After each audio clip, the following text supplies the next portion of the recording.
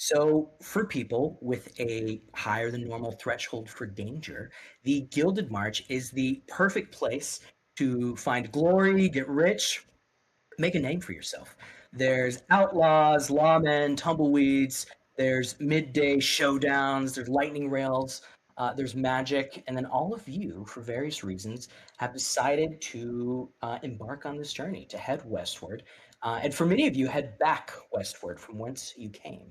But there's not just riches, there's not just stuff in the lowlands. That would be too mundane for the Gilded March.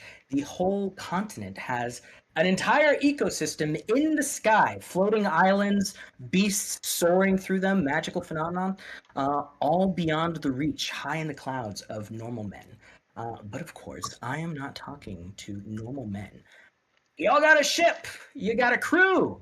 There are about 60 people on this ship. The morning gale, and y'all are currently soaring all among these magical floating islands in pursuit of glory. And you might have seen specifically not just glory, but sky bison. Um, so we're jumping in mid quest. This is your first job as a crew together. Y'all have been hired by Mama Graham, who is kind of the de facto leader of the nearby frontier town of Quickstone. It's the most established frontier town farthest west right now. During the night, there were nearly 150 sky bison that were wrangled by outlaws.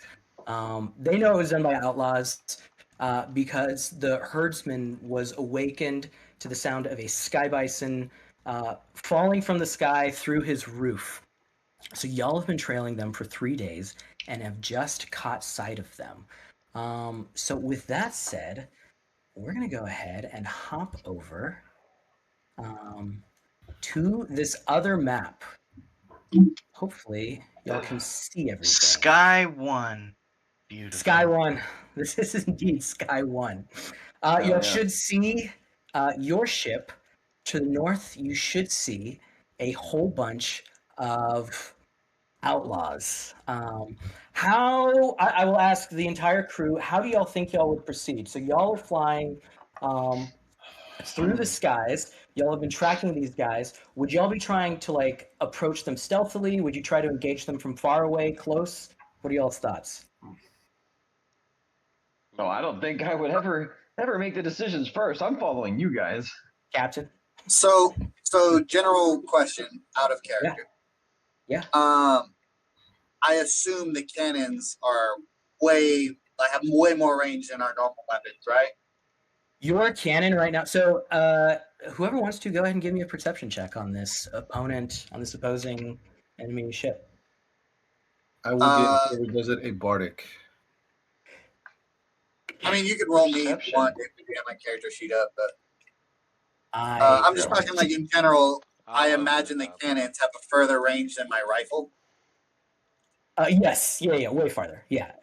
So like the normal range on a sky. Well, maybe not. Actually, it may be close.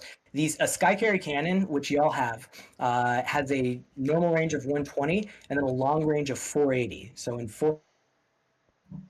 So the long range is definitely further than my rifle. Probably so. Yeah. But I think the rifle can hit 120. If it's 120, then you're good to go. Okay. Yeah. Can you tell me a little more about this contract? So this contract was given by Mama Graham. So Mama Graham is just kind of the leader. There's like an understanding for people who settle there that if there's an issue that's going on, that kind of the town will like help take care of it. Like y'all are like, in order to attract people to get there, you have to establish that y'all are a town that can keep people safe. So if shit goes wrong, it is up to kind of the leadership of the town to hire folks to go out and make it right. And so right now, y'all know that y'all are handling. You don't know much about the outlaws that y'all are tracking, but you know that they were capable of stealing around 150 sky bison. So sky bison are. Is that what all those dots are? That's what all of these dots over here are.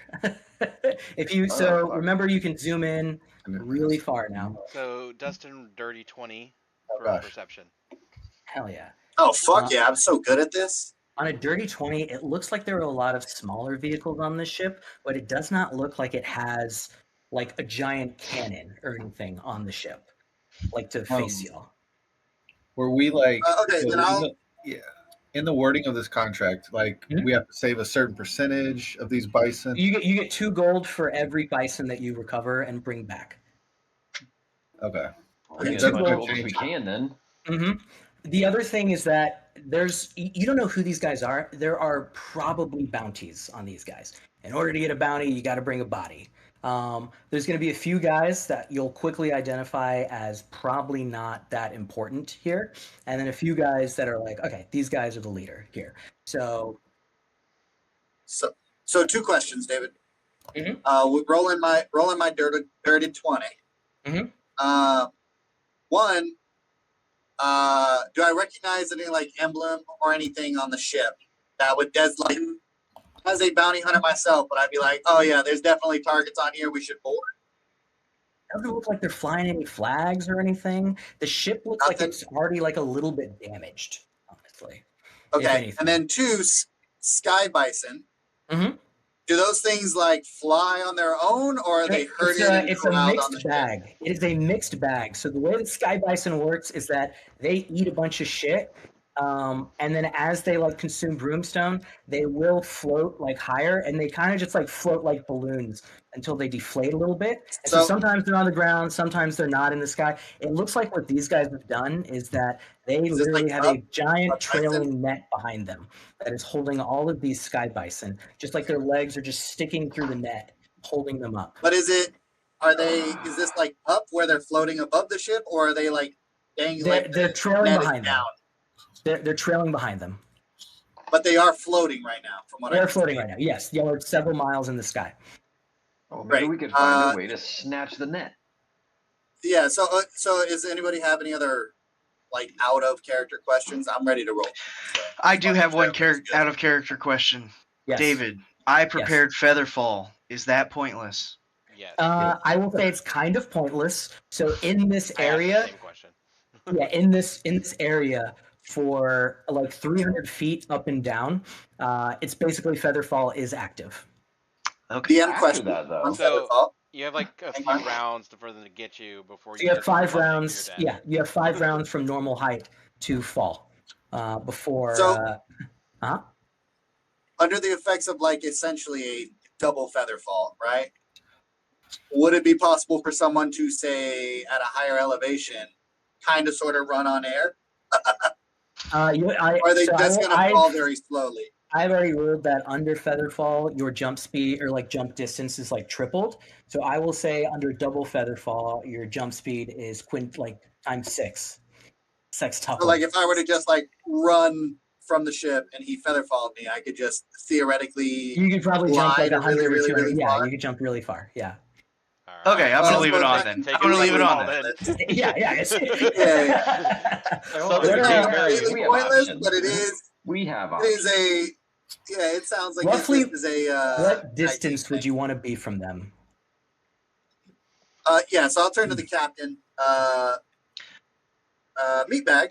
I'm sure we could get bounties. Do you want to do plan A, blow them out of the sky, or plan B, go over there and capture and kill everybody? Rafa's going to think for a second, and I think we need to call the brass council. Sir. Council. Meathead, Matchhead, Nimbus, Pickaxe. Sir, Rafa, we'll probably be behind on the trip if we don't scavenge that ship. Just based on the fuel we've used. That's a good point. It looks like that ship is a piece of junk. All right. Yeah, but fuel we can definitely use, I'm sure. What time of day is it?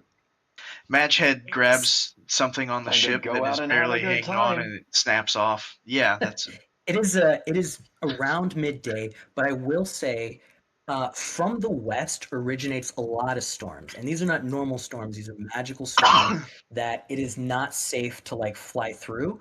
In addition to that, there are sometimes like projectiles essentially like of the storm, like small projections, small clouds that like ride ahead of the storm. And it feels like in 30 minutes or so, y'all are going to be in the middle of a storm essentially that will not be safe to fly through. Like I say, it's going to get dark quick. Y'all have to either be on the ground or be moored on one of these islands within 30 minutes.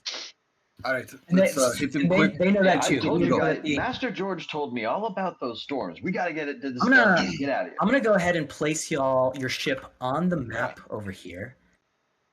Go suck a toe. Whoa, what's going on? So you should now see roughly kind of the scale. So you may have noticed if the ruler thing, if you drag a ruler, the top range is the distance on the larger scale. The smaller range is the distance on this right In side. meters? So this is why I had the zoom set to 4 at least, because you're going to be doing a lot of zooming in and out, essentially. So the orange glowing thing right there is their ship. If you look over to the right side and zoom That's a in, lot of buffalo. yeah, you're able to see all the buffalo that they're dragging, as well as the people that are on the ship. So a lot of zooming in and out in order to tell what's going on. So this is where I have y'all positioned right now. But tell me if you want to be somewhere else or closer. So I'll let y'all kind of get the lay of the land from this position. Okay, so I see the one orange ship, and slightly to the left of them, I see 3 bison. Is that all So I the need to 3 see? bison is all 150 bison. So yes. So again, Gotcha. this is the large scale view. And then if you look over to the right, you should see up at the top. How do I make y'all look here? What If do you y'all look, mean? if y'all look over here, this is the ship. This is their There's ship. nothing there. Black. It's black for you? I like how you did that. It's black. Yeah. Oh, I it's can't not see black that. for me. No, I can see it. we can see.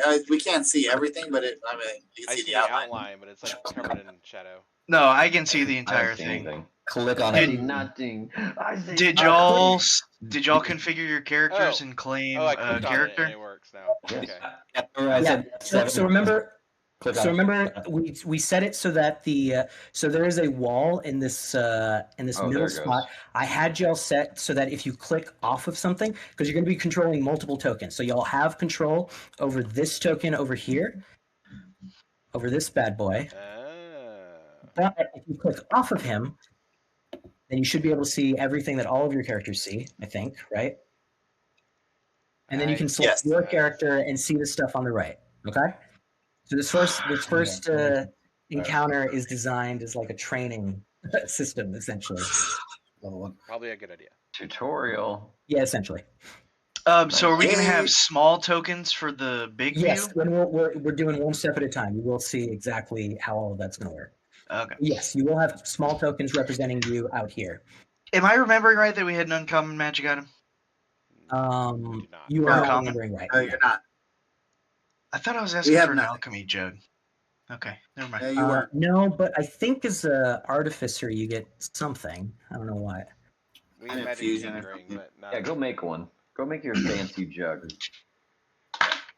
I would love a new oil jug for sure. The captain is called the Council of Brass. I say hit them harder, hit them fast, and get out. We have 30 minutes. Any objections? Good. Let's go. So you want I to got Grab everything you can on the way out. on the ships? Aye, aye, Captain. I'm gonna talk to Gail and say bring us above them, and I want to kind of drop in. All right. So one thing that y'all can do is y'all can fly over this island. You can use it as like, so right now, you know, you can't see anything. Like you can't see them, right? Mm. From over So they here. can't see us. They can't see us. So you are able to fly over these things. So these have walls, but by using, it's essentially difficult terrain for like 60 feet. So for like 2 turns, it's difficult terrain. But then once you get over, here's another thing that we can learn right now. If you right click on a token, up at the top left, there's a new thing that says elevation. You can type it in and it will say We're gonna what the zoom in. elevation is. Yeah. That's right. So again, set zoom to 4 or set it higher because you're going to be zooming in and out a lot.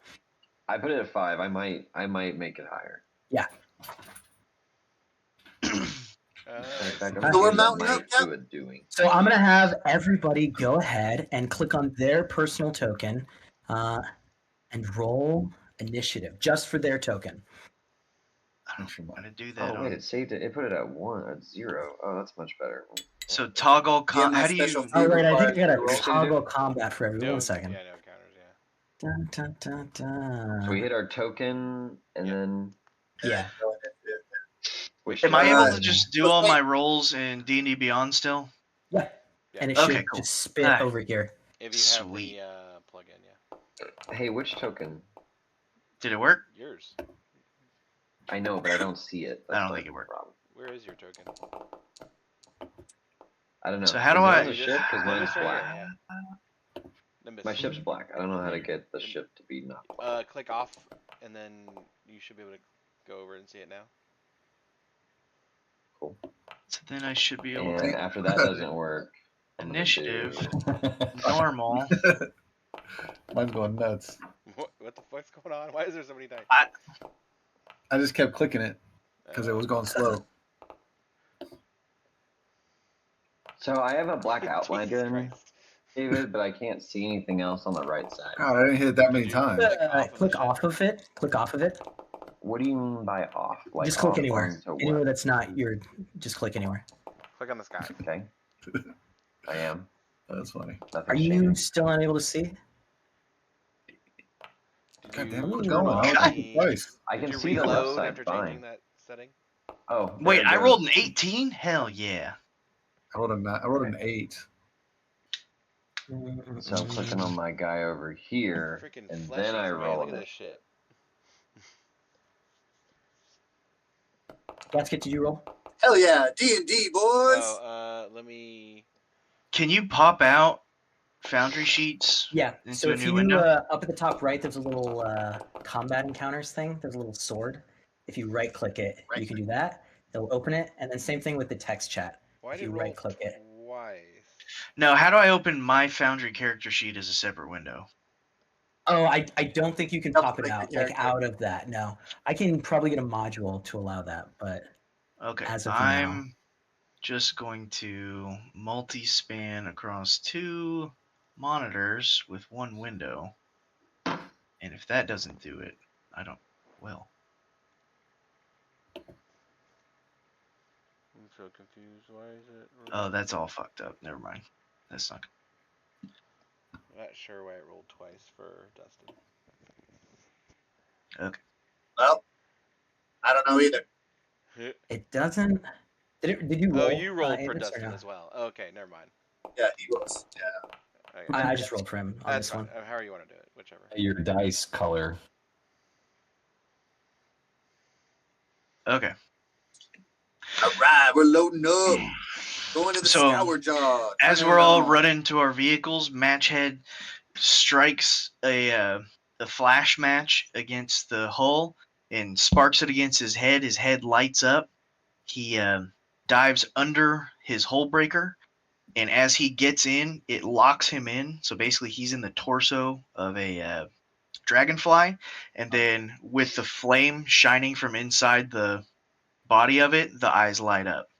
Oh yeah. So Sick. here is another lesson. So go ahead and select your token.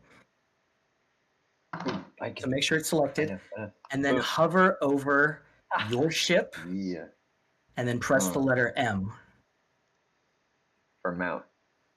and then you have mounted your ship. And then to unmount your ship, you will press Oh, N. hell yeah. Or not mount. Fuck Not yes. mount, yeah.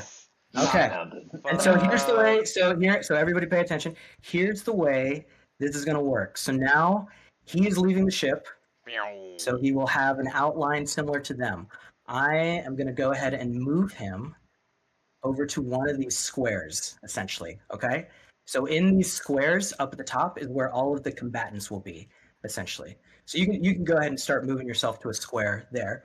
And so that's kind of when we move away from our ship and we're in Yes. open So when you're air. flying, when you're not on this screen, essentially, this is where you'll put your token. And then you will have. I like what Colby did, where he talked about how he got on his mount. I'm gonna do that. Yeah. I've been thinking about this like every spare minute at work for a month and a half. And then, now I have you over here. All right. Which side of the ship are you coming off of, right or left? You care? I don't It's care. port or starboard. Okay, port or starboard. Okay, great. Port or starboard? Which one's port? Which one's port? Port is left. The right Starboard's side? right. Oh, damn. Okay, so I So can close. Or drag to the left. 150 feet. 150 feet if you don't want to use one of your charges. That's correct. Mount.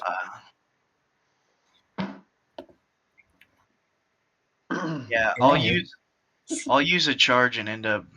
300 feet? Hell yeah. Sick. Okay. How do I mount? So if you select your token Yep. and then hover over your pinata and then press the letter M. And Okay. then 1 second, let me see. And then if you right click your mount and then click send to back, it should, Right click mount. I think you should be able to send to back. Okay, well, I just did it for you, but you should be good. Okay. And then I'm going to do that for Dustin. And then we go up in the squares over here. Yes, and then move yourself up to a square. Yeah, dip in those squares, bro. Hell Help yeah. me up, Daddy. And then I'm going to go ahead and... All right, questions so far. Okay. So this is kind of what I imagine. I'm giving all of you your colors now.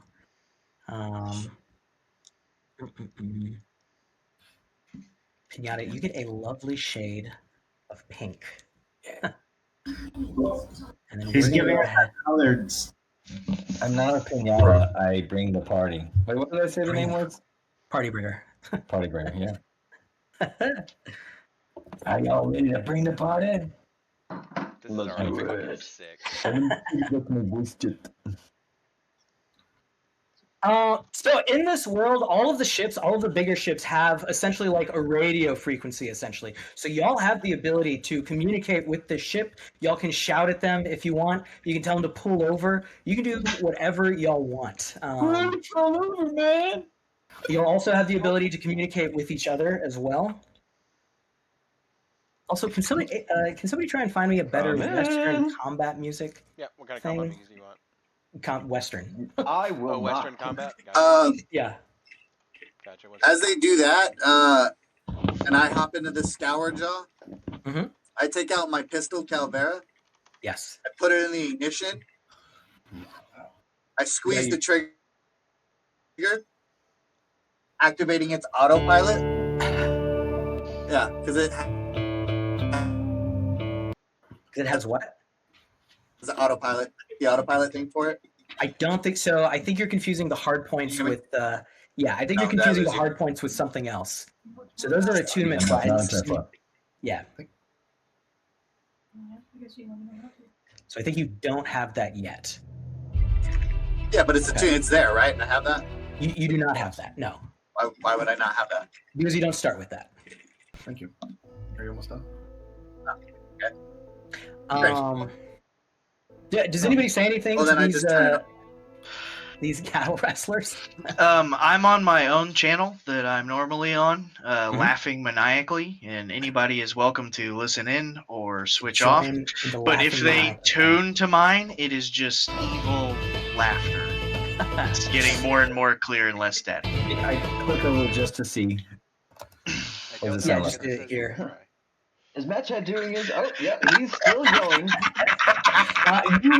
Y'all hear on like a all channel, it seems like some sort of bugbear outlaw is just announcing to like his entire crew. It's like, it looks like we got some do-gooders over here.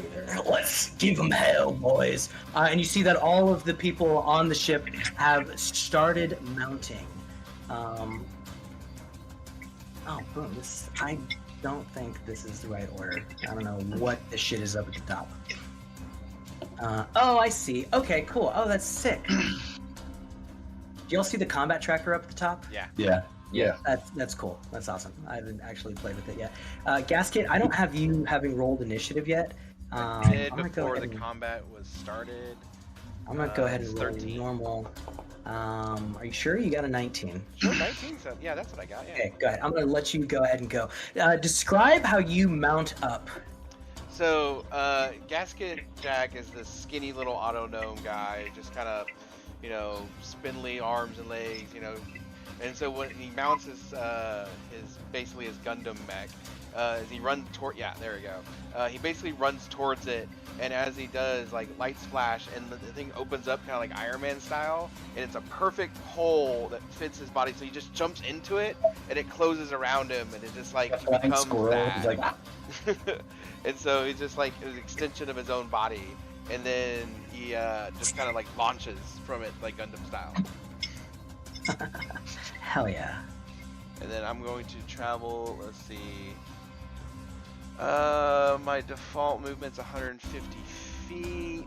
Let's see, we got ship there. I can go to here, and then, yeah, that's perfect actually. So I'm gonna go ahead and move my guy. Ooh, wait, move.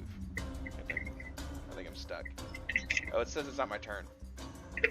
Oh, sorry. Okay. Let me see. How do I make it your turn? Tell me where you want to move. I think I would have to cycle through everything.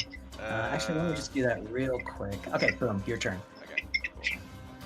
So I will move 150 feet. Let's go here. That should put me within 300 feet of Yes. the enemy ship, the red ship. Mm-hmm. I will use my spell channel array to fire my firebolt at it, which doubles the range, which makes the range 300 feet. Mm-hmm. And so I will. Are you, so zoom in over here. I'm going to zoom in for you real quick. This is the one you're firing at. So there's 3 targets on here. Oh, so you can either hit the outlaw minion, you can hit, it looks like there's a, some sort of, goblin who has a cowboy hat and like a big shield. It looks like he's just holding like a sword essentially. The outlaw looks like he has a little pistol. It doesn't look like there's any like ranged weapons or anything on this vehicle. The vehicles do not look like the vehicles that y'all have. They look much more flimsy. This guy right here, this boy seems super squishy. Here's another thing. All of y'all are exceptional. All of y'all are much stronger than like a normal person. This guy looks kind of like a normal person. So at times there will be, and I'll tell you which ones they are. There will be minions that follow the minion rule. Let me go ahead and just put that in the chat, actually.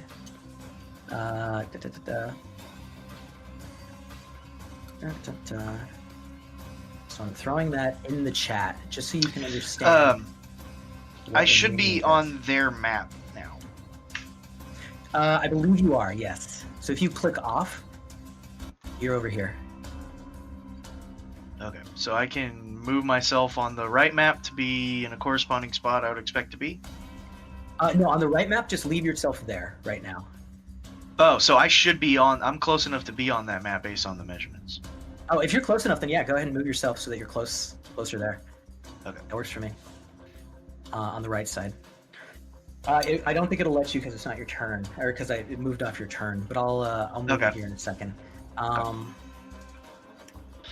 Gasket, so again, there's 3 targets on that. What would you like to attack? So the there? ship itself looks flimsy, and then the guy in the front looks like a minion, and then we got. How many of these ships do they have? If we look over here, it looks like they got 4 more that haven't been mounted. Yeah. Okay. I'm gonna try for the ship itself. Okay. Mechanically, is it like easier to hit than a particular target, or harder to hit, or about the same? AC. I mean, you don't know. It's flying really fast. All of them are moving really quick. The Goblin Raider has a shield. The Outlaw Minion, it's surprisingly hard to hit. I'm gonna go for the ship itself. Yeah. Okay, go ahead. So +5. Oh, not great. 11. 11. It goes wide. Okay. Describe what your firebolt looks like. There's a little cannon that pops up, just like Predator style. Kind of does some tracking. It lobs, out a big old bolt of fire. Looks like a iron rod just coated in fire, just streaking through the air. And looks like it goes wide. And then let me see if there's anything else I can do with this guy. I think that's about it. So that'll be my turn. Oh, a bonus action? Nope, that's it. So it veers out of the way as you shoot your firebolt towards it. You see that the Goblin Raider kind of pushes the outlaw person just in front of him, like to the side, and like grabs the radio so that he can taunt you a little bit. He says, "We're coming for you. There's nothing you can do, Metal Man." Gasket. Yeah. We flash back in time. Let me see. Da, da, da. Bear with me 1 second. Oh, that's something I forgot to do. I guess I did give you a memory to flashback. Yeah, I got something for everybody.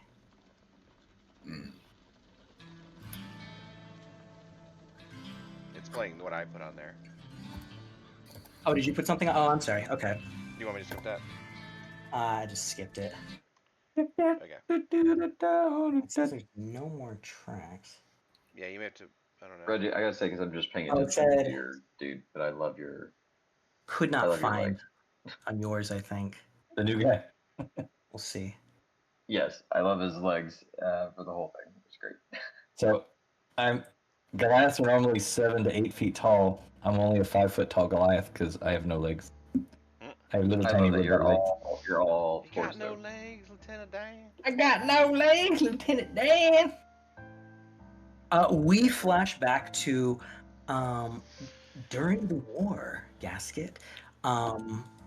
Your entire purpose just repair, rebuild, restart. This and this alone was your entire function. It's a jumbled kind of mess of memories, but above all, you remember this time as very straightforward, very simple. You were filled with a sense of purpose and even joy at the work. You were kind of barely aware of your settings. Just repair, rebuild, restart. That is all that you had to do. At the end of each one, you're like, Yes, you done did it. Got another one. What do you, Gasket? What do you remember of this time in your life? Prior to awakening. Yeah, prior to really awakening. Yeah, no, it was just the tool and task in front of him of just no real perception of what was going on. Is more of just another robot would come in, another warforged would come in. He would see, check out what was going on, do his best to repair it, or fix it all up, restart it up, Mhm. and then feel a sense of from completion of his task, and then that one would move off, and then next one would come in, and he was kind of oblivious to anything else except for, his function. There is a moment where suddenly this sense of purpose, these instructions were just gone. And your hand hovers just in mid motion. You suddenly take stock of your surroundings. In this moment, what do you do? What do you remember feeling? What is this freedom? Is this like what's happening for Gasket? It's more confusion than anything. It's more of like, not realizing or not understanding why he stopped, doing what he was doing. Like he's got something in front of him to fix, but he's not fixing it, and he doesn't understand what has changed to make him not fix it. So he's really confused and just kind of, I should be doing something, but I'm not, and this is new. So very confused. What does he see in front of him?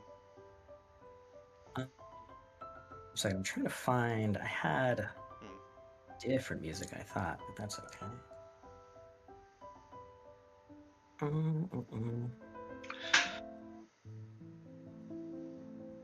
It's it's just like loading random shit. I need to send you. There's a link for. I found a different app that actually works really great for integration with Jockey that does this a lot better. Okay. I'll send it to you later. I'll definitely want that because this is cumbersome. And it called seems like it's just Kingu. playing random stuff. I don't really know why. Yeah. Yeah, it's just playing like snowflakes. I just like you see the thing that I asked for mixed Yeah, Western that's weird. ambient volume 3. Huh. Can you try playing it, I guess? Let's see. Or is it because it's in like a list? Alright guys. It's probably because it's in a playlist. It doesn't like playlists very well. Which one do you want it to be? The first one or of the playlist? Yeah, I guess so, yeah.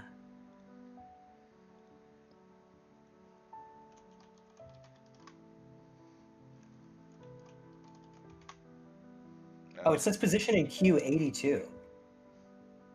That's why. Oh, right, because you added the Oh. whole thing. Oh no. Good night, boys. Good night, buddy. You're going to miss. Hey. You may try to like m.n exclamation clear or something. I do. Okay, I won't do it again. I promise. Man, Okay. remember 5 years ago when I was trying to get us to all spend $8 so we could have like great single line music that would Yeah, it would be integrate with better, everything, and y'all were all like, "Oh, I'm never gonna do $8." There we go. Would have been nice. Boom. Alright. I'm not a perfect soul, Richie. I've got that money video. Exactly. Alright. Yeah, maybe whatever you were using, Frank. That'd be sick. Alright, sorry Check out boys. Kinku. It's actually really good. But it takes some setup. You have to like make your own bot basically for it.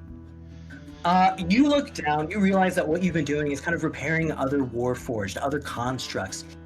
Many of them that have, you look down essentially like an assembly line, many of them are covered in blood. It feels like you hadn't really noticed that before.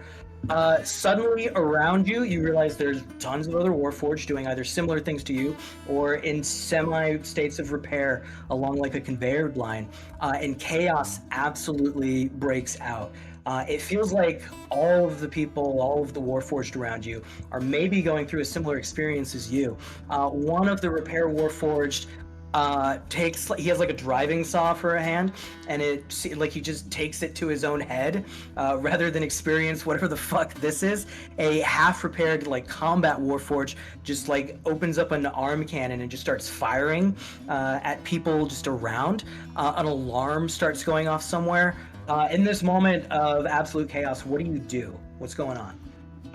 Well, Gasket's gonna be very confused. Like, what's going on? And like, at first he's gonna be like, why am I not repairing this thing? And then as he starts becoming aware of everything around him, his knee-jerk reaction is basically to try to like, that construct got hurt, and try to go help it. And then as more chaos happens and explosions and shit go on around him, he's gonna get more and more afraid of maybe I should just get out of here. And so he's gonna kind of look around to see if maybe he could help someone on the way out or save his own skin. He's not quite sure. You start to run. As you're running, suddenly there is just a shock. You look towards the distance and you see off maybe more than 100 miles, maybe farther than that. You see essentially an explosion, like a mushroom cloud. There is a shockwave that throws you and you fall unconscious. Oh, Dustin's here. Amazing. Hey. Some time passes, and you awaken. As you awake, it is still kind of like chaos around you, but there's a lot less Warforged around. As you kind of get the lay of the land, you realize that there are Warforged that are, for lack of a better word, just kind of hunting anything that's like moving, and you're not sure if it's mindless or purposeful, but you've seen them do it, and so you start heading east away from the explosion. How do you think Gasket Jack lives or copes for the next truly like few hundred years as he's heading west. What does he come to understand about the world, about himself? When does he find civilization? Well, being a small repair bot, he's not really meant for combat. I mean, he can kind of handle his own for something small, but facing things head on is not really his forte. So he's gonna probably skirt around, hide, dodge, try to not take anything head on. He's probably gonna scavenge a bit, try to hit up, junkyards or the outskirts to try to see if he can find spare parts or things that he can, reuse and recycle. If he sees a warforged or a construct that he can try to repair or be helpful for, I think he'll definitely try to do that. But I think mostly just kind of, be timid and be out and not put For those of himself. us that don't like to read all the notes, what's your character? Like, what's your... My character? Yeah. So I am Gasket Jack. I am a auto gnome, which is basically a construct, but I am small. I am gnome sized. I am a artificer. There we go. My whole thing is I repair, rebuild, restart things. I'm master of fixing the ship and ship What type of engineer. artificer are you gonna like? What are you? I am what are you going to go battle. What is the one where to get the Still Defender? Battlemaster. Yeah. So, Battlemaster. and then Colby is the other one that's going to be the armorer, I think is what it is, right? Yep. Yeah. So we're two different artificers. I like that. But you know, like initially, I were know. not battle related. Dude, but you the were, like, title of the overcompensating. subclass does not match at all. Wanna be? So Gasket Jack's whole thing initially is like repairing, and then when he gets his Still Defender, his whole thing is going to be like, can I make other Warforged? Can I make constructs? So, Yes. Get him, Leroy. Your defender's name Leroy now. Yeah. I need him for well, no, my whole thing is like, I don't want to like, tell another construct to put into slavery. So my whole thing is like, do you want to go into combat? Is this okay? Are you sure you want to? You should, Are you like, alive? flip a Yeah, you don't coin. issue commands, you I issue love that you're requests. like really about consent. Like, Please hey, go in. it'd be really sweet if you could like, go. take Please care of protect that. me. Yeah. I like the mechanic of like Two-Face. Be like, you have to flip a coin. It's like, he's like, damn it, we gotta sit out this Yeah. round. You find one of these Warforged dismembered, discarded in one of these junkyards that you visit. It has a designation MK46 on it with the word chamber carved underneath it. You sense that it still has life within it, even though its limbs have been ripped apart. And so, as you maybe were built to do, you begin to repair, rebuild, and restart. Back to the present day, your firebolt goes wide. They swing their ship out to the side so that it leaves. The goblin comes over on the intercom and says, "We're coming your way." You were not outfitted for war before. Now you are. And that's going to go ahead. We're going to go ahead and end your turn. Matchhead, we're going to come back to you, actually. Go ahead, and if you could describe your character for us. So Matchhead stands about a little under 6 feet tall. His downgraded armor is scale mail, but he can be seen in his workshop regularly tinkering and upgrading to get back to having a full set of plate. When he goes into battle, his personality changes. Is this our first battle we've gone into? This is the first battle that y'all have gone into together. Okay. Yes. Gotcha. Okay. But usually fairly level-headed on the ship.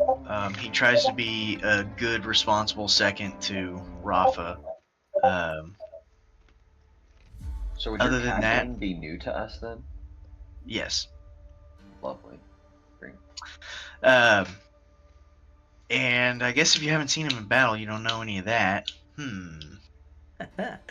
Matchhead, there are On your turn, I believe you had just gone 300 feet. Is that right? Mhm. Yeah. Okay, perfect. Did you have any action that you wanted to take? So I you guess I could, could. for I example, guess I take could like firebolt.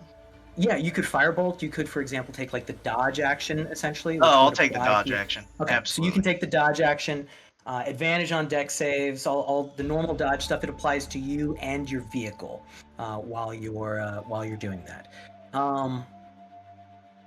Matchhead, there are not many Warforged that are burdened by their memories of the Great War. But you remember being called 2287 before you were even designated Matchhead. You remember riding aboard. You remember the name of a ship. You remember riding aboard the Scorned Steel in war. You remember taking your personal ship, flying through the hull of an enemy ship to almost single-handedly destroy it while your head's on fire, earning you that name Matchhead that you carry to this day. Say what you want for the war. It was bad. It wasn't great. There was a lot of death. But Got back a then, you lot were of terrible memories of the war. As a demolition expert and bombardier, me and my teams were often infiltrate, plant a bomb, destroy Broomstone Islands. I mean, How do it you was. feel?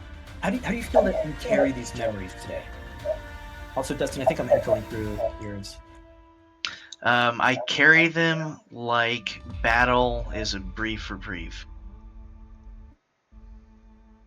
There came a moment when that sense of purpose that you had felt just left, when you no longer had any instruction, when you headed east and essentially began to integrate in some way with the people that you used to destroy, that you used to absolutely terrorize. For those many years, how did Matchhead live like day to day before he met Rafa? For many years, I continued the war as a smaller unit with the remaining Warforged that I was squatted with. Some of them drifted off, some of them died in fire and flame, screeching metal, and eventually I came to a town. My hull breaker was on its last legs, and I crashed and was forced to actually speak to a bone frame wearing flesh monster. What was his name? Tom. Tom? how uh, eventually, so you spoke to Tom. Maybe you killed him, maybe you didn't. I did not kill him. Oh, amazing. I was on my last legs and I spoke to him about needing to get repairs done. And with his help, I realized that, contrary to my original programming and brainwashing, these were just people living a way I didn't even know existed. I was made for a purpose, and that was to do war. And it seemed odd at first that they weren't just, there was no mission, they weren't trying to attack anything, they were just raising bison, drinking sweet bison sky milk, and The sweet sky bison juice. and I it was at this time I first made a eating chute. So basically I created a chute internally so that I can Oh, yeah. eat with fleshies. I have to later go dump it out and wash out the tube, but So do they. I love that you're just like burning through so much like food that people like can use. Yeah. Rest people are so hungry, and you're like, I need my no, it's portion. for sustenance. Eventually, though, you lived among the people. You were able to incorporate this new lifestyle, able to learn these new things about yourself and establish maybe a new purpose, or discover that you didn't need an external purpose to be able to continue moving forward. However, there did come a day where you almost went metal, where you almost went over the edge. Just the anger and the frustration inside of you. What was it that pushed you that far? Was there anything, or did it just kind of come over you? In Match's head, he calls himself a forged now instead of a warforged. Mhm. And he had found a pretty simple life. And war came again. And it was in the form of 7 or 8 large ships of gone metal warforged. Mm. And after that attack, knowing that he had been that, he basically he was close enough to New York in this small village that he thought it fairly reasonable that someone would be out in a few weeks to eliminate him and wipe him off the map. And so he rented the basement of a tavern where a lot of kind of shady and ne'er-do-well characters lived. Working down there for about 6 months, he created his final form, his ultimate war machine. You burst out the doors of the basement, and you see, instead of the scoundrels and villains that you were anticipating, you see one pretty handsome dude with a man bun and a metallic bird on his arm. And we're going to come back to the present day as you see on the skiff. All of the outlaws begin to scramble towards vehicles. You see that the large bugbear who shouted those initial orders is shouting out more commands towards everybody. You can see, now that you're closer, you can see all of the vehicles there. Was there anything else you wanted to do on your turn? You took the dodge action. Any bonus action? No. Okay. MK46, designation chamber. Are you on the map now? Are you able to see what we're seeing? Yep. Okay, Right great. here. Then, and I think you were able to follow along basically the way that it works. Oh, also, let me actually go back. Matchhead, you can move your vehicle so that it's closer to them, if you wanted, like the larger one. All right. Let me try to So get you aren't able to right. move your character. You have to move the one that you're mounted to. Oh. But I can click both and measure. And then we'll move over to perfect. Oh, yeah. Let me see if that's the right distance. Chamber, go ahead and describe your character, please. You want to come up? Yeah. MK46, codename designation Chamber, is a warforged built for fighting. He is a lot more humanoid in like his digits and appendages. He doesn't wear like any armor or anything, just a simple cloak. But he just generally disdains humanoids. Other warforged, other machines, he would be happy to help them out. And for the moment, he kind of is bound to Gasket Jack, who had brought him back, basically. And so you are on this screen over here, MK46, but if you click, so I don't know if you changed the setting. If you click, I did the mountain. okay, perfect. So if you come over here, you should see yourself over here. So you should be able to drag your character wherever you want. So on my ship, real quick, so I understand what I have. Oh yeah, just describe.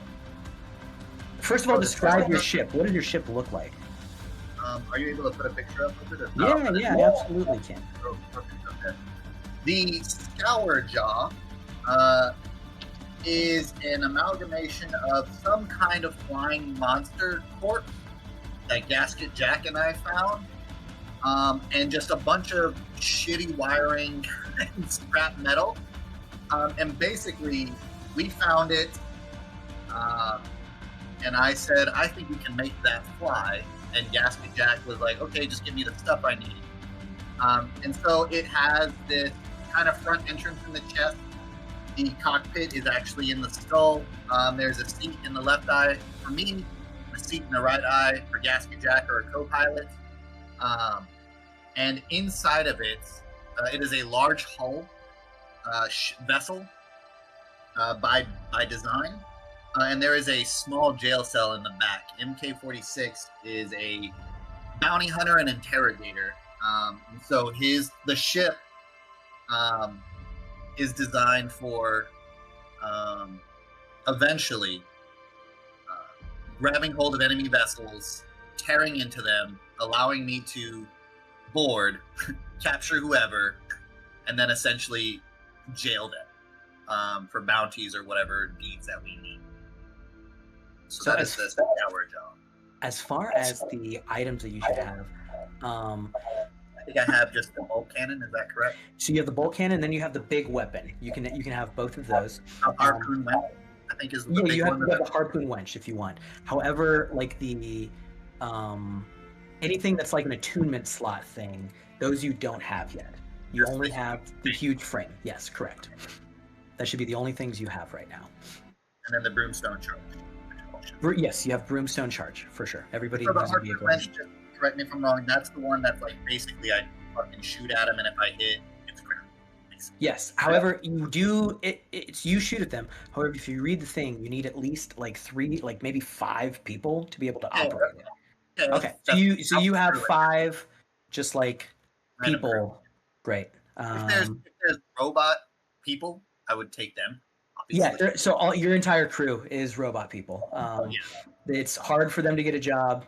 It kind of aligns with a lot of your missions. It didn't end up. Well, Rafa, I'll let you speak to that. Did you go out looking to hire all robots, or is that just who would work with you ultimately? You're muted. Yeah. No, that's all who would work with us.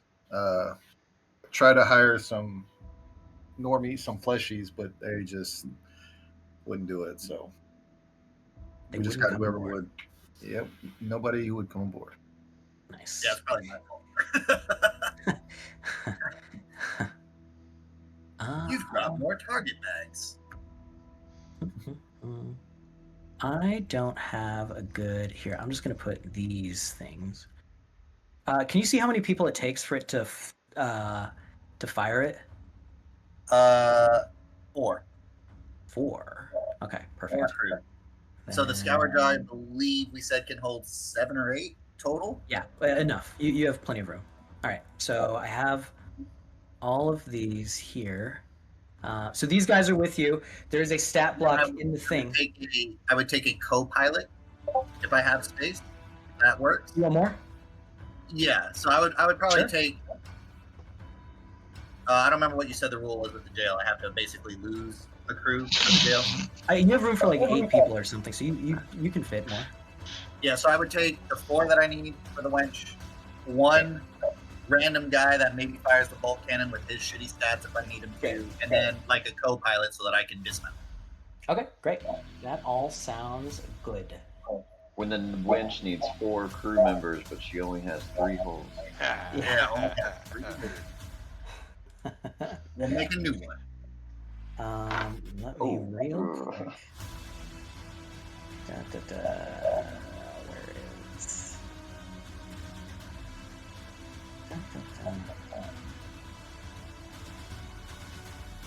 This is.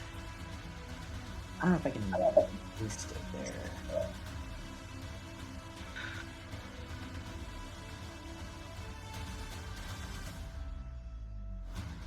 That's the deckhand stat block, by the way. You have action, movement, action, bonus action. What would you like to do on your turn?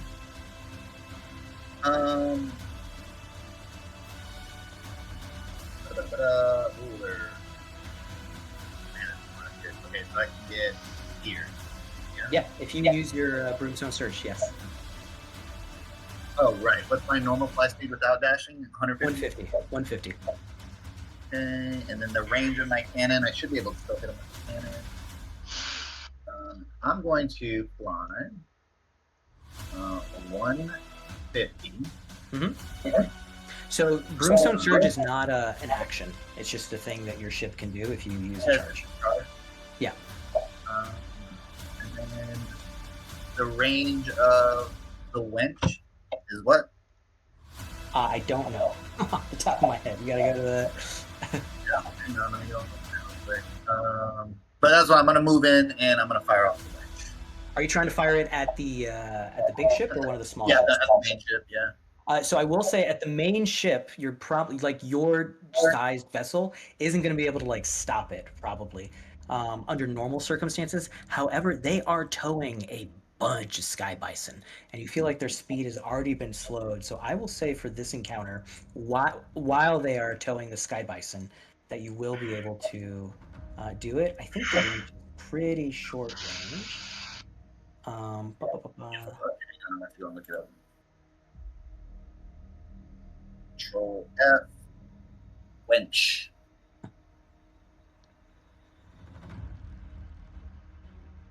Range 120 to 390. Yes. One large, huge, or gargantuan target. So I will dash over by the Firefly, or not dash, but my thing. You are within range. And I am going to attempt to harpoon wench it. Roll d20. It is a +6 to hit. Shit.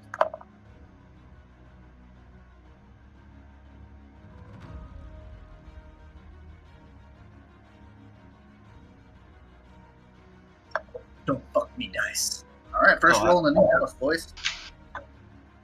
10 plus 6. A 16 hits. Go ahead and roll damage. Okay, which is a... I think it's just 2d10. I could be wrong. 2d10. You are correct in 2d10. Fuckers. 12. Your d10. Where's the other d10? Fine, we can use the same type right now.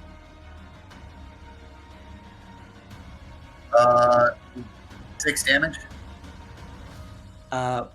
The skiff has a damage threshold of 10, so it does no damage to the skiff. However, you are harpooned into it, and I believe next turn you can probably pull it in. It is so it is restrained. So I will say so normally it would take more than one harpoon to be able to restrain these, but while it's got the sky bison, I will say it is restrained for now. And then on subsequent turns, you can try pulling it 30 feet. What's that? Its movement is 0 then, yeah? Its movement is 0 right now, yes. While you're like engaged in this and pulling it away, your movement is 0. You see the what's it called? The bugbear wrangler on the ship. He screams over to everybody, and again he's on like an all channel, and he says, "Get that goddamn winch out of us now!" Captain, I have successfully subdued the vagabonds. I don't think they're happy about it. Bonus action? Anything else you want to do? What bonus actions do I have? I don't think I have other bonus actions. Okay. All good. Unless nice shot! You secured him. Can I do a bonus action from just me? Yeah, from just you. Cool. Then I will take over Otto. Works. Yeah, that's how fishing works. Take over Otto, which is what I'm just going to call the Warforged autopilot that I have, because I don't care what his name is. I'll open up like the entryway to the scour jaw, so I'm just kind of looking at the ship. And what is the range on this? Maybe I don't do any of this. 90 feet. Am I within 90 feet? You're within 90 feet of like the back end of this, yeah. Perfect. I will pull out Calvera. I'll spin her. Slap the the chamber of the revolver, and I will cast, if I can, Hunter's Mark on the back of the ship. If there's an engine or anything, I'll do that. Are you're trying to do the entire ship, Hunter's Mark? If they have thrusters specifically in the back, I'll target a thruster. You can try and target the thrusters. I will say that the Like Hunter's somebody Mark on the will back not of the apply to like if your crew is anything. It's only if you're taking shots with stuff. Okay. That's fine. Yeah. But you can cast Hunter's Mark on the ship specifically if you want. Yeah. Okay. And great. I think that it just works and adds a d6 to damage. Love it. So yeah, on like the thruster, like a spell circle will come up, and it will look like. Do I have a picture of that mark? Ooh, It's just I don't have the thing of it, but like a magic like kind of circle will just appear on one of the back right thrusters. I guess. Nice. That's my turn. Can I do just one? Yes. Okay, perfect. That is your turn. You pull out the weapon that you had used to shoot, or to like target the ship, and you see the name Calvera emblazoned upon it, bearing not just the name of your old friend, but the same metal as your old friend. Your memories are fragmented. But what do you remember of your old friend before she was killed? So Chamber used to roll with the squad, much like Matchhead did. Calvera was kind of the brains of our operation. Our job was to capture high-value targets. And in one instance, after like kind of everything ended, we didn't have a lot of directives. We ran into a group of humanoids, and they just ended up completely obliterating her, dismantling her bit by bit in just a brutal fashion. Kind of just in front of Chamber while he was disarmed. And so the pistol is made from what little bits of her body that he was able to kind of piece together. And it's powered by kind of like what was left over of her core. And that's how Chamber is able to channel his magic through the pistol that he has named Calvera. A singular image is burned into your mind from that encounter. An emblazoned seal with a black-scaled dragon wreathed in black flames. Later on, there was something that essentially caused you to snap. Yes. Was it this trigger? Was it something else that led to that? Something else. Eventually, he kind of went into like a settlement, just kind of aimless, emotionless, and he just kind of stood there, kind of in a deactivation mode. When the local town sheriff kind of came over and basically like pushed Chamber and said, "Best move along, scrap." And that caused that flashback to the loss of his creator, the loss of kind of the connection and his purpose with other Warforged, and ultimately just the destruction that humans have caused on the only real robot he called family, Calvera.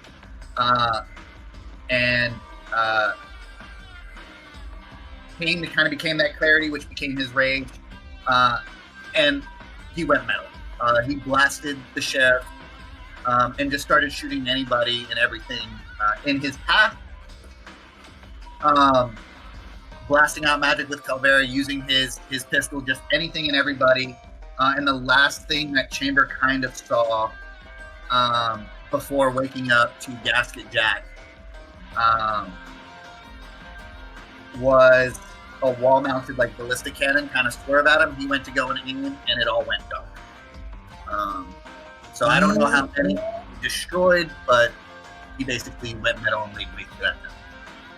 You don't remember much of your time in the war, but you do remember having a singular, simple, crystal clear purpose.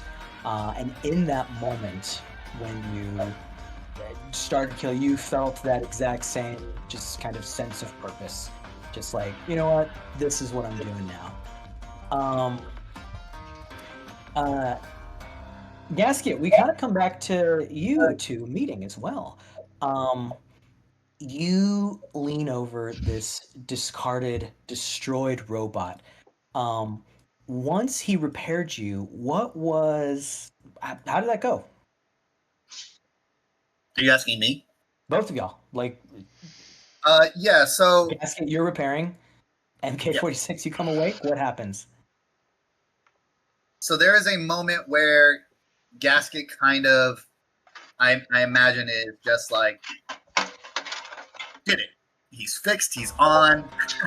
To which all Chamber remembers was being in a fight going metal. And he grabs the nearest weapon available to him and immediately barrels in on Gasket Jack, who is able to kind of calm him down. But Chamber is, at this moment, completely unaware of how much time has passed where he is. Yeah. And what happens next between you two? Well, Gasket would make sure that, try to, hey, it's okay, and, repair him, fix him up as much as he can. Gasket's probably mostly just, happy to have another construct that, he's repaired, that, he did something worthwhile and fixed him up, and also kind of kicking himself for, making sure his arms weren't able to beat him senseless after he woke up. But I think, And then I think, I would just fix you up and then get your mind right and then go from there. Probably hang out together. and I think for Chamber, with no purpose, reason, direction, or knowledge of where he's at, he would just, recognizing Gasket Jack is probably a repair automaton from his era, immediately kind of trusted him, and has agreed to follow him, and ultimately that's in their travels. I believe did you already have your ship then? Mine? Not sure. I probably built mine after yours. It's just like, hey, you've got one, so I need something to tag along. And mine's less of a ship vehicle, is more of just like, I always think of it as more of an add-on to Gasket, of just like something he hops into, like a bodysuit. So I imagine that during our travels, I would just kind of protect Gasket, do what he told me to, and then that's when we stumbled upon the remains that ultimately we turned into the Scour Jaw to get to where we needed to be. Yeah. How do y'all think y'all came into the employ of Rafa? Well, Gasket was probably just roaming around, looking for, this and that to try to survive, trying to kind of be low profile, maybe be a little bit more emboldened now that he has, Chamber with him. And they probably went into a town or something, and I don't know, was Rafa, were you guys promoting or looking for a crew somehow? Yeah, I was definitely looking for people who could help rebuild the ship because it was in a junkyard, and so it was just kind of me and then Matchhead, and then as we slowly gained, the party, y'all took on small pieces of the ship and repaired it and kind of made it your own in certain quarters. Yeah, I mean, if Gasket saw need for repair, that would suit it, it'd be like, oh, hey, I could do that. And then the fact that it was a, construct crew is like, oh, well, yeah, of course, let's go. And so Chambers just seems like he'd follow along. Kind of a no-brainer for Gasket. And that will end your turn, Chamber. Anything else that you wanted to do as you come back to this present moment? You point out at the ship, and your hunter's mark appears on one of the thrusters there, kind of alongside the chain that's coming out of your ship. No, that's my turn. Okay. Up next, it says Skiffwood, but it's actually Morninggale. It is y'all's ship's turn. So the ship has 60 feet of movement. You have a full list of shit that y'all can command it to do. Also, it does have one cannon on the ship that y'all could fire at something in range if you wanted to. Okay. I What think we order? should shoot the holding the bisons.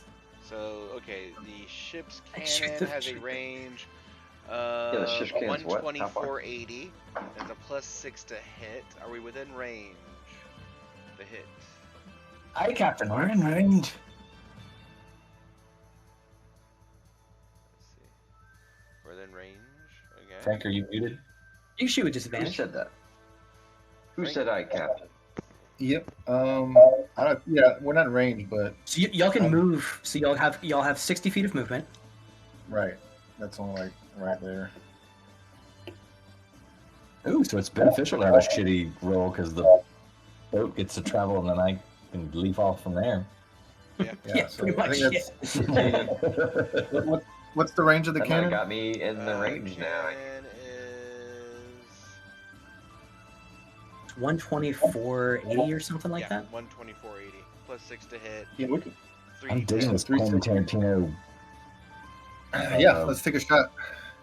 You also country have jazz. so there's a if y'all remember, there's a lot of different things y'all can do. Y'all can order the ship. If you make it turn to the side, you could shoot a like a barrage, a salvo at them or at one of the targets or something.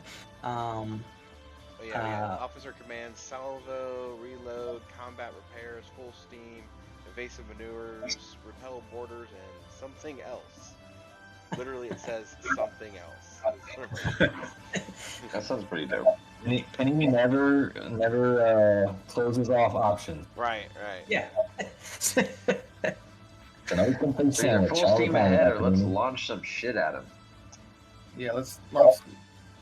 That's what I Shoot think it. we should do. We're in range. Shoot. Firing the cannon. Fire the cannon. I Okay, don't have so the sheet, At so the you gotta bottom shot. right of this entire map, there's just like a cannon down there with all the information on it. If you click on the cannon, you should be able to control it and just click on fire.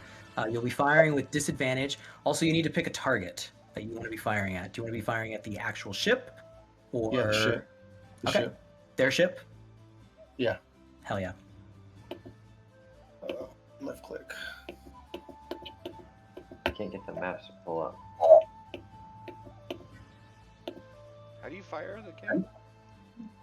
At the bottom right, there's the cannon. If you double click it, it'll open up the thing, and then there should Oh, just shit. be. Okay, I see. Yeah, okay, cool. You click it and then disadvantage.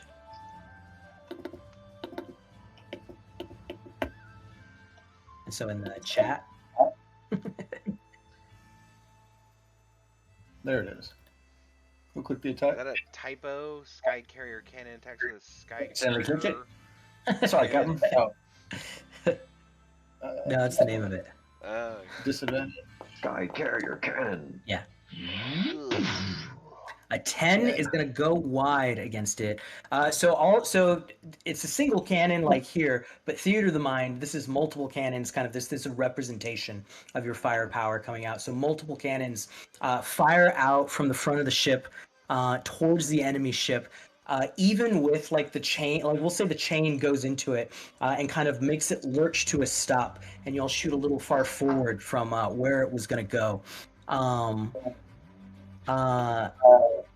Is there anything else that y'all want? I think that's the movement and The action. the action. So y'all are able to just fire the cannon for free. Y'all can take another like a command essentially. So you can have it fly another 30 feet if you want. Yes, please. Yeah, for that one. We're gonna do that one. Boom. All right. Y'all fly another 30 feet. Which brings us to Rafa. Rafa, what would you like to do? Yeah, you're gonna see Rafa. He's going to like bite his lip and whistle, and he's gonna call Archinon, his half griffin with robot wings, to fly off, and I'm going to run and jump off the ship and grab onto his wings. Hell yeah. Go ahead and describe your character as the captain of the ship immediately leaves the ship and and jumps onto a griffin with mechanical wings. Yeah, so he's about 6'2", some robot style appendages on his arms, like he's missing his hand, but he's also missing his arm with a human hand. He was all human until he was attacked, and doesn't know how, but he was put back together like this. Not really. He does have a mechanical bird. I'm not going to explain that yet. You have movement, action, bonus action. What would you like to do on your turn? Let's see, where is mine? There he is, right there. I'm gonna go. He goes 90 feet. So he goes 90 feet, but when you are mounted on him, the action, unless so. Okay, so we're at our first creature mount. So creatures are different. With the vehicles, you go 150, or you use a surge. While you are mounted, you can, for free, have it take the dash or dodge action, or disengage. So for free, you can go 180. So for free, But that is its action, essentially. So it couldn't do anything else if you wanted it to.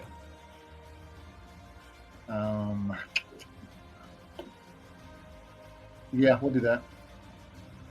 I can't move Sick. it though, so I'm moving. I'm sorry. No. 1 second. It should. If it's not letting you, Let me see. I want to make Oh, sure. there There you I go. got it. Okay. Make sure you're not just measuring. Yeah, you've come up right behind the sky bison here. There you go, right there. Okay. Yeah, enough. You see 300 gold worth of sky bison trailing behind this skiff here. I have to imagine Do I have this a- Skybite is a fucking sea of poop just coating the ground. But Oh yeah, these guys are so it's just it's a hazard. Like Yeah. if they migrate above you, yeah, because the poop falls 3 miles and then kills people. yeah, exactly. Terminal velocity on fucking Yeah, cow patty. it just like it solidifies into a meteor by the time it hits the ground. So I go 180, and that's my mount. I still have my stuff, right? So yes, so that's essentially like so it takes half your movement speed to mount the vehicle or mount your mount, and then it would take half your movement speed to get off of it. So you still have action, bonus action. That's your mount. Okay, so as Bardic. Who am I looking at? I'm looking at the Morningale. Would Action. Do you have a question, Bardic Miguel? inspiration. Nope. Just every time someone says morning gale, I'm going to throw in wood. Wood, Morning wood. Yeah. Engage morning wood. He's just going to use an action. He's going to hold out his mechanical hand, and you're going to, well, you can't see it, but basically he's going to shoot a bullet coming out of his fingers. And I'm going to be shooting at What's the disadvantage. range on the? It's 240 disadvantage. Okay, So I'm great. doing it. That's crazy And- that it has a disadvantage thing. Okay. And just the closest guy I can. Do you have the? Okay, so are you looking at the on the ship, or are you looking on the other ship that's there, on the main ship or the smaller ship? Can I see the captain on this ship? Yeah, you can Mhm. absolutely see the captain. I'm gonna scroll you over here. You see him next to the person who's piloting the ship right now, shouting Okay. commands. Why is it not letting me release? Get them off our tail! Okay. Yeah, I'm gonna shoot at his ass. Okay. And that would be. It's a cantrip, +6 to hit, disadvantage. 16. A 16 hits. Hold on, that's one, so I just need to get higher than 16. It's a disadvantage. Oh, natural one. Oh, okay. It goes way wide. You shoot your mount in the face. That's- He's dead. Dang it. Yeah, you kill your mount on a natural one. Okay. Bonus action. Anything you'd like to do there? That was my bonus action. You have a bonus action you can shoot. It's a bonus action cantrip. Yeah. That doesn't make any sense. Oh, that's the finger guns thing. Yeah, the finger gun. You're welcome. Why is it? But I didn't know it was a bonus action. We may have to revisit that. It's a most bard of my cantrip, other- right? Yeah, it's a bard cantrip. Most of my other It's stuff added though by like is some awesome. random. I thing. bought the Gunslinger book, and I think it came from there. Yeah. And that's all I'm gonna do. It's an I don't have any official action. book, so It's I not. don't know. I mean, if it did It's hit, like though, how printed much out damage is it everything, doing? David. That's What is it, like It's 1d4 in times D&D, yeah. proficiency? That's No, 2d6. it's pretty ridiculous. The Yeah. damage. That's 2d6. I thought No, it was an it's action. Wow. Yeah. yeah, two. It's- Yeah, I'm changing that to But- an action. Everything else can stay the same. Okay. Dude, Okay, well- 6? That's insane. Yeah, It's bonus bonus action. bonus is action. It yeah. never scales. The trade Yeah, the no, trade never off is scales. It is scales. Yeah. So if that's an I action, will then only I'm, use it level 1 and level 2, and then after that, pretty much dead. yeah, It's a bonus action. that- So every bonus action you can do, forever you can do 2d6 extra damage, which is crazy. You gotta hit. yeah, but I mean like things like my bardic inspiration. Yeah, you got hit everything. But like the bardic, all the other stuff that a bard has is bonus. So you kind of have to choose: do I inspire somebody or do I shoot? That's kind of all I got. I don't have anything else I can do. Okay. Lead the way, Captain. Do you want to shout anything inspiring to your to your crew at all? Yeah, I do. As he's flying through the air, What's your captain sound like? I am Captain Rafa Cantor, and this is the morning gale. We've met Uh, already so many times. He's introducing himself. You see all the crew were like, he does this. every Fredo day. is not in this Yeah. campaign. Fredo is not in this campaign. I think I'm just starting to get used to him doing this. So y'all are flying on a sentient ship who has the capability of getting over the comms and talking to everybody. The ship, Gale, gets over the comms and says, "Right, y'all heard the captain. It's time to fucking buck up, go faster. We're gonna get in there and fuck these guys up." I like. It's it. Rafa.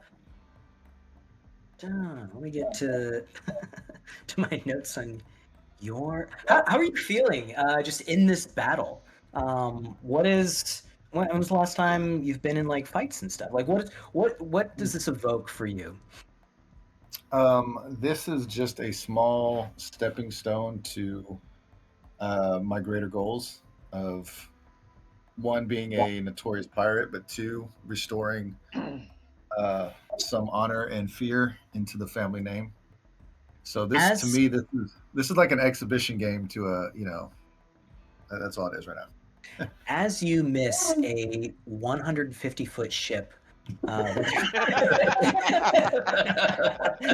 with your finger guns.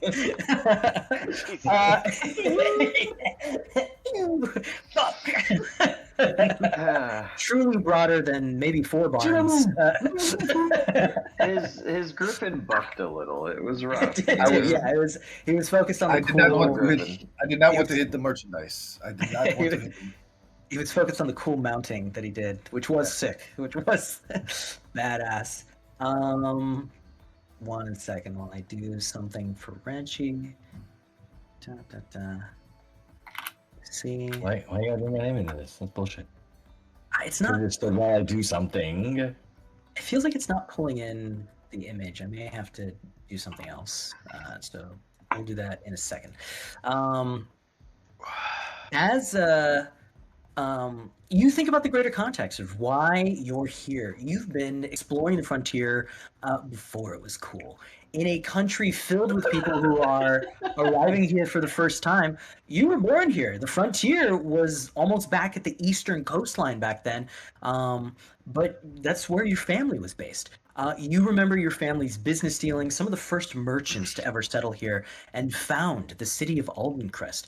You remember how your family, how your father reacted when the news of the gilded purchase came along and the homestead charter. Your father recognized that your family was on the ground floor of something that was going to be huge.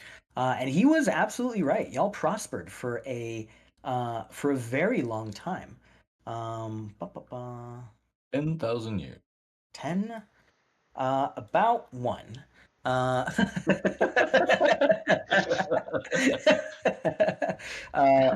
but then you remember, about a year into it, your father getting more stressed. He didn't seem like himself. How involved with the business was Rafa at this younger age? He was semi. Anytime it was manual labor, like moving merchandise or loading merchandise, and then traveling with merchandise, he would be on board. But when it came to like business dealings and meetings, he would have to like either sit outside or he wasn't allowed to go. You remember the day that your town was attacked. Fire, explosions. The Blackfire mercenaries, hired by someone presumably to target not just the town, but it seemed like specifically your family and your assets. It is the middle of the night. You have been awoken by the sound of cannon fires. You see ships flying overhead. You see pieces of your estate just in flame. And over the distance, over the town, you see fire everywhere. What are you doing in this moment? One running to look for his dad or his brother. You see your father. He's like coordinating men. He points to you. He points over. You see your mother's griffin, Arcanon. He says, "Boy, go, leave." There's a sound of an explosion, and like the roof collapses between you. Behind you is your mother's griffin. Yeah, What do you do? I do what he says. I run and I just jump on it. You jump on it. The griffin reacts and then goes ahead and takes off. As you're flying, stuff starts flying by you. At some point, there is a searing explosion, blinding pain as you fall out of the sky and into darkness. Through blurry eyes, through pain, you see Arcanon beside you, wings scorched and burned. You go to reach for him and realize that you don't have an arm. You pass out again and awake. This time somewhere different, somewhere quiet, and with a new arm attached to you, a new mechanical arm. You have been war grafted. The only hint of who did this to you is a note left next to you where you lie. What is broken can be reforged. What are your thoughts at this point? Definitely in shock, like wanting to cry but can't, in disbelief, trying to move his fingers, hoping this is just a dream. Took his arm and his eye duct. And his eye duct. You make your way back to your home. It is destroyed. It is flattened. You find just one body, the body of your brother. Can you pronounce it for me? Is it Galen? Galen. You see he has a ring with him, a ring that he's always carried his entire life. Yeah, I reached down and I grab it. Okay. You look around to see if there's anything here that can be salvaged, and you're realizing that there's just not. That this place has been absolutely destroyed. You start going to other sites, other locations that you know your family stored stuff, and it's the same thing across most of these places. However, you get to a not very well documented spot, a spot that your father did maybe more illicit dealings with. Um, Almost a scrapyard at this point, away from your other properties. It is clear that this place was not attacked. There is debris, there's some old, worthless relics at this point, but at the heart of the scrapyard, there is a derelict ship, a derelict skyship. You look down at the note that you have. What is broken can be reforged. It will take you a long time, but you think you can make this work, especially if you found some help. We go back to the interaction between Matchhead and Rafa. Matchhead, when we last left you, you had burst through the doors underground and were about to go hog wild on some folks. And instead, you see Rafa there.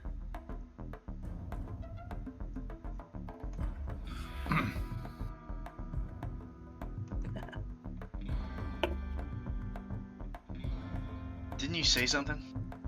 Yeah, no, I'm looking for my notes. What I exactly said. Make it up. Just you don't have to read it. It's just. Nah, I made it up for this point.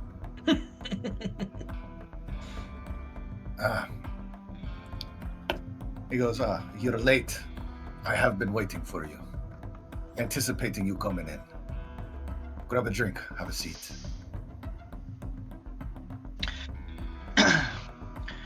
Matchhead takes one threatening step towards the bar, and he's got like an axe arm that's spinning and a Gatling gun on the other hand, and he just kind of drops it and leans back, and after about 2 minutes he's able to actually doff the technically plate armor, and he steps out. As he steps out, Matchhead's wearing human clothes underneath and walks to the bar, grabs the glass that Rafa set out. Why? Nice music choice. Yeah, it's perfect.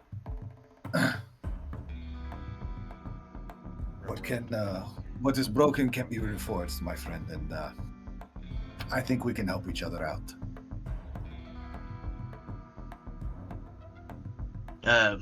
Matchhead drinks the wine and shatters the glass in his hand, and his fist is just shaking on the bar top.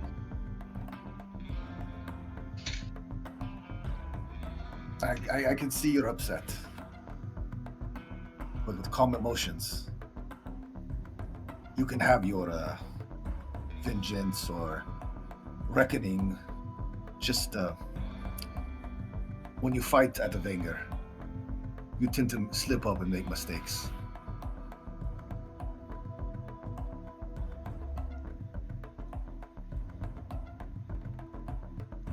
I can see that. Master Dustin, don't fall asleep. Where were you 150 years ago?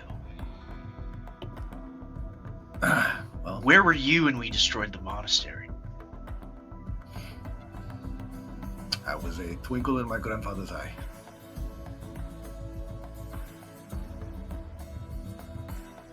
Thankfully, not on my grandmother's back.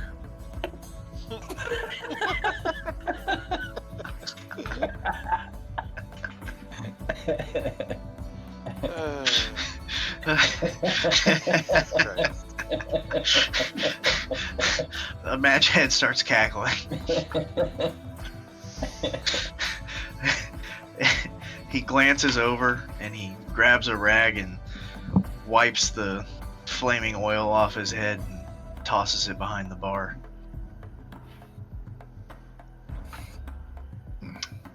Opening up a hand, he shoots one of the bottles of moonshine, and it starts to catch the rest of the room on fire. Well, where are we going? I have a ship that needs rebuilding. And then we can go anywhere.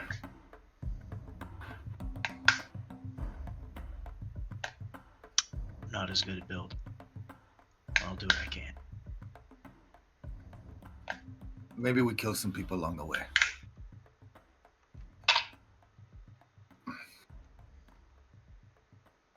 And so I'll get up and I'll start to walk out. Matchhead stops for a moment and the door opens as Rafa's walking out and his silhouette is shining through and he glances back at his armor. He undoes the dead man's switch on the outside and disables the explosive Jesus. and walks out after Rafa.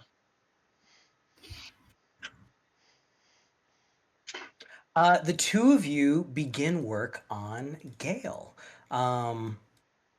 which we will visit another time. You come back to this moment, Rafa, having shot, again, contextualized with everything kind of going on. This is a small step. You understand that? This is a small step in all of the stuff that you hope to accomplish, but it is an important one. It's one that you imagine is going to lead to greater things. The first thing you'll need is obviously just like establish yourselves, earn some gold, and move on. And you're hoping that this is a first step towards that. Anything else that you want to do on your turn? Yeah, I'm gonna shout one thing. It's one of those many things that he shouts. From the steel in the sky, bring the fire to their graves. Go metal, my friends. Right, but don't actually go metal. Kind of just like, metaphorically metal and kill those meat fucking bags. It says... Kill them all! You heard the captain. Destroy every last of these flesh bag motherfuckers. But not the bison. Not the bison. We must not harm them. Yeah, the crew kill the bison! Just aim the cannon to the bison! Free steak tonight! Salvo the bison! What was that, Captain? Someone's going metal. Do you need me help, Captain? Wait, we don't need to eat, like, at all. It's funny. What will some of y'all do? Nimbus! That brings us to you. Yeah. Go ahead and describe your character for everybody, please. Ah, look at this guy. Okay, it'll help if I can see him. Yeah, thank you. Okay. So Nimbus is an old robot body. It has like rags on it, wrapping some of the old wiring. And his facial part is mostly a helmeted plate, so he has no facial features. He has, at all times, has this electric energy about him. It's a little more intense if he decides he's going to fly or start using his magic. He has a big book on his back that's looks like it's made of, like, it has a metal cover around it, and it has like 9 different buckles strapping it into what looks like part of me. And yeah, I think that's probably good for that. Question. Yeah. Lightning charisma or physical lightning? Physical lightning. Okay. Like, an aura, if you will, a light aura of blue electricity on. Go ahead and describe your mount, please. Oh yeah, I would love to. Okay, so my mount is a. I'll be honest. I tried to put a mix of Zapdos and Quetzalcoatl from Final Fantasy VIII together, and I got this guy, and he's beautiful. And it shows. So yeah. So I have Drax. What it looks like. Yeah, exactly. And it was exactly. I gotta say, it was exactly what I was picturing. Essentially, I mean, it got the. But anyway, his name's Drax. Beautiful yellow feathers. He has a long kind of tail. He also has like a bluish teal lightning around him with these lightning orbs in his wings that almost looks like that's where a lot of his electricity is generated from. Especially when he's powering up, his eyes will also light up the same way. And yeah, hell yeah. You have movement, action, bonus action. What would you like to do? Sure. So to get, I would say I'm just like, well, the faster we get done with this, the faster I can get back to my maps. I had something good going on. And I'll kind of like, essentially kind of like charge up a little bit. So I'll hold out my hand, and the buckles on the back of my book will all pop off like, and then the book itself will kind of like, levitate and then open to me, so my book will come to my hand essentially because it's made of metal. I'm kind of doing like an electromagnetism thing with the book, and then I'm gonna fly up off the ground and land on Drax's back, and then our electricity is gonna kind of bind, and that's what's gonna attach me to him essentially. So I'll use my movement to jump onto him and mount, and I think I'm going to use his dash action to move 180 feet towards the peoples. But for me, hold on. Let's see.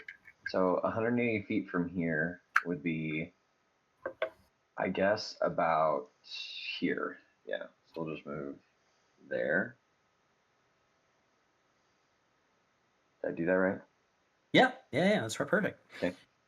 You have your action then, and bonus action.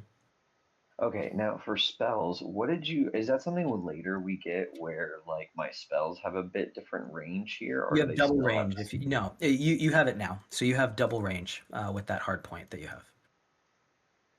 Okay, and so is that, okay, help me with hard point stuff. So is hard point like a one-time use, or is it just part of my mount? So it's essentially just like something that's mounted on your vehicle. So while you're on your vehicle, you're able to just use it. So it's like some people have like a big ass cannon mounted on their vehicle. You have essentially, however you want to describe it, something that you're able to channel spells through that doubles the range of your spells.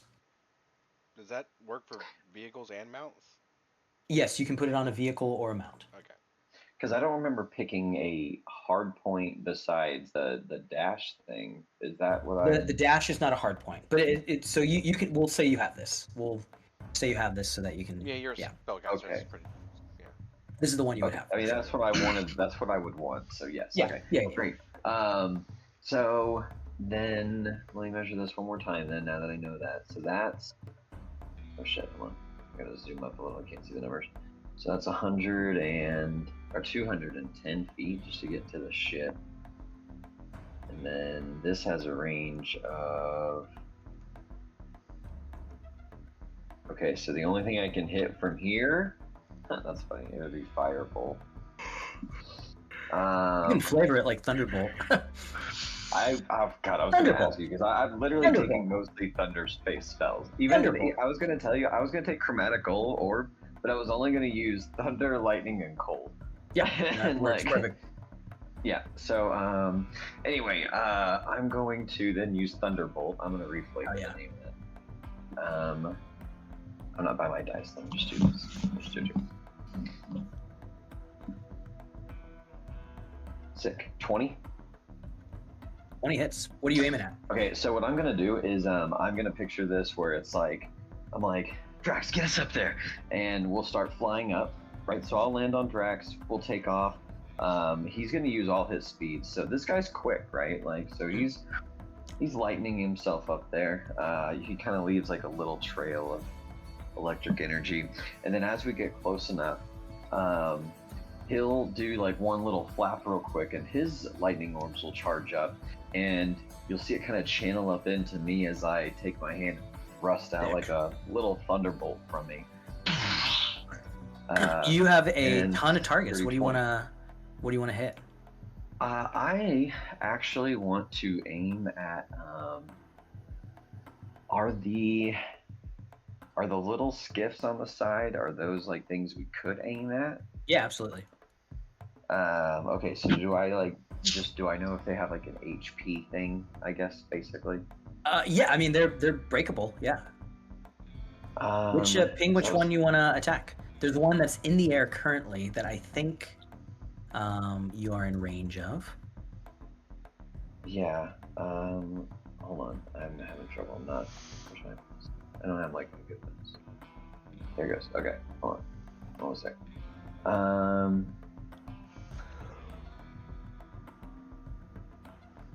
So are you talking about this guy? Like above the ship, slightly? Yeah, there's the red guy there. Yeah. That's the one you're talking about.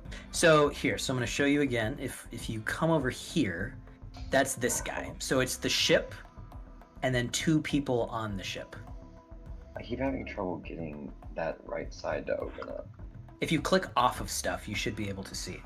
I know, but I've heard that a lot, but I keep clicking like on the map, and I don't know, and then nothing highlights. I don't know how So to for me, I have to switch off the ruler before. Yeah, make sure Oh you- yeah, make sure you're off the ruler. Make sure you're like on a I selector. did. That was a problem earlier, but now I'm on the square one. Click and drag as if you're selecting Ooh, things, but don't That select did it. anything. There it goes. Thank Yeah, you. so That so did you it. still have to go into your settings and say click to just like that one setting that we talked about. It's because that one's not toggled for you. I That's think you why also have we... to reload after you change the settings. Oh, you may have to reload too. After I have that. I had that changed already, but I needed to do the drag. That worked. That's fine. I So haven't the- done it anymore. If you I think it's probably not toggled or it didn't save because the reason you have to do The the drag check is... marks. The check marks checked. Did you Okay. Did you restart the? I'll F5 restart, after but it was that. already was checked coming in today. Is my point. But Okay. I will. Okay, so instead of the ship, I could attack them, or I could attack Yeah. the ship itself. So is Yeah. he driving, or is the stupid dude, or the other dude driving? Oh, right now he's driving, the little guy. Well, I'm saying the little guy. The little minion at the front, like the person. That's the driver. Yeah, right now he's driving. Great. Can I aim at him then? Yeah, absolutely. Sweet. Then yeah. So that's the thunderbolt shooting right at that guy. Mr. Mouth yeah. agape, yelling, "Rah, rah, rah, close your fucking mouth." Somebody I'm gonna, please. Oh. I'm gonna throw it in. Damage. Are y'all able to see the feature that I threw in chat?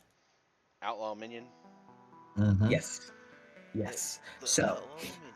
there will be creatures that are designated minions. This is one of them. So the way it works is that if you hit an attack and deal any damage to a minion, it will kill it, essentially. However, it does have a certain number of hit points. I will tell you that this one has 5 hit points. So there is overspill damage to other minions. So for example, if you have a big old sword or something, or if you're just melee and you do a melee attack to a minion, and there's another minion like next to you, you can hit both of them. So if you deal, so it has 5 hit points. If you deal 6 damage, 5 of that damage goes to that guy, and then 1 damage goes to the other. But again, because it has the minion trait, it dies right away. Okay? It maybe sounds weird, but it's a good way to like splash damage across multiple creatures. The way that saves work is if they fail a saving throw, then that deals damage. They will die right away. If they make the save, the normal damage applies, and it has to exceed their hit point things. But I'll walk us through that. Basically, minions exist. You deal splash damage to minions. There's only 1 minion on this bad boy. But yeah, he absolutely dies for sure. He is dead. What does it look like when you kill this bad boy? Yeah, so I imagine they're kind of flying out towards us, and I'm meeting him partway and shoot this thunderbolt at him. And I kind of imagine he opens his mouth to go, rah, rah, and I hit him right in the jaw because it's flapping too low.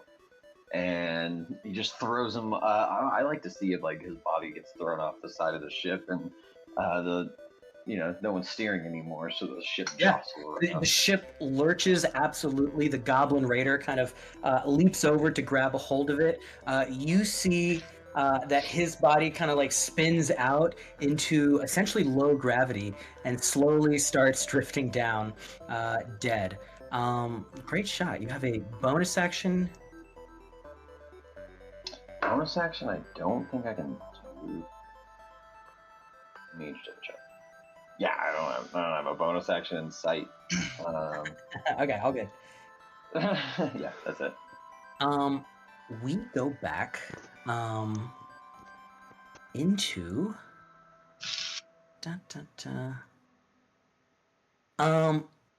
Nimbus.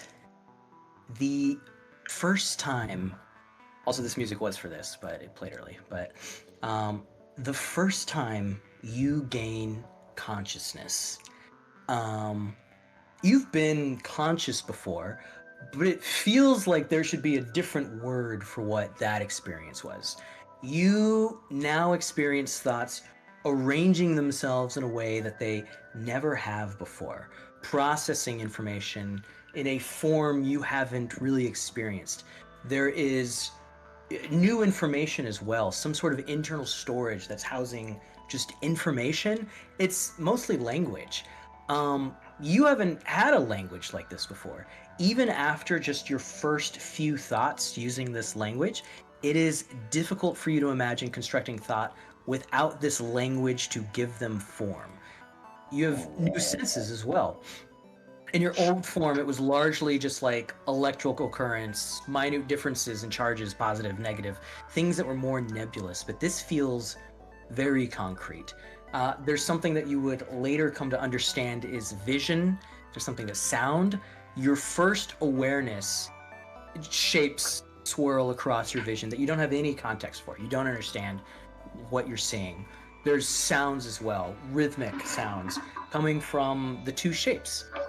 As you start to feel, you recognize that you are lying on your back, which is a thing that you have now, and that everything hurts, which is also kind of new.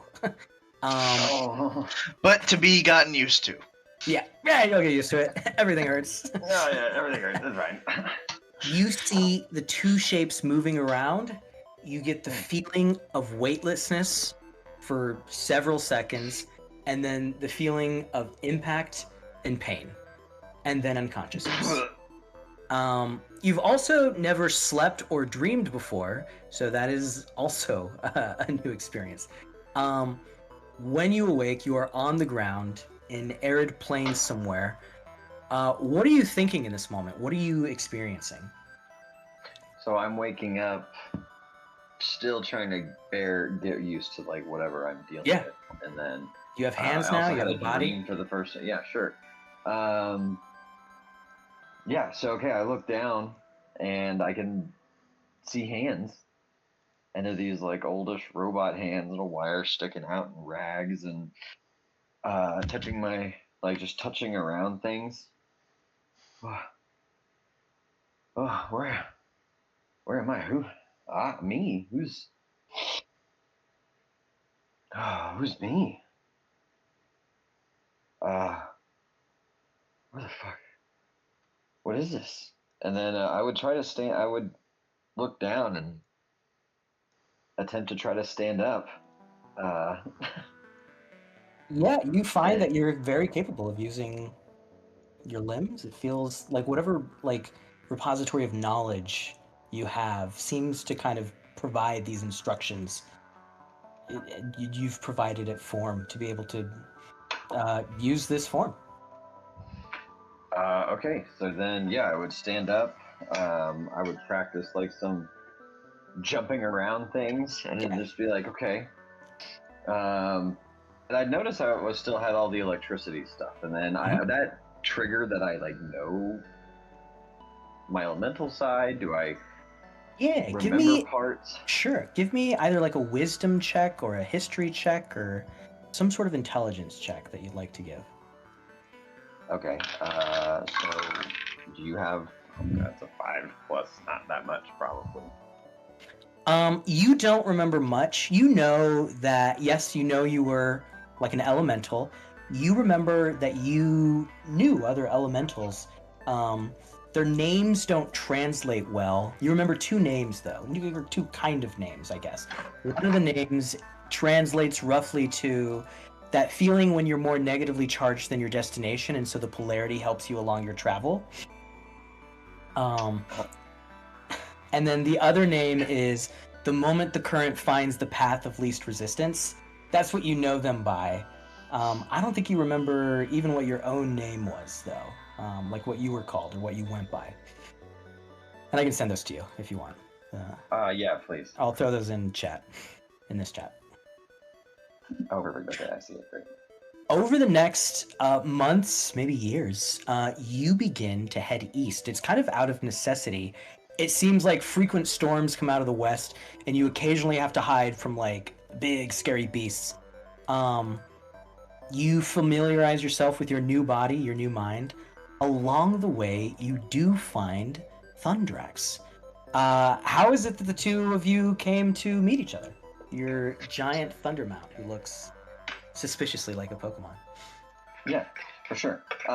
So I would say the first time I would meet him is I would be probably walking around somewhere, and I would have a sense, like my electric current parts would sense a disturbance, if you will, that something was around, and it's like, whoa, and it's like I'm wondering first, okay, like I wonder if that's like thunderstorm or no, it's moving way too quick.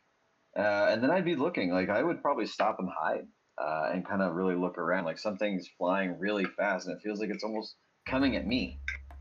And I would hide behind a rock or have a big stone between me and where I think that thing is. Oh fuck, what if it can feel me coming? Oh shit, what if it can sense me? You see a giant electrical being land. Wings as wide as you've ever seen. And you get the feeling pretty quickly, at first it doesn't seem to sense you, but you get the feeling that it's looking for something, and then it suddenly kind of whips around towards you, and you get the feeling that it can sense you in the same way that you can sense it. I don't know, I think I'd see as it start getting closer. Yeah, it starts heading your way. Hi. I mean, you know harm. I'm just a wanderer. I am. God, please don't do anything to me. This is really terrifying. Hi. Unexpectedly. The pain! This is what pain feels like. Yeah, this is fear. This sucks. Yeah. Fear sucks. Fear's horrible. I hate emotions. Why would anybody want this? Why do we always have these? Do we do these a lot?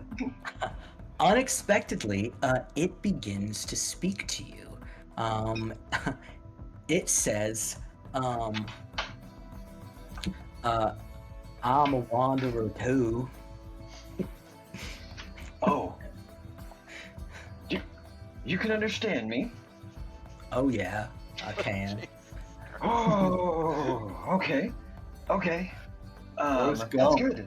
Yeah. That's good. Yeah, it's great. Okay, that's great. Giant talking bird. What's your name? My name, what's your name? My name is Thundrax. Holy shit. Thundrax. I'm gonna be honest, that's gonna... Dragon tires. I really like shorter names. Do you have do you go by Drax at all? My mama always called me Drax. Okay, that's good. We can be friends, like me. Yeah. What are you? What you doing out here? What you looking for? I'm on my wayfare. It's a journey because I've come of age, and Mama says I have to learn about the world away from her and Papa.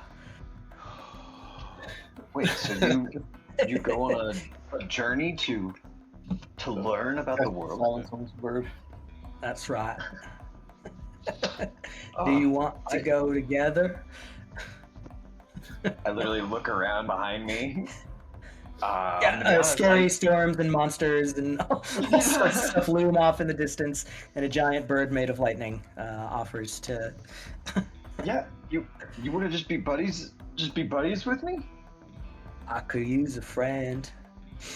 I literally have nothing else going on. I would love to. That sounds great. I would love to learn along with you. We can learn together. You learn and mount Thundrax, and y'all soar westward at new speeds, learning about the world together. I definitely have one of those How to Train Your Dragon moments where, yeah. At some point, y'all come across civilization, and we're gonna flash forward to your first meeting of George S. Who you and Drax are so enamored with. As far as you can tell, he's some sort of scholar, and an absolute just like wealth of knowledge. Y'all are sitting outside near where he hangs out a lot, and he says, oh, what the fuck was his voice? And that's why you should never tell secrets around the pigeons. They used to be birds, but the Union, they replaced them with mobile scrying spells, so they listen to everything we say. oh my gosh, that's so smart of them, because then they could hear everyone and they can They hear have a wealth of everyone. information and Yes. predict what they're gonna do. Predict what they're gonna do next. Maybe who they vote for. That's they don't need the elections. Let me tell you about those later. Those don't Oh happen. God, there's more about the elections. Yes. I thought they were fair and normalized. Let me tell you about ley lines. That's the next big discovery. The Maker used to ride them like he was surfing. He could travel the world in an instant. It lost art, ley riding. Oh, if I had that, I could learn so much. I could travel anywhere. George S. is particularly fascinated with ley lines, and he tells you all about them. Tells you how it feels when you're near a ley line, what to look for, all sorts of things, especially about ley lines. I write everything down. He says, like word for word, almost like it's scripture. Fast forwarding again, how is it that you think you come to be employed with Rafa and his crew? So I imagine me and Thundrax also need some ways to get some money every now and then, and so I like to think that sometime when I was in the city with George S, I started making little mini maps of like the city. And so I was selling those as like little side things and starting my little Nimbus compass work things, but they were literally just city maps.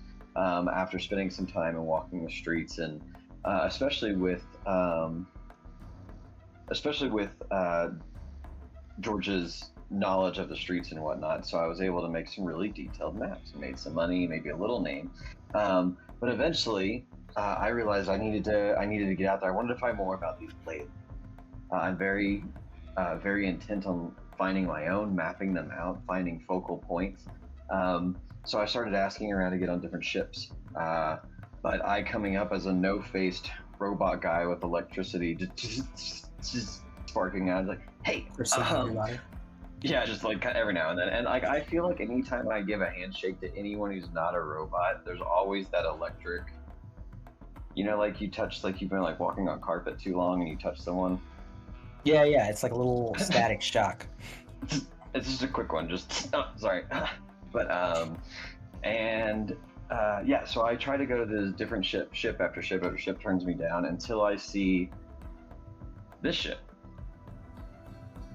And I would say that I would see, you know, I don't know how many people we have at this point, but a robot crew.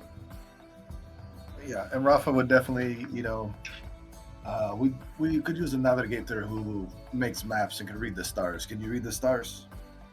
I can read the stars. I can read the lands. I can read the magic in the mountains, man. I can do anything, especially. And then Thundrax here, we work really well together. We need a place for him. You got a place for him, right? You're in. Yeah, as long as he doesn't speak, yes, he can stay. How big of a deal breaker would that be if he learned to talk one day? Just not big as long as his voice isn't annoying. Oh, good. Well, he can talk, and it's definitely not annoying. Hey, Drax, introduce yourself. My name is Drax. Oh, sweet.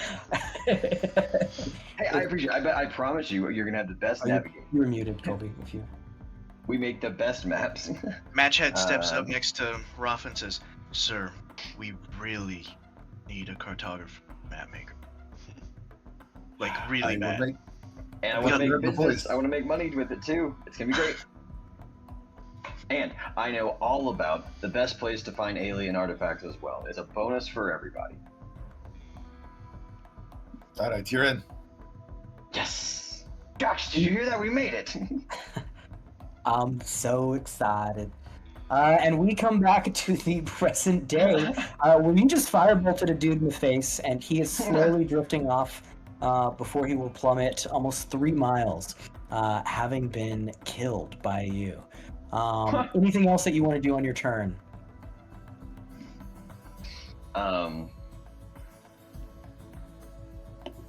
No, I don't know. I can't think of a. I'm not thinking of a quip quick enough. No, that's good. That's good. I'm done to think. Then we move on to the Outlaw's turn, finally, only an hour and a half later. I'm gonna go either, but that's fine. Cool. Yeah, I know, truly. And every turn of this campaign will have Yeah, there will be a flashbacks. small flashback every single turn of this campaign, so be ready for that. Sorry. It was in the book, guys. Yeah, guys. If you didn't read the book, then obviously you didn't know that. I really feel like you're underappreciating how slow Spicy went, because this is about to get real slow. Oh, and yeah, every other one you have Thanks, to plan. people. We would have done our the vehicles backstories yet. Not kidding. Yeah. They're gonna start mounting these bad boys. Dun, dun, dun. Let's see. This one will come here. I think this one's gonna hang out for now. Actually, this one's gonna come over here, so we can get him on the field. All right. Wait, just so I understood, because I stepped away for a second. The one the pilot that was killed, was it a pilot of a big ship, or was it a pilot of one of the No, pilot of one of the side small ships. So Small if ship, you, okay. so I'm going to zoom in everybody in here. There's only one person on this ship now. So now the remaining people, each of these, the teal, blue, and green, all have 2 minion type people on it. Okay. Got I it. feel like I'm missing a guy, but that's okay. Okay. These guys can move. Da, da, da. Da, da, da. Perfect. So this is gonna go here. It's not even All starting right. till like 6 in the morning, so let's just do that. Let's just do the whole thing. Yeah. Can we just fit in the campaign tonight? Yeah, probably. Mhm, All right. mhm. So red and blue.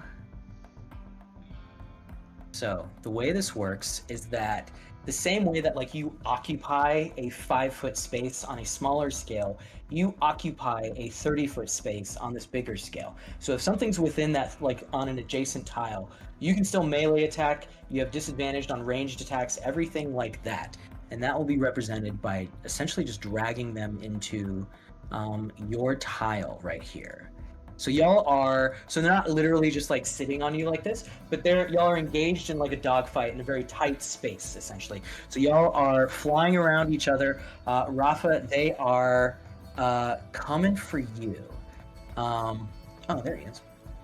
So you have 2 outlaw minions. They're gonna make an attack against you. So they're gonna make it's going to sound ironic now, hopefully it won't later, in order to make combat faster.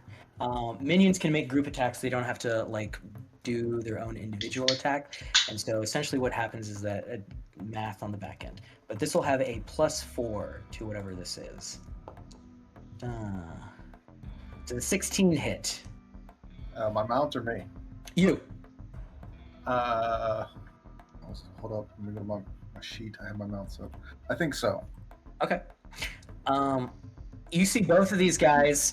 I'll say that as they're flying by, you see that they pull out some hand pistols, like just some pistols, and start firing at you, both of them.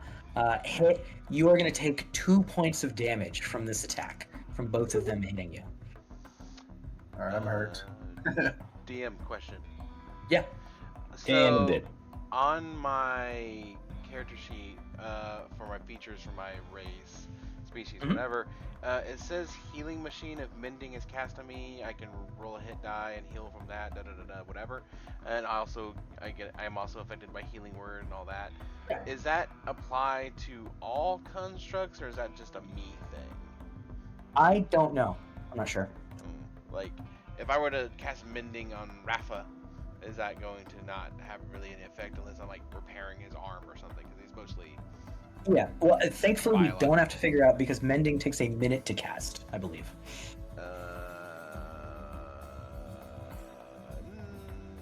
Yeah, shit. That So it's not. certainly changes things that I was going to do Yeah, with this so you- character. Never mind. Proceed. You So- got another hour and a half to figure it out. Go. Yeah. The Goblin Raider is also going to fly up, and he's going to take a swipe at you as well, Rafa. Can we do a cutscene on how the Goblin Raiders actually got here? Yeah. This goblin's name is Brendan's Stephen. time. Rafa, you look into this goblin's eyes and you see that he was born into a happy family. He was 17 well- brothers, he was nurtured- 12 sisters, Yeah, his pregnant his mother. Their clutch- names are. The goblin dad's frying up human burgers in the back.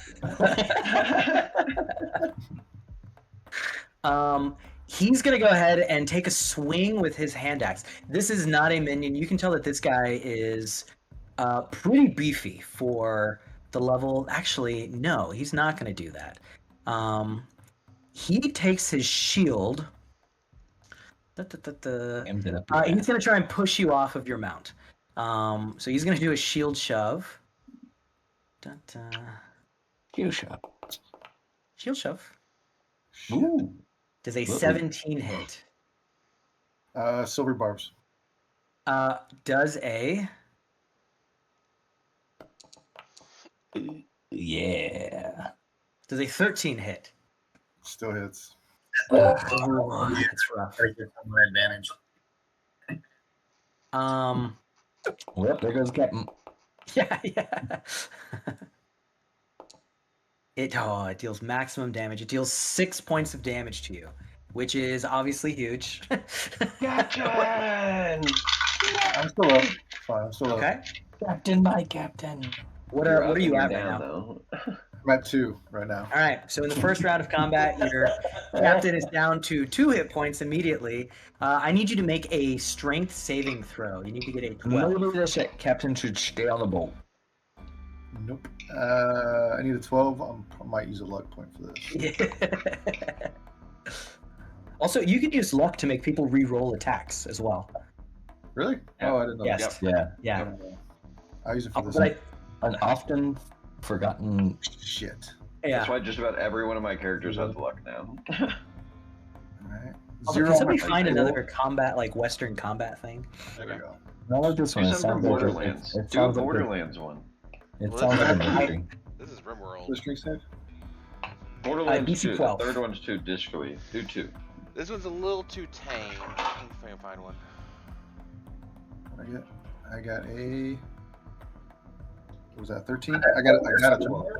You got to. You succeed. You succeed. He literally. I'm gonna say he jumps off of his mount, and that he has dismounted.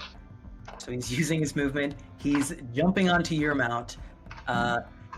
This vehicle begins to fall. So nobody is piloting this vehicle.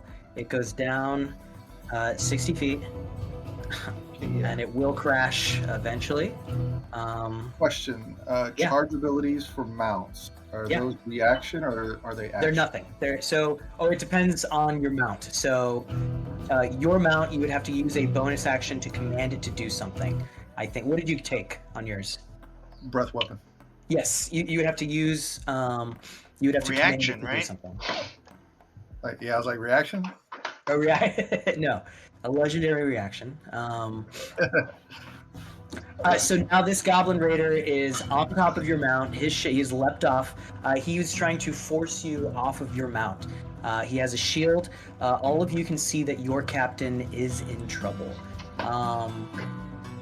It is the... Oh, actually, no. Just kidding. This one, the blue ship. Who's that next to? That is next to you, Dustin. Lollipop. And me. Lollipop. And you. Lollipop. Hell yeah. Lollipop. Where are you? Oh, you're way over there. I'm gonna have him... Dustin, do you have the stats of one of the people? Yes. All right. But my ship is encased. It is not encased. So it's not encased. It is not encased. There's a specific thing that you can take that makes it encased, essentially. Then you get mic issues. Yeah. Damn it, Sound guys. like you're far away, bro. I am also gonna rule that Every time I look, your hair is different. It was Yeah, it's going crazier and It was in a crazier. bun, it was back, and then it was back but not in a bun, and then it was Well, it was hurting. whatever this is. It was hurting you. Yeah, my wife like yanked it all the way fucking back, so I looked good and didn't have flyaways. I was like, that shit's gotta How go. does your asshole feel? I feel like those two things are related. Oops. Kind of. This is a different kind of These game. two are gonna attack you, Are Dustin. you on your laptop mic? You're on your laptop mic. Yeah, I don't have the other one set up. You got chairs Dustin. in your room. You can't set up your mic. Does a 5 hit? No. Alright, these guys swing and a miss. That brings us to the Bugbear Wrangler. I don't think he can do anything. He's going to go ahead and enter his Fury state. Boom. The skiff can't do anything because it is currently grappled. Actually, the Bugbear is going to... Can y'all see this purple shit, like, over kind of here? This Yes. purple shit Mhm. flying Yep. on screen? This is like an early cloud, essentially, that's carrying the storm energy. You see that it is heading towards y'all. The captain also seems to see that. He seems concerned about that. But it doesn't seem like they can do anything. So it is going to go ahead and be Pete. It is your turn. Go ahead and describe your character for us. Well, my voice doesn't quite match what I am. It matches perfectly. I don't know what you're talking about.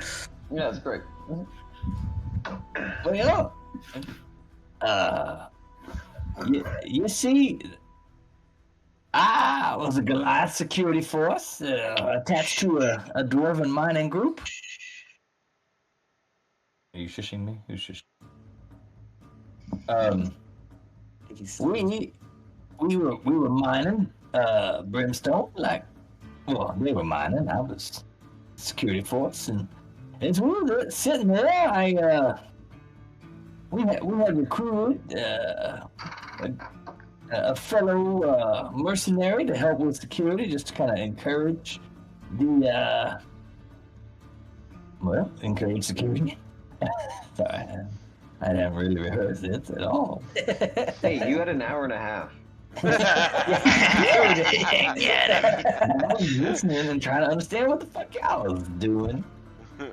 So we was on this little rock, and we were mining away, and I was participating, and we were recruiting this group, and as we were there, the dwarves that were mining brimstone came across this unknown crazy substance that seemed to be heavier than brimstone. It was like anti-brimstone. We started calling it maribstone. Completely opposite. And while we were there, the guy that we hired saw the value of this midstone and decided to take us out. And he came back and slaughtered us and cut off my legs. I used to be almost 8 feet tall, but now I'm barely 5 foot tall. So if somebody wants to figure out how they, at some point I was repaired, feel free to throw that in, yeah? That's all I got. Go ahead and describe your vehicle for everybody. Well, I happen to ride on this, and I happen to often bring the party because I like to charge in and attack. And so my donkey is named Bring the Party, and we smash into people, and I jump off and attack. You have action, bonus action, movement. What would you like to do? Look at that top corner, it's 100% complete. I feel like you and Drax might be friends. Is my mic sound better? Oh yeah, we Yeah, yeah. yeah, a million times. yeah. I'm glad you. Because I had an hour and a half to fix it. I'm glad you plugged and played. Go ahead. Your Honor, I would like to get as close to the main vehicle as I possibly can. I don't know the Dude, mechanic, I fucking dare you. so I came to bring the party. So how do I? Oh, how do I? Fly. I don't know. I think I have 180, right? You said. Yeah, but I'll put you like here. Easy. So I'll let you go another like 2 squares essentially, so you can get up to this one if you want. Yep. That one. Like you can go like right there. We'll just put you there. Okay. All right. You say Um, you are engaged with them. and this is the captain's ship where he's been disjointed from his dragonfly. This is the smaller one, so I'm going to zoom you in over here. Yep. So you have 2 minions on this ship. Oh, unless did you want to go to the other one? Did you want to go to where Yeah, I the was captain going- is? Yeah, I just want to go captain. Oh, gotcha. Okay, then I'm gonna put you here, and I'll say you're engaged with all of them. Captain! Dun, dun, dun. So is he completely discharged from his ship? No, he's still on top of his ship right now. Okay. Plummeting to his death. Oh, whoops. Oh, yeah. He is not. He managed to save, so he's not falling, but he is at 2 hit points, and he is currently engaged with this Goblin Raider. However, he has a big ship, so you could potentially, you can come up next to him and try and smack this Goblin Raider. Before he asks, correct me if I'm wrong there, Rafa, but silvery barbs, don't you give somebody advantage? Yeah. Yeah, sure. True, Yeah. true. That's a good. Yeah, That's a don't good forget to point. do that. That's a good Yeah. point. Yeah, I guess it would have been whoever came up next to me.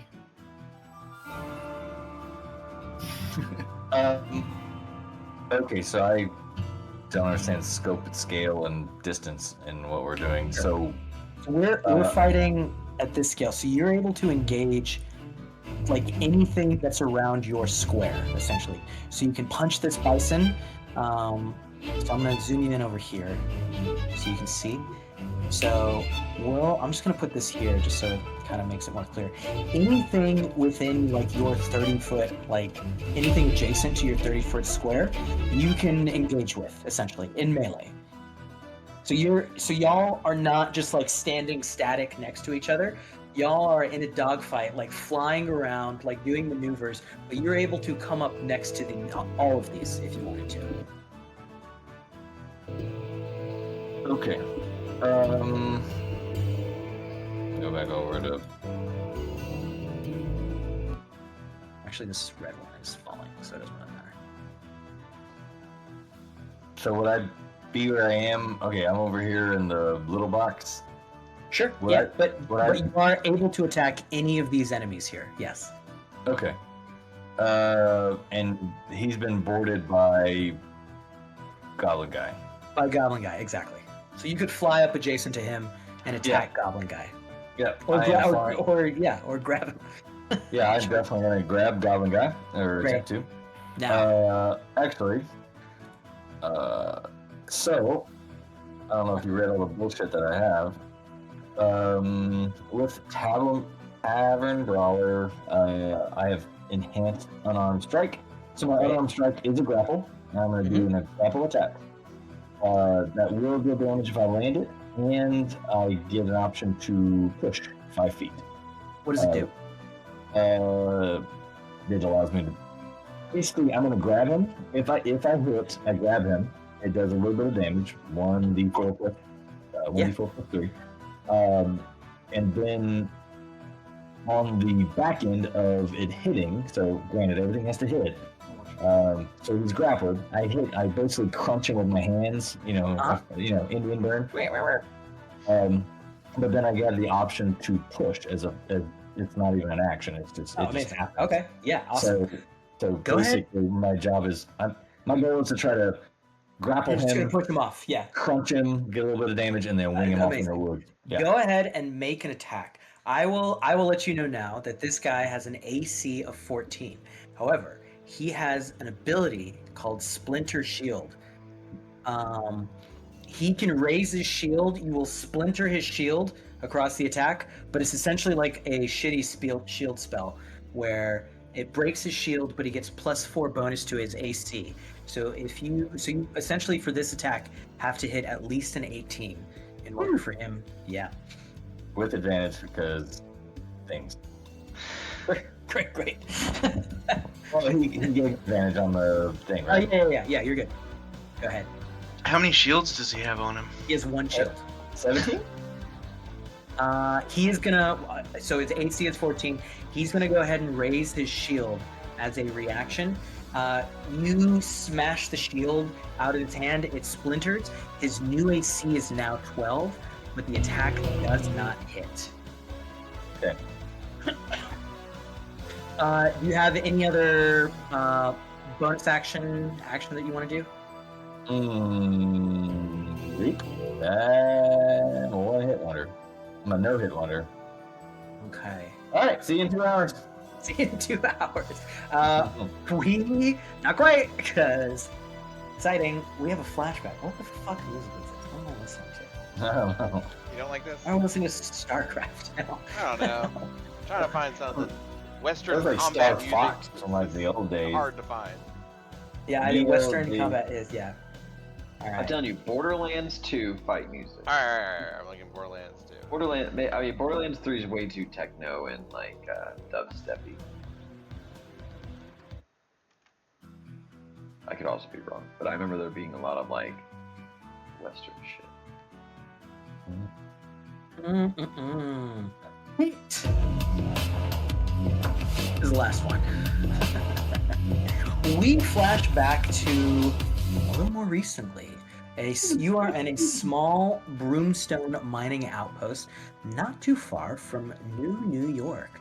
You are simultaneously deep underground, but also 3 miles in the sky, which is a bit of a different feeling. The sound of manly digging rings through the mine. It's mostly dwarves, but there's some humans, gnomes. You are the only Goliath, but not only that, you are the only person here that has undergone, and correct me on any of the timeline here, but you're the only person here who's undergone war grafting with your tiny metallic legs. People, not everybody, but some people look at you with like distrust. 1, because you're a Goliath, and 2, because you're war grafted. How do you think PETA handles this? PETA? Oh, Hmm? Pete. Yeah. You said how do you put an R at the end of it? Like, how do you think PETA? How does Peter handle this? Yeah. It's PETA. I mean, the Goliath, he's often been, even prior to the surgery, he's been discriminated against. So I think, it's just another day in the mines. Another day. Ba-dum-bum. You find yourself. I really gotta get a different music thing. Alright, I got skip this one. I found a good one. Let's go back.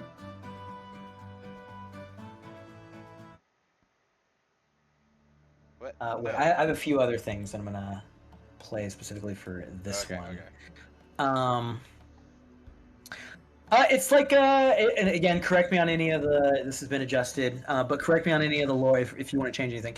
It's break time, and you're kind of by yourself. Like all of the accomplished stone chanters, though, you do have kind of a stone sense about you, and you sense something different, barely perceptible in another wing, but it is intriguing and exciting. It doesn't feel like the normal broomstone that you felt. You begin to head towards it, deep into an abandoned mining outcrop, and it seems to hum to you. Are there other miners that you would take with you, or is this like people that you know and trust and like, or do you feel like this is a solo venture as you feel out this thing?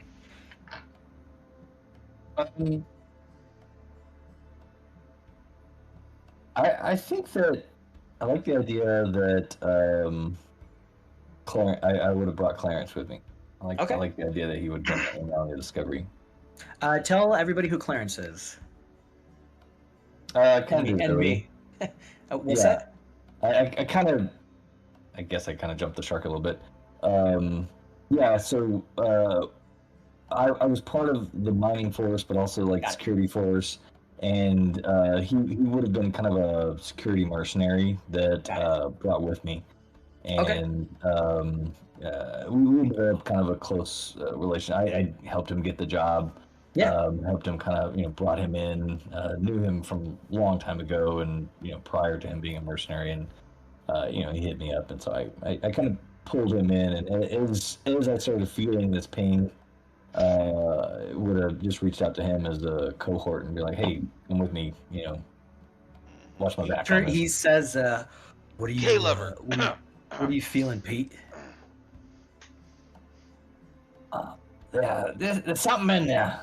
It's not. I mean, I can feel the brimstone usually, and this is. It just feels off, but it's definitely there. There's something there. You head down. It's over here. You head down this way, and you begin to mine, where you're sensing this different thing.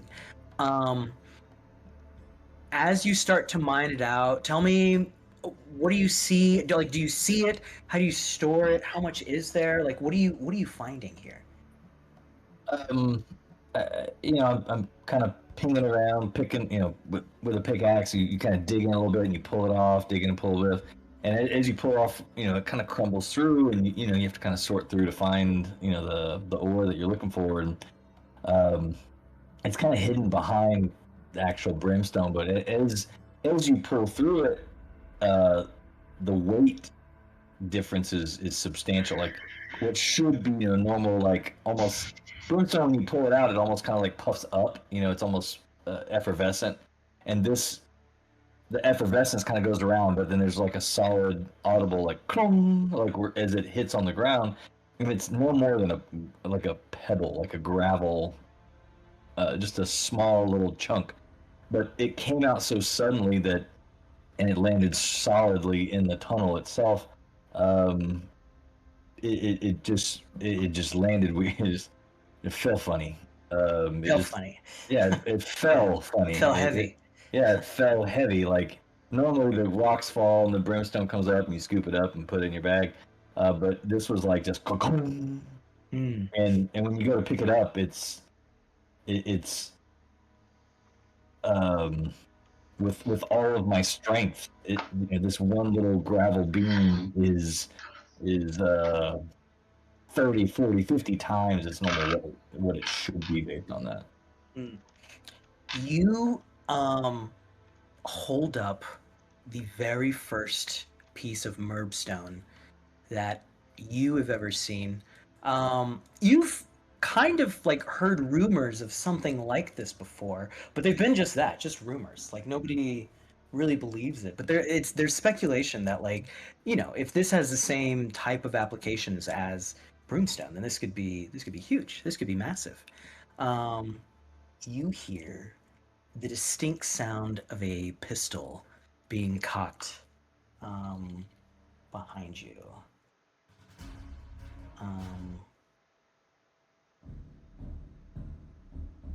you hear the voice of Clarence Brodinger, a gnomish prospector, behind you. What you got there, Pete? You didn't sense something interesting down here, did you? Why you got your Is- pistol out there, Clarence? Oh, just seems like a smart move right now. Never know what's gonna happen. He has two other thugs behind him. I've been looking for a long time. You found it, didn't you? You found some Merb stone.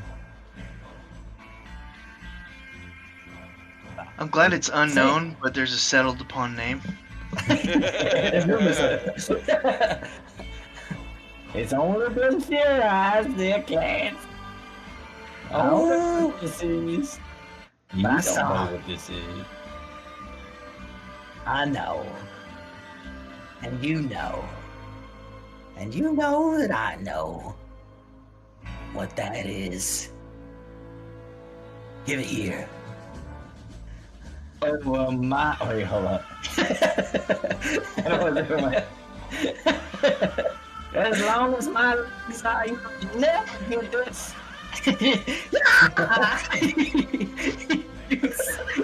Shoots off with your legs.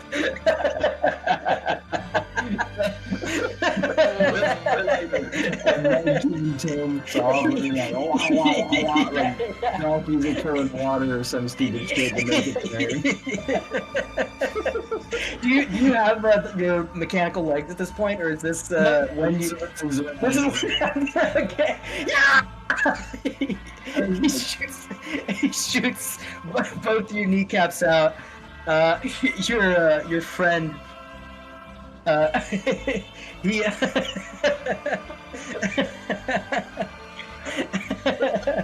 That's a lot of laughing for. You can't have it. I've been looking for it for too long. It's mine. He's gonna try and grab it from you while you're bleeding on the ground with no legs. As it shot my knees out, my pickaxe fell just out of reach. I had no weapons. We can say your pickaxe. It's up to you. Again. Huh? It's up to you. Yeah, no, I can't reach my. Okay. Yeah, I don't have a pickaxe. He grabs your one sample of Merbstone and begins to make his way away. Pete, this here's mine. If I ever see you again, you lose more than just your legs. You stay away from Merbstone, Pete.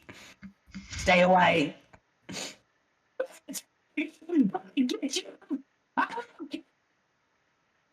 You cut out a lot, but Oh yeah, I went high on the. I'll grind you. I'll kill you. Your voice echoes through the tunnel. I'll find you. I'll kill you. Basically.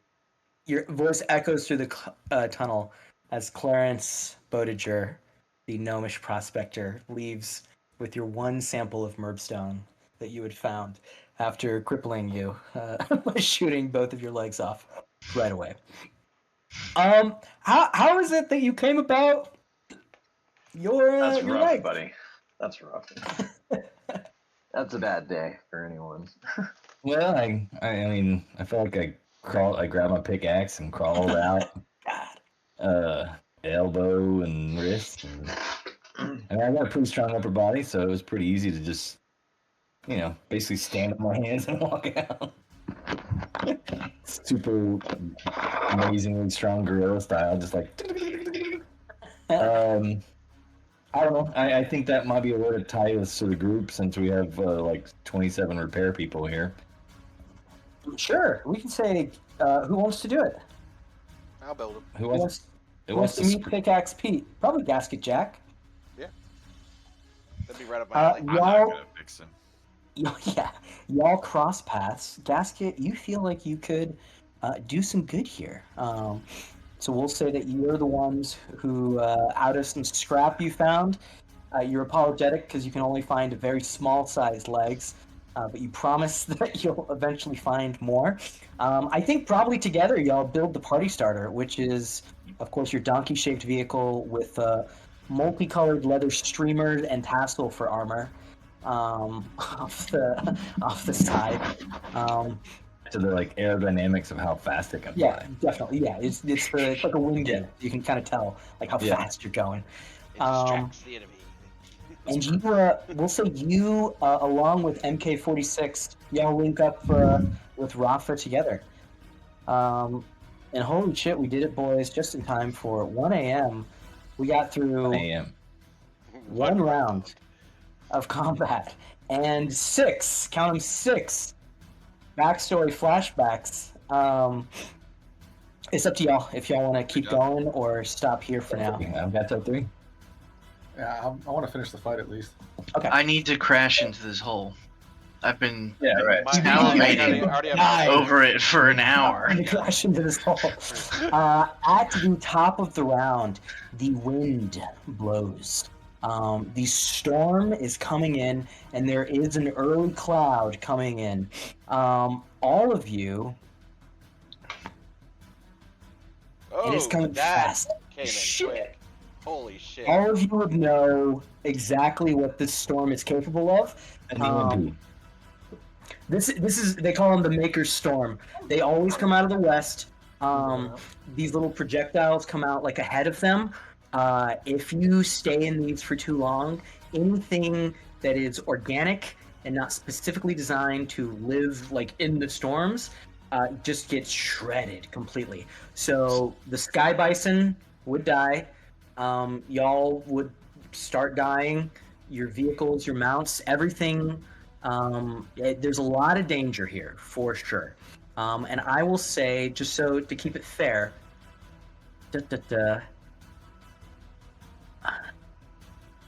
these are going to move As fast as we do.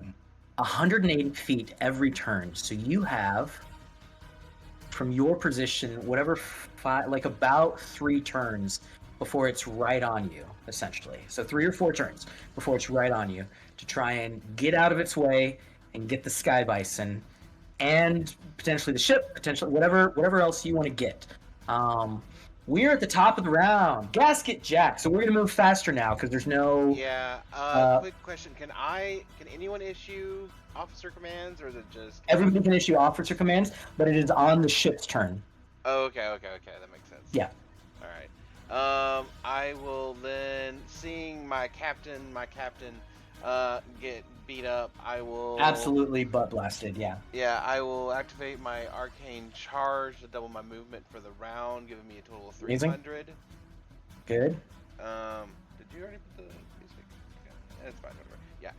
So that's 300 movement, so I can do 180 to get to my captain. I will cast Cure Wounds on him, which apparently is an Artificer spell. Yes, it is. Yeah, I cast it as shocking. yeah, that's shocking people. And I was like, what? Yeah, so I will do likewise. I will. It's like a party over here. Look at this shit. I will Casket Jack will, activate his arcane charge. The Jesus, the boosters on his back will just flare up. He'll come flying. Reporting for duty, Captain, and I will reach out and defibrillator him in his chest, do healing him for very good roll. 15. Nice. Jesus Christ! You healed 15 with Cure Wounds? 2d8 plus 3. God damn! All right, well there you go. And I still have. Let's see. Your bonus action, you cannot use a leveled spell. Correct. So that's 300 minus 180, so I have 120 feet of movement. Can I move into the crowd of Sky Bison and see? Yeah, absolutely. Yeah. It was my action to do the Cure Wounds, but can I investigate how they're all attached and see if I can maybe give me some sort of check, perception, investigation, whatever you think. Yep, go ahead. Not great. 13. A 13. With a 13, you see that these are tethered.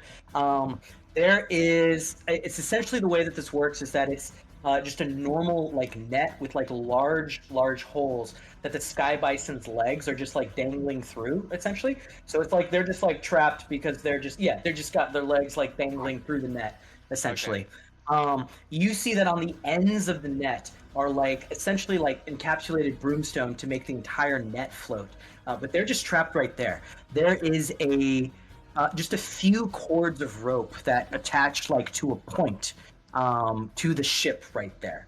That's how they're dragging them, is through just a few cords of rope right there. There's a few other cords that you could pull from, but you don't think you could just pull them out by yourself. Okay. Okay, so with only a bonus action left, Matchhead, you're on deck. I can't really disengage any of them. That would probably be an action or something to try. Uh-huh. Okay. Okay, I will then relay this information to just our group on our private channel, saying, "Hey, these they're connected like this. We need someone to yank them out." And then I think that will be my turn. Are you moving from that spot at all, or you're just kind of keeping? Can I get? Yeah, I'm gonna circle around because I've got a shit ton of movement left. Okay. Can I get inside, inside the cluster of sky bisons, Sure. so they're all around me? I'm gonna put you here for now, Yeah, just yeah, because I don't think you'll show up. But yes, we'll say that you're kind of in the midst of all of these sky bison. You hear them going, like freaking out for sure. Yeah. That's your turn. Matchhead, you're up. MK46, you're on deck, and then it's the ship's turn. Plan out what the ship's gonna do. You have a giant thing facing you. So the ship follows commands from the highest, whatever's given. If there's competing commands, then y'all will roll like a persuasion check, essentially, to see who they listen to. Interesting. So I asked you before if Hullbuster and Stormprow would be able to work in the same turn. Sure. You said yes at the time. And I'm saying yes now. Go for it. All right. Because Hullbuster is just, or Stormprow is just ramming into them. It's not actually like an action or anything. Like you're truly just like flying into them. You're just not stopping. Yeah. You're just using the movement essentially. Okay. You're just Okay. hitting them with new law. Do I see anywhere using my cart? Is this ship appears to mostly be made out of wood? That be an It accurate does statement? appear to mostly be made out of wood, and it also Okay. looks like it's already been damaged. I will briefly remind everybody, because I know that you already know this, that for all of the large vehicles, there's like damage thresholds under which they will get a mishap, essentially. Where the fuck is it? There we go. So the skiff. So it is. I will let you know. It is already at 150 health. If it gets to 125 health, it will suffer a mishap from. I will put the list in. This can also happen to your ship as well, but right now you're not in any danger of that happening. So I'm throwing it into just the general chat right now. The pinata. That's great. That's so stupid. So just FYI, but yes, go ahead. With my carpentry proficiency, can I see any clearly damaged areas or the cabin, like the captain's cabin? Give me a check. Are you running that main vessel? What was that, Testin? Are you ramming the like the main ship or the little fucking guy in front of us? Womp womp. He's talking about the main ship. Main 7. ship. Perhaps. You're not sure. I'll give you you front or back. You can aim for the front or aim for the back. I'll give you a 50-50 shot for where it is. I'll aim for the front. I got a better lead on it's a little further, so I get to charge up my You get storm more- prow. yes. All So, right, go ahead and take your As turn. I'm flying at this thing, the tail of my ship crooks slightly to start me spinning, and as I start spinning and approaching the vehicle, my wings tuck in, and you start seeing kind of it's like a comet friction tail that's sparking, and I strike the vehicle for a 24 to hit. A 24 definitely hits. Okay. Then I don't have believe enough it does. D6. I believe it does D6, and you did the front, so you moved 150 feet.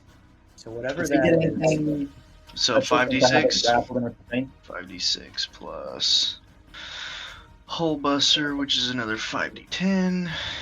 What was that? Does he get anything special since I have it restrained?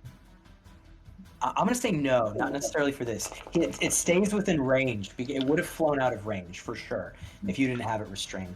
You deal 39 points of damage. Jesus. Oh boy, that is a good amount of damage. It does with that. What does it look like when you slam into the ship? You see that everybody on board shakes. You see that the bugbear captain of the ship is looking extremely concerned for sure. He shouts out like, get them off of us now!" At the last moment, 4 prongs come off the tail. I found out early on in testing the Hull Buster that if you just crash into the hull, you don't know how far you're going to have to drag your vehicle out of the ship. So the Yeah. goal is that it just hits and sticks where it busted through the hole and drops me through. Sick. So yeah. Amazing. Yeah, you aimed for the front. Yep. Go ahead and roll. If you can roll just like a coin flip or D4. Yeah, I'll roll D4. Okay, 3, 4. 1 to his tails. Yeah, 3, 4. It is in there, or you're in the captain's quarters. I rolled a 2. You are not in the captain's quarters. It looks like you're in some sort of like crew station, essentially. There are so the people that are represented are not like the only crew. There's other crew on this ship for sure. You see just random people running about. Okay. That I believe was your action and movement. Do you mind if I move your vehicle over here? To, this one, I'm gonna just scoot it over here, and then I'm assuming, yeah. And then feel free to put yours over there. Beautiful. So you are inside the ship. You don't see any like combatants near you. That was your action and movement. What would you like to do now? Free action to interact with an item. Yeah, go ahead. I activate one of my sound tinkerer's tools that's embedded within a bouncy ball. Amazing. Are there any like corridors with a corner Yeah, around? there's a corridor down to your left. You can absolutely toss one down the corridor to make it seem. Mhm. Yeah, and so it's the same noise as me maniacally laughing, and I throw it down the hallway. Amazing. And then I am going to look around and start exploring for treasure. Even better. Give me one investigation check, and then we'll resolve that on your next turn, I think. MK46, you are up. You have a huge vehicle winched. You have a giant storm bearing down on you. Your captain was near death, but is now fully healed. And is that goblin still on his mount or whatever? There's still a goblin on his mount right now, yes. Okay, first thing I do is I run over to like where the thing is, where the autopilot move, and how's it, Gale? 60 to the front. What is it? Bow to starboard, open salvo on enemy ship. And then after I issue that command, I go again to the front door. I pop it. I grab old bow. I am so sorry. I have just been reminded that there is a ship mishap because you caused it. So we're gonna resolve that in just a second, Justin. I'm so sorry for interrupting. Matchhead, go ahead and roll a d6. 4. You got a 4? Okay, all of the so this is shape. All of the creatures need to do a dexterity saving throw or get thrown overboard. This could end this pretty quickly. All the creatures on the main boat? On the main boat. So none of y'all. It's just bad guys. Oh, actually, you have to do this as well. Matchhead. Well, it would have happened like it was from him hitting the ship, so it would have been It before would be in the he ship, right? exited, right? Sure. Like, because he rammed it, caused the damage, triggered the thing, and then he. Sure, I'll say you're still on your ship if you want to. The Bugbear Wrangler saves this outlaw. I'm going to do this for both of the outlaws that are here. He has a big +1. Got it. Jesus. And then I will also make this Goblin Raider do it as well, even though he's kind of on this other ship.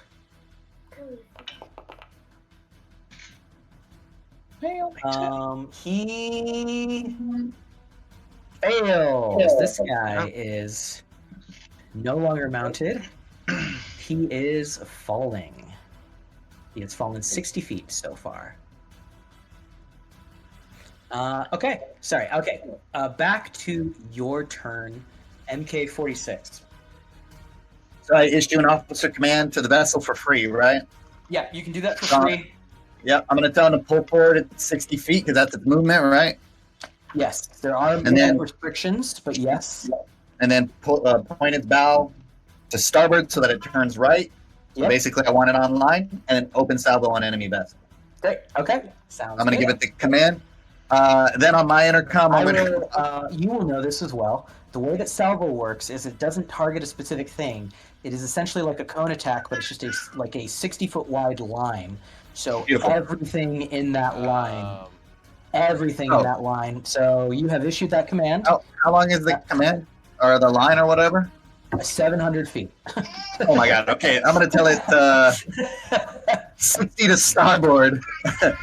Aim cone at enemy vessel. Do not hit Buffalo. Okay. And then on my intercom, I'm gonna. Can I just broadcast out like to all enemies or whatever? Is there like a main open You can channel? shout at everybody. Yes. Great. I'm just gonna open up and say, I suggest you run up the white flag. Storms are coming. Salvo's on its way. We are boarded. And then now that that goblin is will respond immediately. He will say, "Fuck you, motherfucker." okay, I'll turn my vessel around this way, and then can I move? Will this vessel? This thing has an attack opportunity on me, or whatever. The blue one, yes, the blue one would have an attack of opportunity. It does have 2 minions, outlaw minions. Great. And I'm going to say that they will attack you specifically. Are you moving out of their? Yeah, I have the ship anchored, right? So I'm going to pull it with me. Uh-huh. Great. Yeah.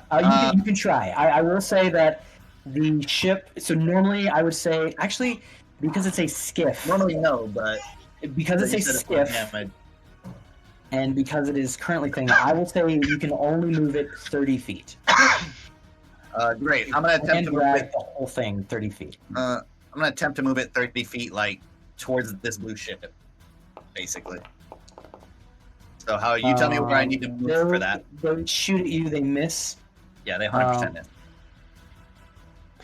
Which way are you flying?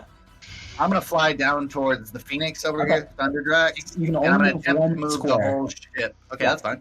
So pick a square that you want to move. I'm going to move Square, any square. Well, I mean, I guess here, would that move it, or do I need to go down more? it. That would move it 1 square. I'm going to scoot this bad boy over. 'Cause I want it to be like down here. Yes, so I'm going to scoot him there. I will say that it drags the bison kind of this way. So Good. you 'Cause I drag want- the bison I want along this with ship it. over here. Yeah. Uh-huh. Okay. And then I'll open up the thing with my rifle. Uh-huh. I will use my free action on my bonus action.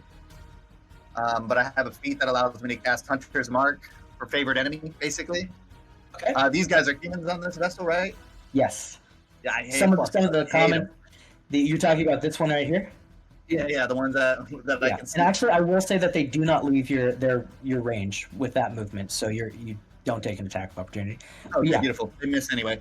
They're humans. I fucking hate them. Whichever one is closest to me, I put Hunter's Mark on them, and I start fucking blasting. Okay, I will say you're shooting at disadvantage because they are engaged with you. They're currently like flying immediately in your vicinity. Hey, look at the DM. He's so cute. That's why I have Hunter's Mark.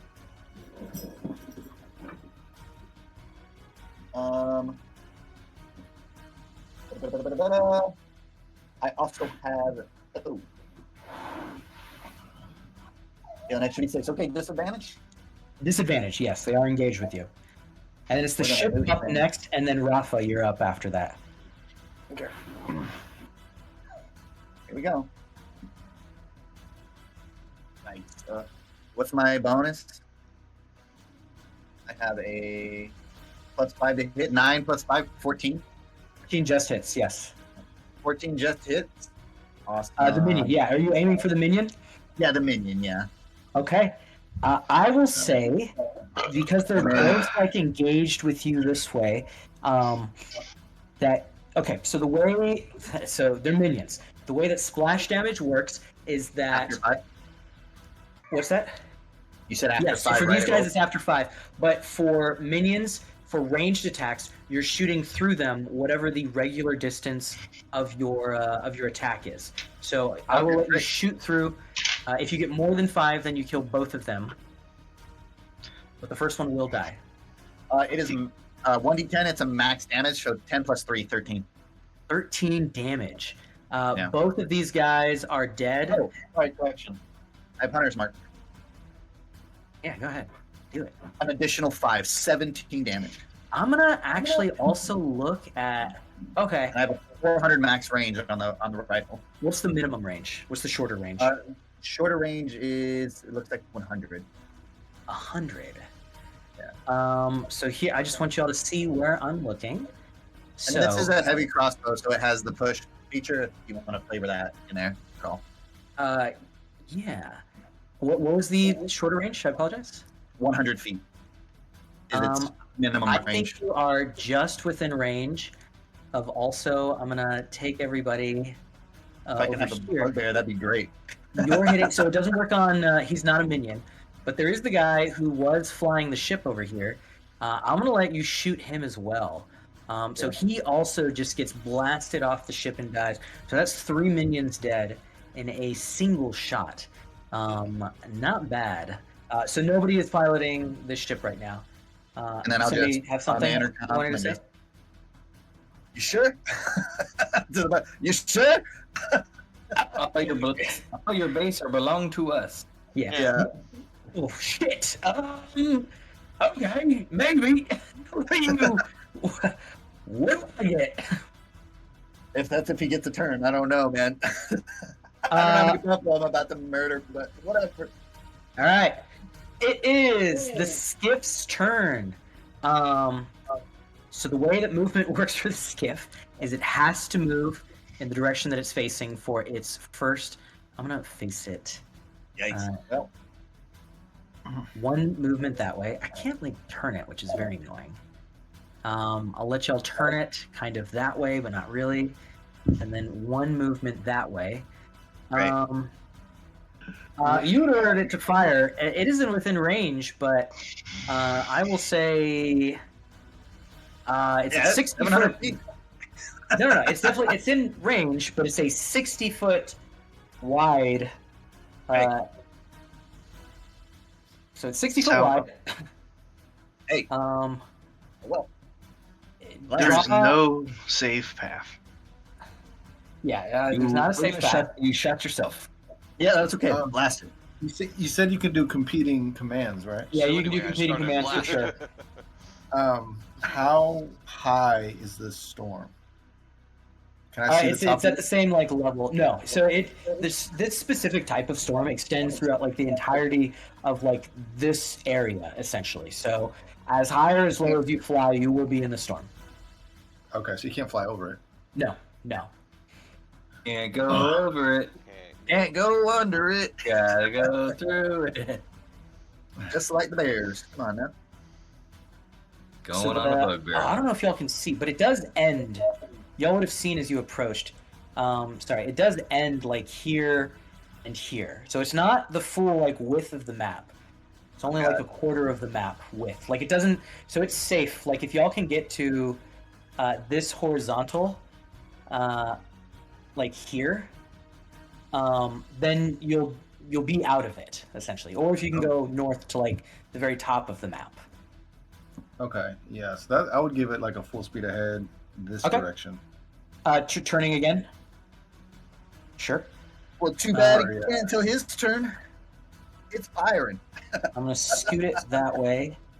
It's kind of sort of facing that way. It's not letting me turn it the way that I want, but that's fine. Rafa, you are up. So your crew, Did it here's the fire? command. What's that? Did it fire?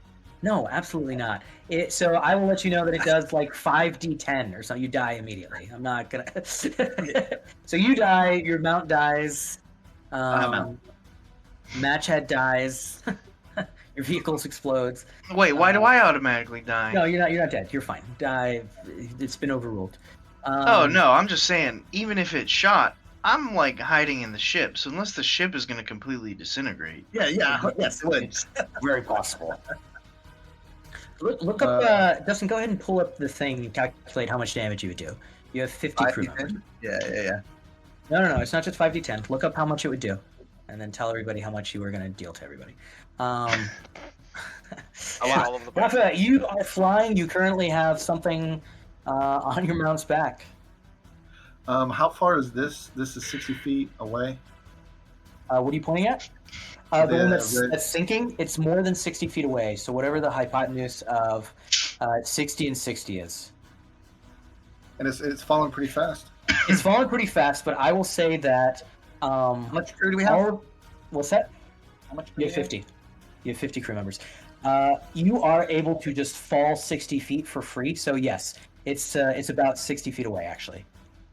Okay, so just for safety's sake, if I'm on that side, I'm gonna, for my mount, I'm gonna grab onto his back as hard as I can. Yeah. And I'm going to basically go inverted and flip him over, hoping great. to knock the guy, just having him fall off. I'm going to say acrobatics check for both of you. I'm going to let you roll for the mount what it has to beat, essentially. So do either it's essentially like a contested grapple. So do like a strength 19. check. 19, amazing. Okay. So I'm going to say you have to beat it, and it has to beat it, but you roll with advantage because you knew it was coming. Sweet. So he's going to go ahead and roll. And Acrobatics. What is that? and Is so that my a dex? yeah. So my plan though is to, when he flips over, I want to jump to the red one and start piloting that one away. Amazing, yeah. He got a 16. He fails. So he is no longer mounted on you. He begins falling 60 feet. Skiff's got to be worth something, right, Captain? That's what I'm thinking. Yes. Oh, that's awful. I'm just going to Hold on. throw him. So he is falling to his death for sure. I'm just going to throw him out here. He's no We need longer to save on up your as much as we can to get that printing press. So you're trying to fall towards that thing? Yeah, essentially. Okay, so I'm going to say you can use your mount's movement to kind of coordinate this, so that you're here, essentially. So I've moved you towards it. And then I will say, go ahead. I'm going to need another acrobatics check from you to catch on. I'm going to say the DC... you're in, like, Featherfall, so it's not crazy. I'm going to say the DC is only, like, 12. I'm using a luck because I got 11. Okay? Yes, got it. Okay, hell yeah.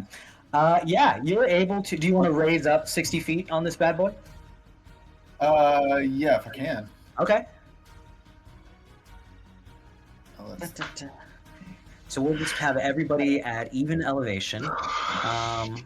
So what you can do is you can press N with your character to... So over here, you can press N to dismount, and then press M while hovering over this thing to mount it. Perfect. Beautiful. All right. So with the rest of my mount's movement, I want to, if I can, have him fly to safety. I'm going to say no, that this is like the movement that you're able to do. You have to... The only thing it can do on its turn without commands is just like move at this point when you're not mounted. So it can only move 90 feet. Okay? Yeah, like I want him to move out of the way. So he's used 60 of his feet. You want him to move like down? to head towards the ship, essentially. Okay. Yeah, he's going to move 60 feet that way. And then you have the vehicle now. Amazing. So it's a line or Nimbus. a cone, David? What's It says that? line. It says line. Is it a line or a cone? Which thing? The big cannon. Yeah, it's the line, but it's 60 foot wide. So it's a 60-foot wide line. So it's 2 of these squares wide. Well, we've done 90 damage. Yeah. And I still don't think it would have hit us. It definitely hit me. Yes. So you're dead. Yeah. Insta-dead. Insta-dead. Do not pass go. Do not roll death saves. Go directly to Nimbus, you are up. Loaded. And it's the bad guys, and then Pete, you're going to be well after that. Okay.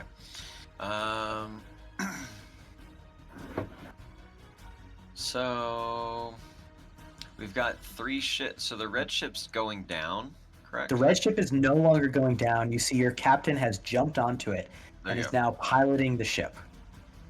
Okay, and his griffin is unmounted. His griffin is unmounted and beginning to fly away, yes. Oh, way to go, Captain! Oh Yeah, that god, was what a a sick sick ass move. move. Drax, wasn't that a sick ass move? It sure Yes, was. it was. Sure was. It sure That was. sure was. Oh man, this might be really. Yeah, I'm gonna do it. Okay, so Epic I'm gonna. and awesome? Yes. This is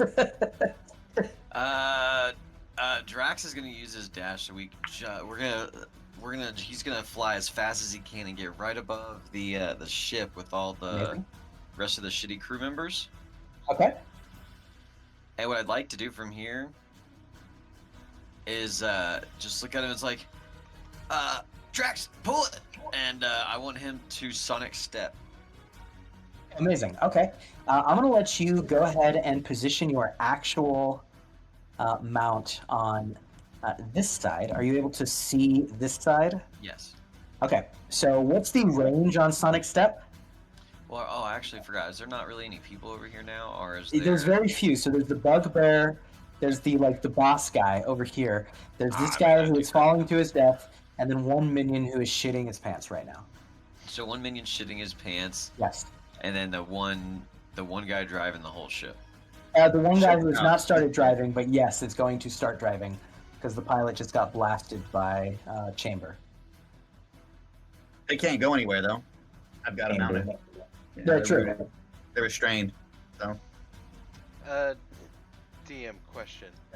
Yeah. If this ship wasn't being held currently, could it outrun the storm that's chasing it? This one, yes. It could normally, not while it's towing the Sky Bison. Uh-oh. Not by itself, anyway. If there were other things helping it tow the Sky Bison, then maybe. Okay.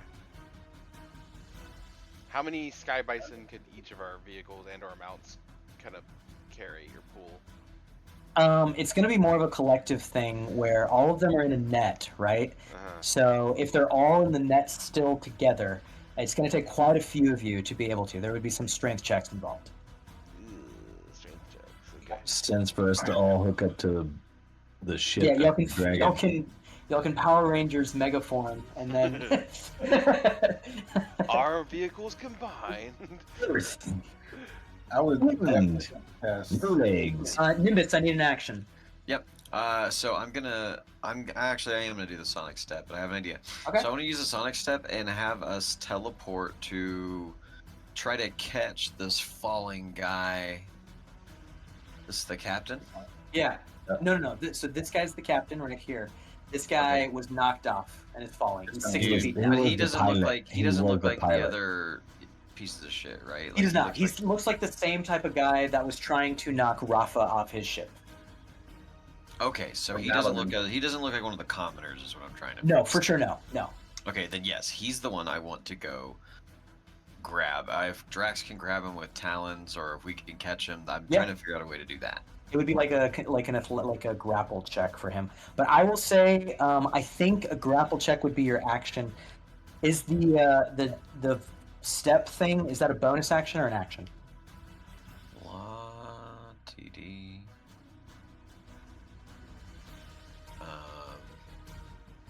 You didn't type it in. Great.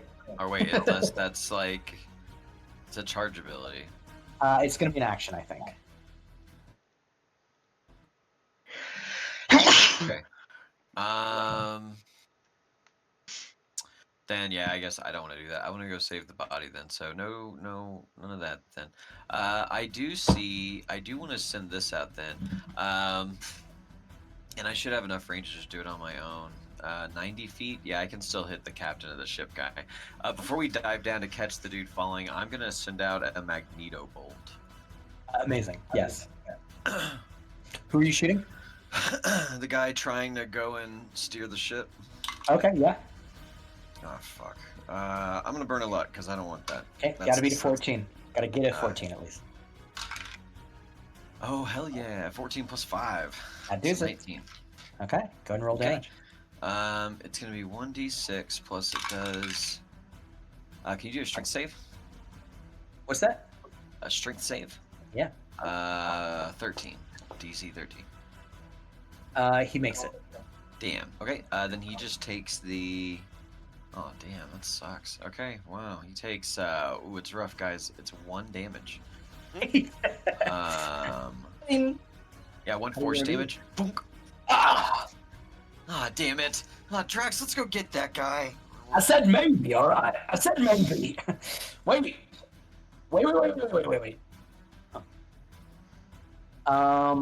It is gonna be the outlaw minion's turn. Do I need to do an action or a grapple to catch that dude? Oh, yes. Yeah. I think he will willingly let you grapple him because he's falling to his death. Okay, so Drax is gonna claw him, like grab his arms and. Like, by his eye holes. Yeah. That's all my movement, but I think I'd be flying kind of towards the prisoner grabbing ship of my friend. Okay. Yeah. I got a jail cell for his squishy ass. I got one. Oh fuck! What are the names again? I got one for you, Chamber. Hell yeah! I'm Bring gonna him over to the grinder. Use the restroom real quick. I'll be right back, boys. You hear that, man? You gotta go to the grinder. I've got this awesome chair with a drill. It's so cool. Josh, where's the outrageous voice on this character? Like, it's just you. I didn't want to do a voice, but I am trying to make him overly emotional. But so far, the only emotion we've had is there's a battle happening. So I'm feared, yeah. I'm feared. I'm feared. Okay.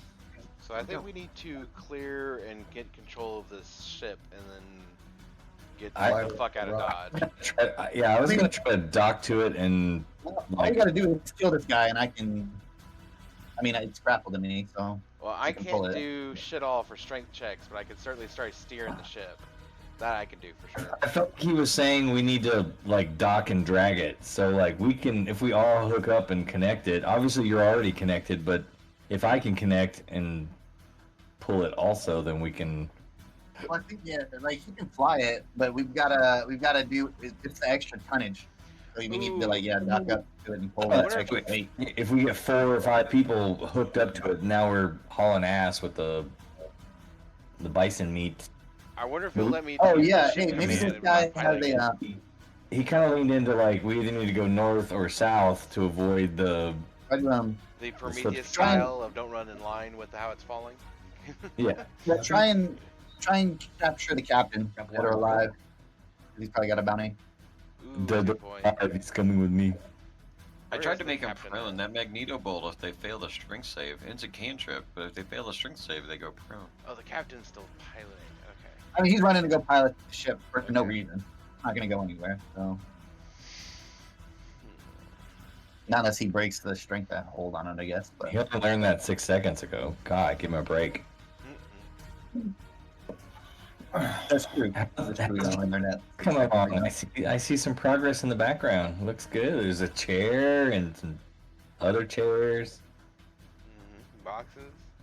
Some OSB. Yeah, my father-in-law is here, so I think we're gonna try and do that. Rudimentary sketch. Oh yeah, yours. Yeah. Obviously, I can answer questions because I was like doodling on paper and taking pictures. Let me look at it again. Hold on. This We can do that later. Hey, David, did any of these guys, like the one that Drax is grabbing, or the captain, are they known bounties that we would have known about? Give Or me we a don't know? history check, because you might know about him. History check? Yeah. My intelligence is saying they look stronger than these other guys. Yeah.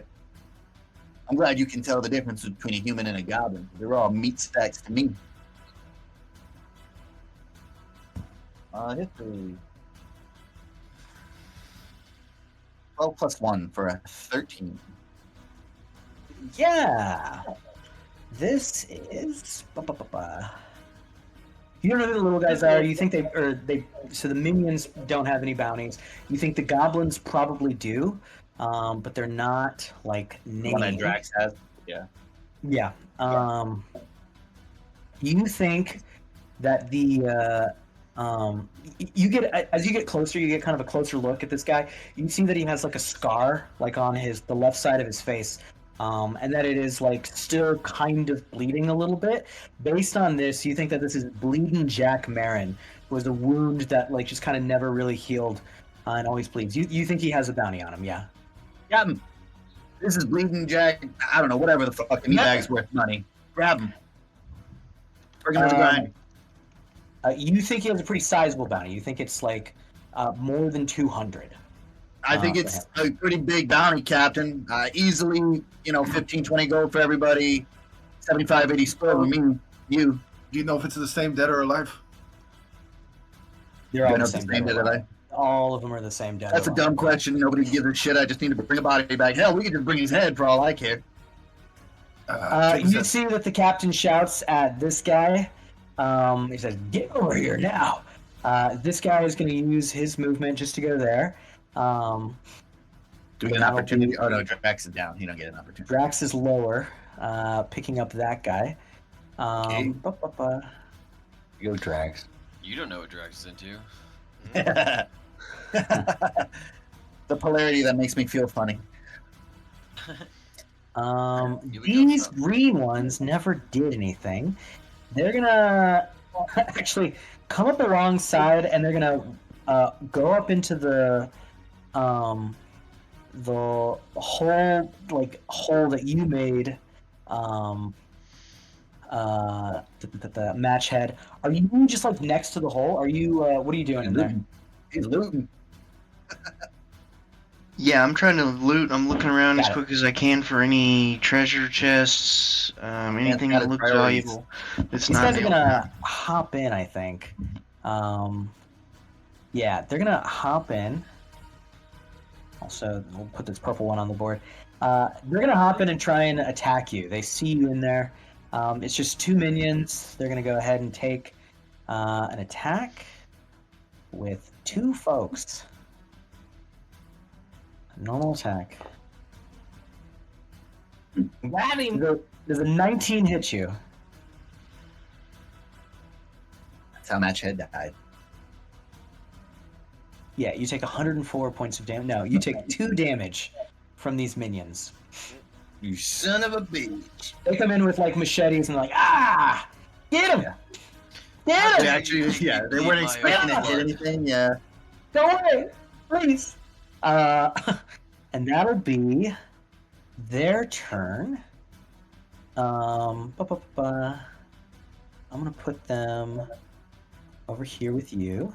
I think the only other minions. So these outlaw minions. These guys are gonna fly over towards you,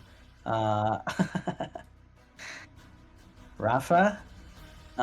Just because you're on their ship, they don't like that. They're gonna go ahead and make an attack against you.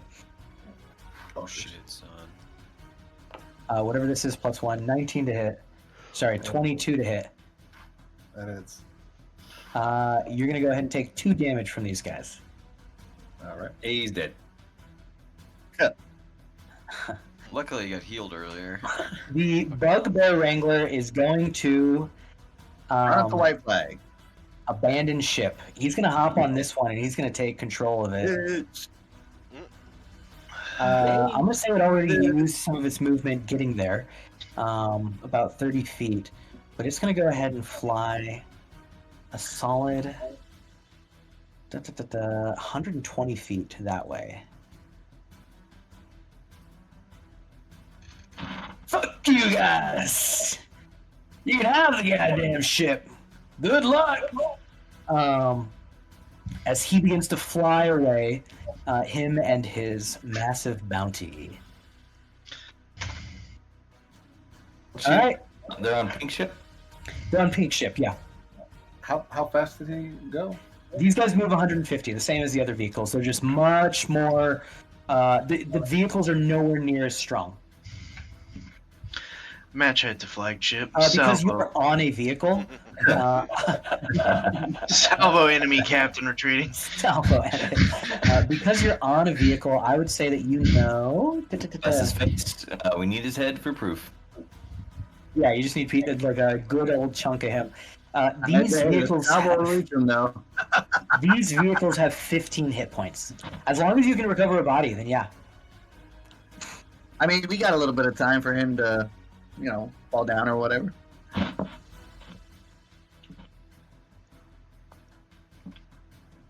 Yeah, you would. Yeah.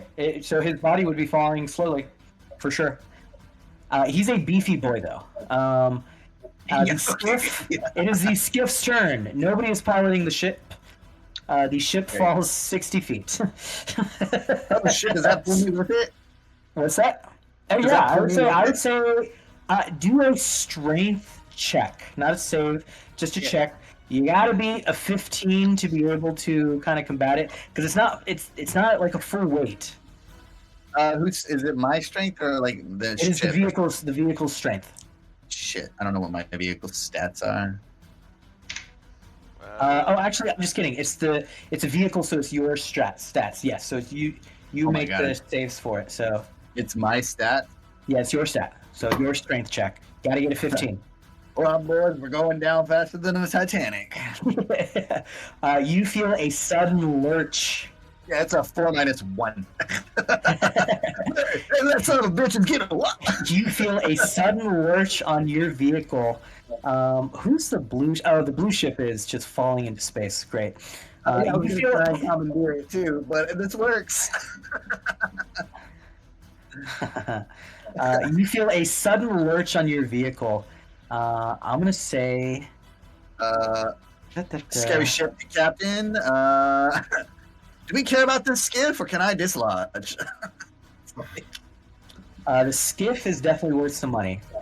I mean, it's damaged, And but it's pulling skiff all is the worth some money, and it's attached to all the bison right now. Oh, hey, hang on, wait. Did the bison help me keep it afloat? They sure don't. Fuck these bison. All right, Cam, I'm cutting the bison loose. No, you're not. Belay that remark. Cam's not here, goddammit. I'm not vessel on the cap. We're cutting it. Yeah. Do what you got to do to save the merchandise. Yeah, I will. Me and other Warforged. Aye, Captain. I'll save us all. Who's that piece of Pete? Why don't we? Pete, Pete, pickaxe. Pete, come save us. Yeah. Come fly this ship. I'm going for the ship, but Okay. if you have a ship, There you is can burn one your bad guy charge falling in space. and double your movement. David, but you said that this ship was going slow with all the bison. It is going slow with all the bison, but falling still happens at the normal. But No. the storm is definitely going faster than this ship was, right? For sure, going faster than that. But we can, if we hook up to the ship, we can drag it, pull it, with its own propulsion, outbeat the storm, right? You think so? I mean, there would be some checks involved. So but you're you could saying we all probably- get yeah. behind and push until we can get it into gear? Or basically attach to it and drag it. But I kind of, David, I don't know my ship as well as you do, so You can fly I'm 150 feet. That's Or it. you can, I or thought you you said can, 180. you I can thought use a said charge. 180. You can use a charge and you can go 300. That's Okay. what I was trying to ask you earlier. So you can get to the purple guy. I want that. I want it. I want it. I want it so bad. I love seeing a pig just fly through. Yeah. Sick. Everybody that's on the main boat, you just hear this like flappy noise of paper, just like just going by or screamers. Or no, yeah, just where the fuck is he going? Yeah. So I want to try. You know what I do? I grapple bitches. What happens if Grapple. What happens if they're prone? Like if I hit one and it goes prone? You'll have advantage on the attack, but it just uses half of its movement to stand up. Like the vehicle still flies at the same speed. Right now, the Okay. Bugbear Wrangler is flying the vehicle. Okay. And I'm gonna take everybody to where the action is going. Get I like this. I was really fucking wondering how this fucking mechanicals work, and I can't Yeah. believe you Yeah, figured out I how to make love it work. this whole multiple Yeah, this tiers is of view. yeah, it's so fucking weird. I don't know He how you sees- did all this shit. He sees you, like he sees over his shoulder. He sees you streaming after him with. He hears the flaps of So the many streamer, flaps. the jostling of something tasty inside. As you fly up next to this thing, he says, "Damn it! Get So off of then- here!" So if he falls prone, he's no longer driving the boat, and so He is still then- driving the boat. He's still mechanically driving the boat, even if he's prone. even if he's prone. You would have to move him from his position for him to not be driving the boat. Ram him. Okay. Ram him. What happens if I ram him? You knock him off. Do you God, have he's do you have something that can ram him? I don't know. any of He's this got, shit. he's got My- physics. New my- law. Amos, what did you root- attach? Did you attach the Stormprow thing? My original plan was to ram and Yeah, you leap on absolutely board, have or it. to leap on board Yeah, and yeah. like I Yeah. wanted to hit. I wanted to fly as fast as here's how I wanted my You- character design. yes. And I wanted to fly as fast as possible to Yeah. hit everything I could, and then so that I can get on board and grapple and toss. Yeah, Like, I'm gonna that's- find I the would- thing that you have. I don't would know love whether to- Oh, the also, Matchhead, make sure. I believe that your vehicle takes half the damage that you dealt with the charge. So make sure you take that damage. And then I'm gonna pull up the thing that you have, Reggie, just so you can see it. question. So if I just want to understand, if I was to grapple him and like he's grappled, he's pinned. Uh-huh. Doesn't grapple mean he has 0 speed at that point? He has 0 right? speed. Yes. He does. So, The like, vehicle but does. also the ship just keeps driving. The vehicle keeps driving. Yes. Like he's able to like, unless you move him away physically from like the steering wheel or whatever, he is still driving. Yes. So I would need to grapple and then just move 5 feet back. Drag him 5 feet back. Yes. Okay, yeah. Nobody's okay. driving it. Yeah. Here. And let then me is show it you. fall? What Is it I free think fall or is it I just think- like? there is a decent chance he would be in free fall if you're not grappling him and like pulling him onto your ship, essentially. Yeah. So my plan, I want him. I feel like I want the bounty. This is what I. Can we- So Okay. I'll just tell you what I want to do. I want to fucking try to grab him, and then I want the bounty. So whatever I got to do that, Great. that's I'm gonna do. Que- It. I'm Question, putting this David. in. Yes, go ahead. So Stormprow does Yeah. half damage. Hullbreaker does not mention the half damage. It does not do half damage to you. Yes. So it's only the Stormprow damage. Okay. Okay, All right. so I have put this into general, Reggie. You have Stormprow. For every 30 feet you traveled in a straight line, you deal 1d6 damage as long as when you crash into something. You traveled 300 feet. So Uh, 10d6. I Yes. think you can just go right through this ship. Like, Yes, so like it just explodes. There's no Battering grapple pinata. required. you do have to make a melee attack. You do have to make a melee attack in order to hit it. It has a. I will let you know the armor. Are you aiming for the guy? Or are you aiming for? I will let you hit smash into the guy. I would So you also- can try and like squish the guy, or you can try and hit the ship. I would also point out, Casey, the average is 35, Yeah, you're good. and you will take half of You whatever. will take half of the damage. And the ship only got 15 hit points. The ship has 21. Your ship has 21. Their ship has 15. I can take it. So I can For sure, yeah. It's completely paper agree. mache. Are He'll you, be are you fine. going to go for the guy, or are you going for the guy, or are you going for the ship? So if I hit the ship and kill him, like if he's squished and I just like take some DNA out, we're Well, good. doesn't he have the other attachment that can half the damage? Can he just activate No. his armor plating into that? It has to be from like an enemy, like it's you like dodging a thing. You know, I'm gonna avoid that just because I feel like that's crazy. Okay, what if? how would this work? Hold on. You- But mechanically, he doesn't have to do that from his starting position. He can start that later on in his movement, correct? The Yeah, last- you don't have to do the full damage. You can like slow down and then pick up speed. But I mean, if you can do 10d6 damage, you should fucking. That'd be a bitch. What are you, a coward? Yeah, dude, having a fucking pinata. Ram this mother, like bust this candy on this motherfucker's ass. Blow candy You all doing? over him as he's like. Yeah, dude. What do thinking you about want his to do, decisions. Reggie? Dump your load, man.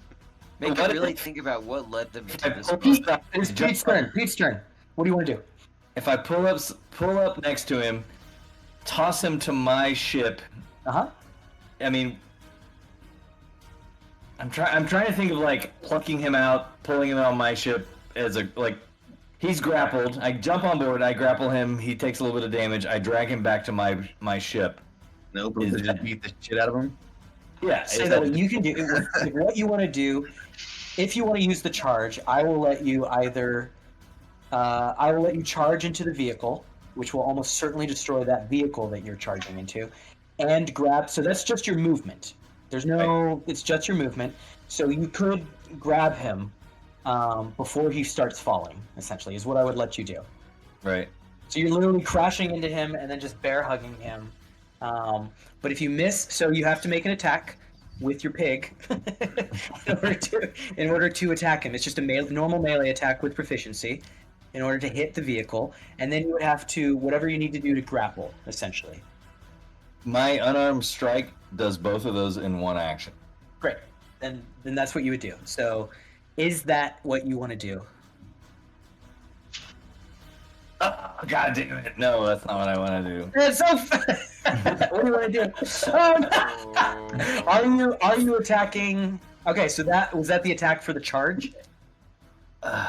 Yeah, that would have been the. He sees you coming at the last second and manages to veer out of the way. Your ship, instead of careening directly into him, you're just like you like skid like next to him. Y'all are going neck and neck.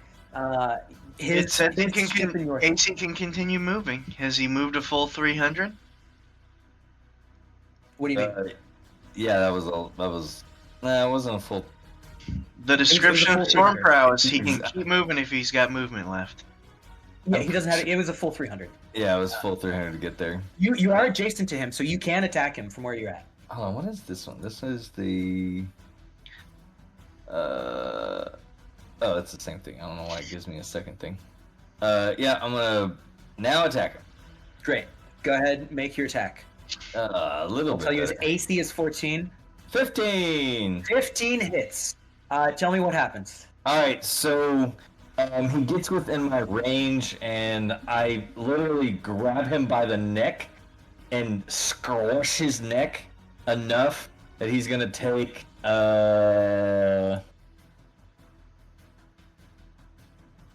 a whole lot, 5 damage. Like I basically just scratch his neck. Does that kill him? No.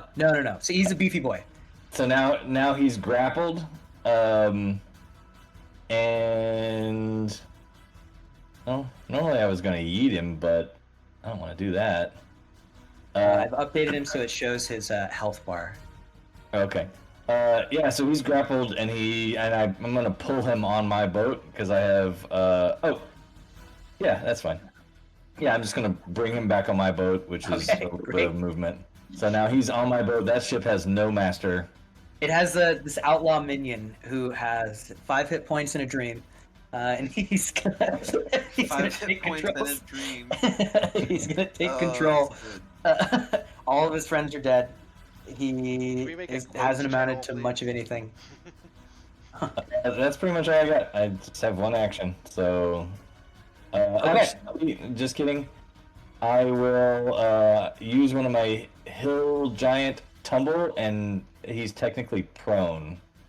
So he's grappled and prone. Okay, great. Good. Okay. That's it. No, perfect. That's a hell of a turn. You've got a at least 200 gold bounty on your ship. I will tell you that this is a beefy boy. He is currently under battle fury. I will show you what that does. He has multi-attack. He has 20 hit points left. He has a +5 to hit. Each hit does 1d6 plus 3. So he's capable of dealing some damage at level 1 for sure. Okay? If he hits both attacks, it's gonna hurt. All right. It is the Goblin Raider. I believe one of them is falling to his death. This guy is now. No, one's been grabbed by a And dragon. then one of them has been grabbed by. Oh yeah, the other guy's fucked. Yeah. I am gonna go ahead and make an intelligence check for this Goblin Raider. I'll give him a 50-50 shot.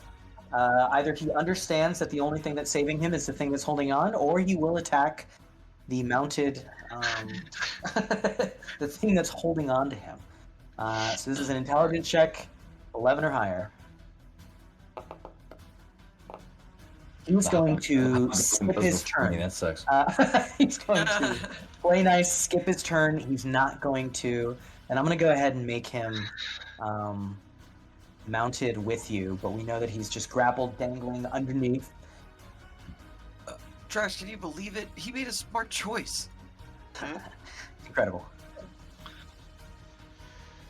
All right. Okay. Oh, you talked to Drax. That's right. He sure did.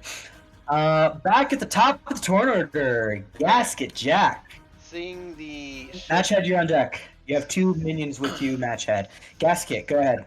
seeing the ship lurch down, I'm going to immediately jump, and seeing that there's the whole top of it's empty, I'm gonna bum rush to the ship and land on the ship. And so Okay, I can great. immediately take the controls.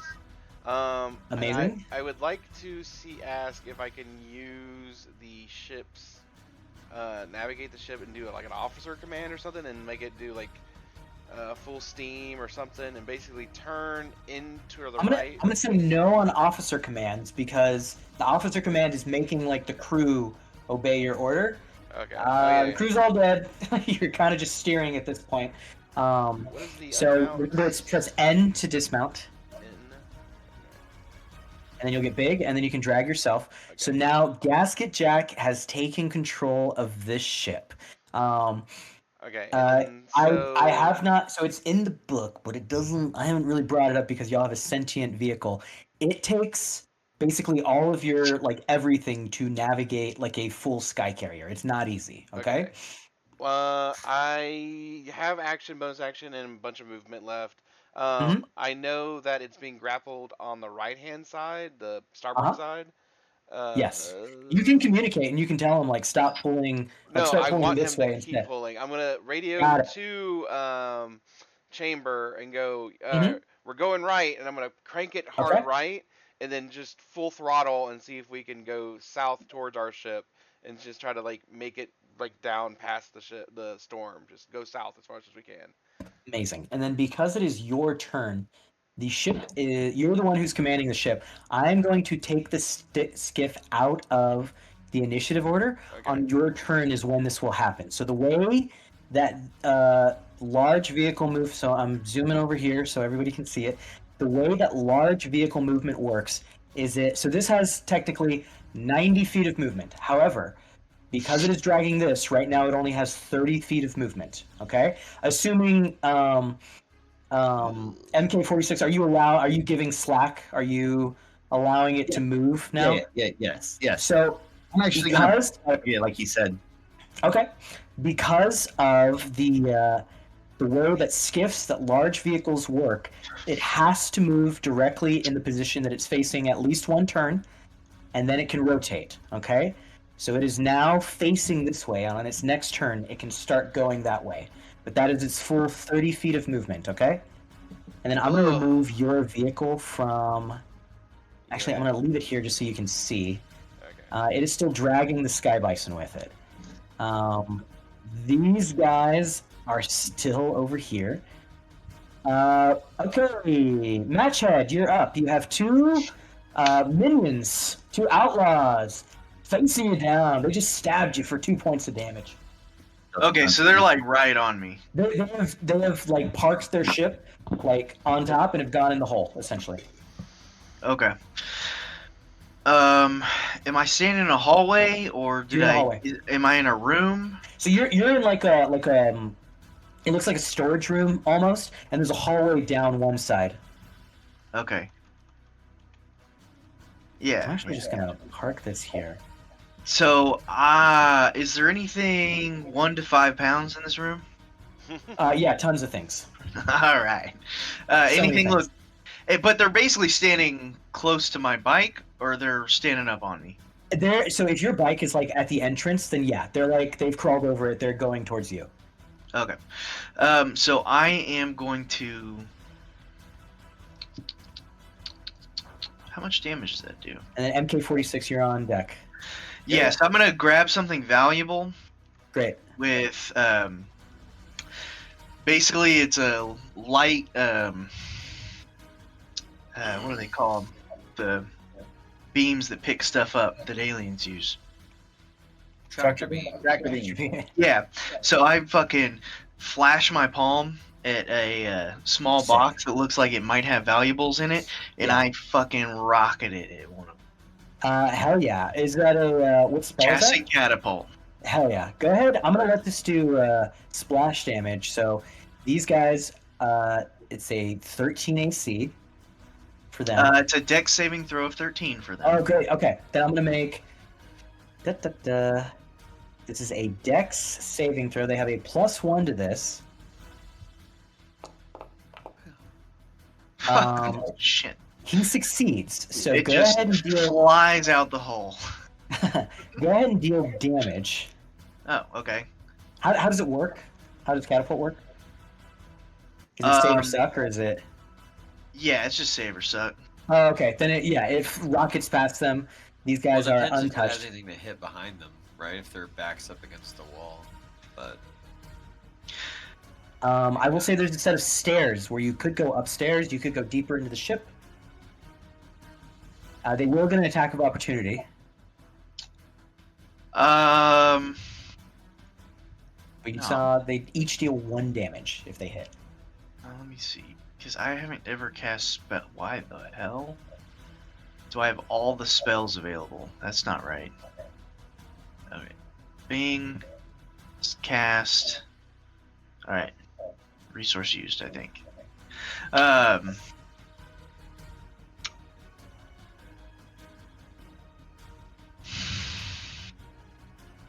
Because I really need to get out of the ship and start help moving this whole dog and pony show along. You can absolutely remount Yeah. Fuck 'em. and then just back out. And Yeah, bug 'em. Take the opportunity to do damage.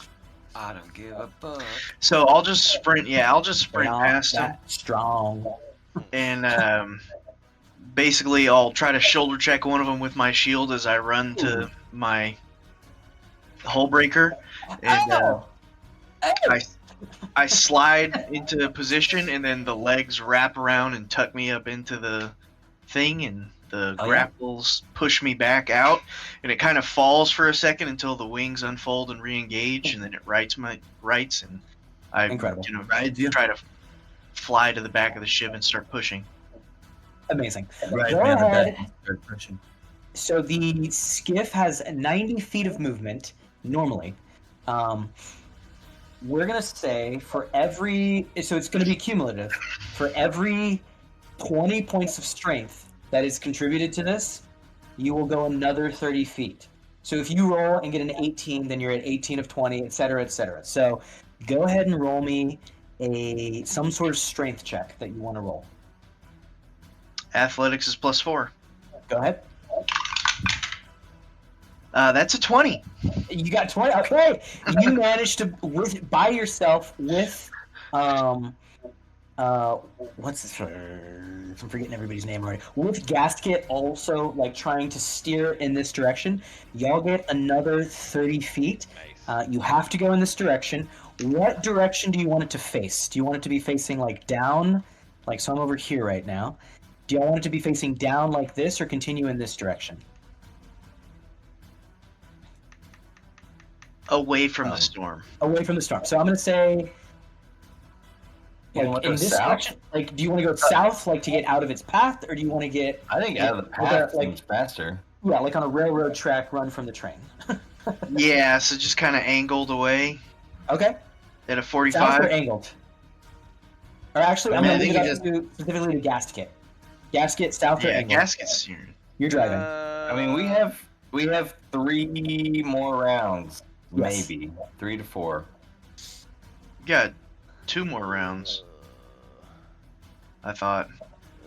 It's like, so it moves 180 every turn. It is flying. It's gonna go. If we don't go south, This now Yeah. we Whatever the won't make fastest it. way- yeah. Let's go straight. All right, I've faced you south.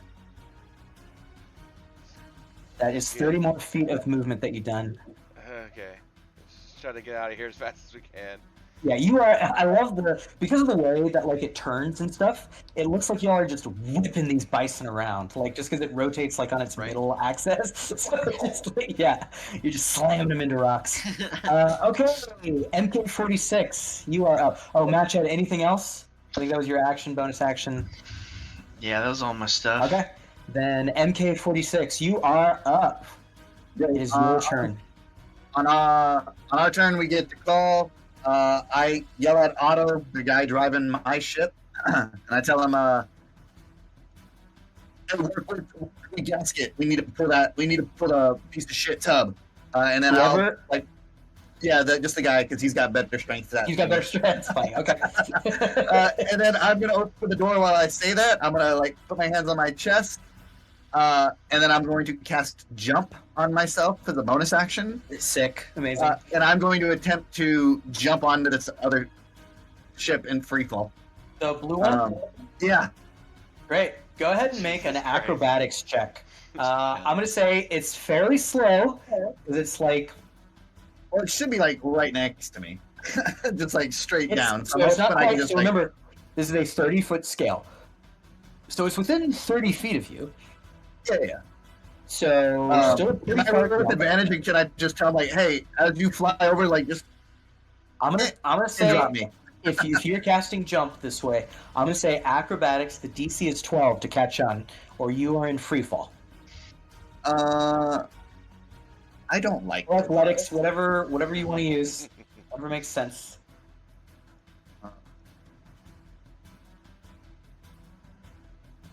What does jump do for me? It's 3 You can times definitely make your it. thing. Yeah. So You, have- say that until I roll like a 3, and then I'm Mhm. dead. No, you're floating with someone has to come grab you. For Yeah, somebody has to get you. You're you fine. have like what 3 to 6 rounds before you. Also, it's flip like into- falling next to you. Maybe you can swim your way over there a little bit. I mean, all right, fuck it, why not? Yeah. So I don't speed get any advantage of this. This guy can't. No, fucking of jump. course you don't. You're jumping off a ship to another ship. What are you talking about? He can just fly over it, tilt sideways, and I can literally just fall down on it. And give me a check. What check? What do you want? Acrobatics, athletics, whatever you would use False to try check. and catch on to this place, to this other ship. But no advantage for. I- It's going to be disadvantage if. Okay. Oh, we're fine. It's a 12 plus 3, I You think. got it. Okay, I am. So you can go ahead and click N on your Yeah, character, 15. and then Oh, you can fuck. click M on this blue one. Yeah, hang on. Let me do the zoom in, zoom out. Where the fuck am I? Oh, well, you. Okay. N. Where's the blue one at? It's You over took the blue one here. off. Oh, it's It's over to, here. no, it's to the right. It's to the right.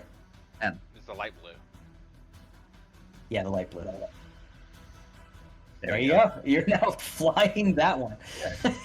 Yeah, great. So I that's don't know my. how this would go, but this is going so much different. Amazingly well. Yeah, We're just stealing all y'all their are doing shit. much. I should have thrown in 100 more minions, honestly. Y'all. I can't click out now. so you know. What do you mean? What can we say, David? For Like, the most I'm right part, clicking and I can't click out. Oh, because I probably don't have, I don't know, vision or something over here. You now? should I have don't know. vision still. What just can we drag say, if David? It's not working. most of us are well-oiled machines. Well, okay. It really takes one psychic damage. I'm a That's mostly combo wrong drop. machine. It is your ship's Emotional turn. damage. I can't do anything. Where's the sound? It is the skiff's. Emotional damage. It is your vehicle's turn. And then did Okay. did I What's still that? have movement or no? I'm gonna say so. It takes half of your movement to mount, and then half of your movement to dismount. I'm gonna say yeah. I'll let you fly a cool 90 feet with this bad boy. Are you able to Alright, see over here? No, I can't and see it then off. move the But I blue? would, You I have to would immediately unselect. start. So make sure you unselect, and then I'll move I it. tried. I can't click off. I'm gonna move it 90 feet just that way. I'll try and like meet up. with Instead of this clicking in the off, try middle. dragging like you're gonna select stuff, You don't have the Like ruler elsewhere. flipped, right? and then Oh, make yeah, sure you don't have there the it is. ruler selected. Oh, we got it. Yeah. Yeah, okay, we figured it out. Yeah, we We got it. got there. Yeah, I would want to fly like kind of like yeah. So that me and this ship kind of meet in the middle and help pull.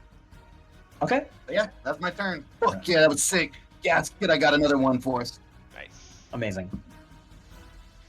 I will. If you think you will not make it out of the storm, I will offer another option that is bold but could potentially work. Maybe. If you can't get out of this thing, there will be. You can like essentially just like sink and try and go straight down. However, there will be lightning like underneath it, like until you essentially land. So that's an option. Just throwing it out there. You would have to get down 300 feet though.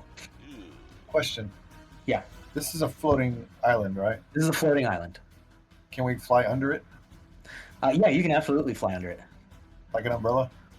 It's like an umbrella, but this thing encompasses it. This thing is taking up the entire, like it's 600 feet. So it's 300 feet up, 300 feet down. It's like rolling throughout the entire Driftlands, like this whole thing. Can we use full speed ahead to get our ship out of the way? Yeah, you absolutely can. You should be able to drag it, I think. Screen north, what's the white cloud? Is that just environment? That's or a is normal cloud. That's a cloud, yeah. How much So is full if- speed ahead distance? Full speed ahead is 90 feet. Wait, you said that our ship could pull the ship? Potentially, if it goes that way and pulls it.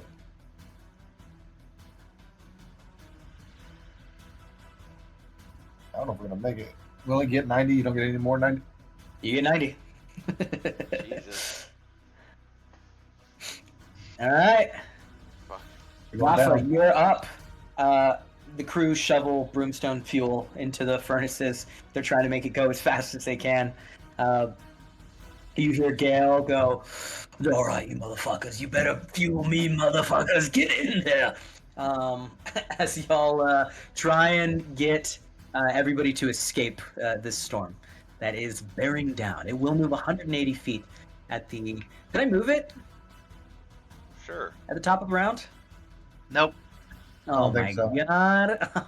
Okay. All right. Y'all are in a much more dire. There's 30. How much extra speed would we get if we dumped one of the things at Bison? You probably get another 30 feet if you dump 50 bison. Oh, I've got an idea. I'm gonna try. I'm gonna try to add that skiff to the back of the ship too. Okay. So these guys are human. Say that again. I'm sorry. These guys are human. Correct. It's right next to me. Okay, Yeah. would it be an free action? Try to persuade them to help get the bison. No, I'll let you do that. All right. That's where the storm is currently. It is right there. You can Yeah. hear it now. The wind is whipping. You hear energy crackling within this Maker's Storm that is heading your way. What do you want to say to these terrified people? Also, who are you talking to specifically? Oh, these guys that are just next to you. Yeah, that are attacking Yeah. you. Go ahead. Yeah, Give me I'm basically telling them. sit in character. Yeah, hold on, I'm trying to think of it. if you guys don't wise the fuck up, help get these bison out of the storm path, you too will be sucked in.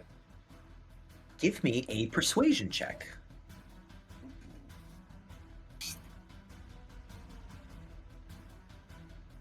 Oof.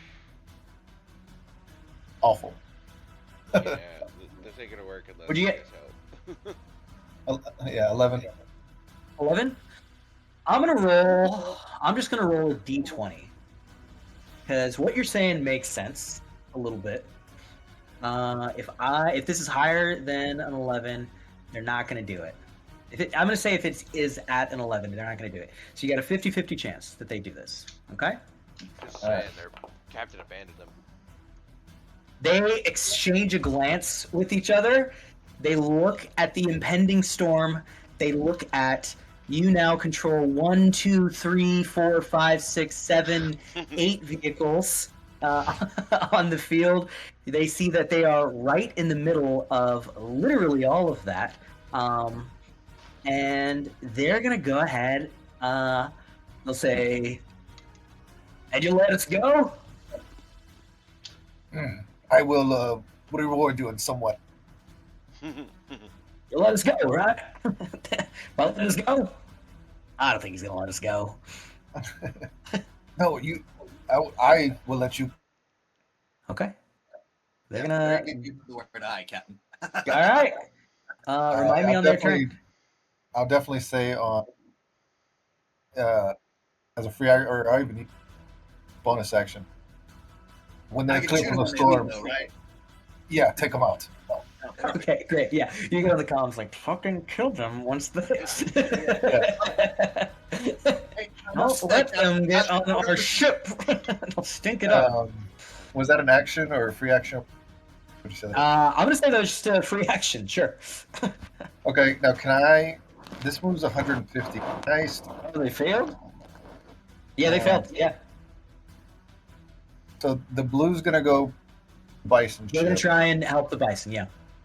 Can I go pull our ship? Yeah, for sure. If you go 150 and if you're there, I don't know if you're there yet, though. Can I use a charge? Does it have a charge? These do not have charges. So you can only get 150 with this bad boy, which I don't even know if that gets you out of It doesn't. out of the storm. All right, another 180 feet at the top of the round. Remember that. Nimbus, you're going to be up. Okay. Hold on, I still got my 2. Right? What's that? Yes. Yeah. I think I have to go north. I'm so far out of it. Can he dash? Man. He cannot dash while you're not mounted. You can use it. I will say if you use the bonus action, it can dash. Okay.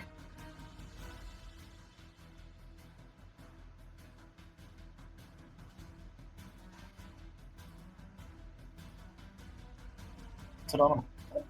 Oh, are you trying to move the red one? Trying to move the red one and my. Oh, okay. Ping where you want to move the red one. I don't think you'll be able to move it. Just 150, wherever that is. Okay. I don't know. Sure. There. And then I want to move him 180. You should be able to move him. I'm not sure why. Make sure you're not on the ruler. Yeah, I'm not. It's not my turn. Oh, it looks like you moved him down 180. Not sure why. Oh, it's not your turn. I'm so sorry. Yes, go ahead.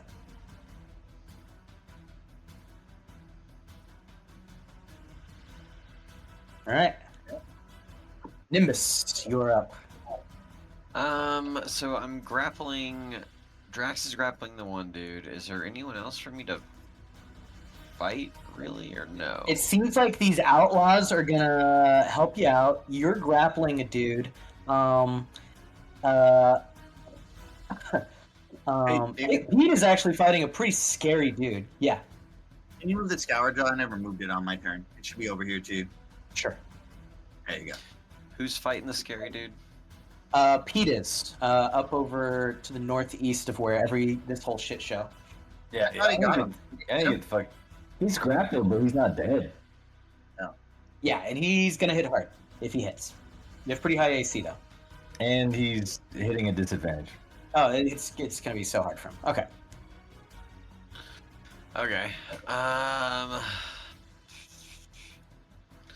Then yeah, I Alright. guess we would. I kind of want to come help you, but we're still grappling that stupid dude. You better get the fuck out of there.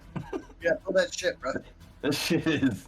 Like, I'm trying to decide if I'm gonna go. Okay, I what think I go- might I have to go don't- okay, north because I don't think before I I can was do it. even So thinking about helping him, I don't know what Drax can do to help the ship move faster. You can drop. You can like if you drop the guy. I'm gonna say you have to drop the guy in order to essentially grab onto the ship. Can you just move and drop him off on the scour, Joe? Yeah. You do, I think, have enough movement. Yeah. But I'm gonna I've say been then because that's 120 feet, so you would have to. It would have to use its action to dash, so it can no longer grapple the ship and like drag it. So it's gonna be either you drop him off at the scour jaw, and then go to the ship, or you go to this, drop him, go to the ship, and then grapple it and try and drag it another 30 feet.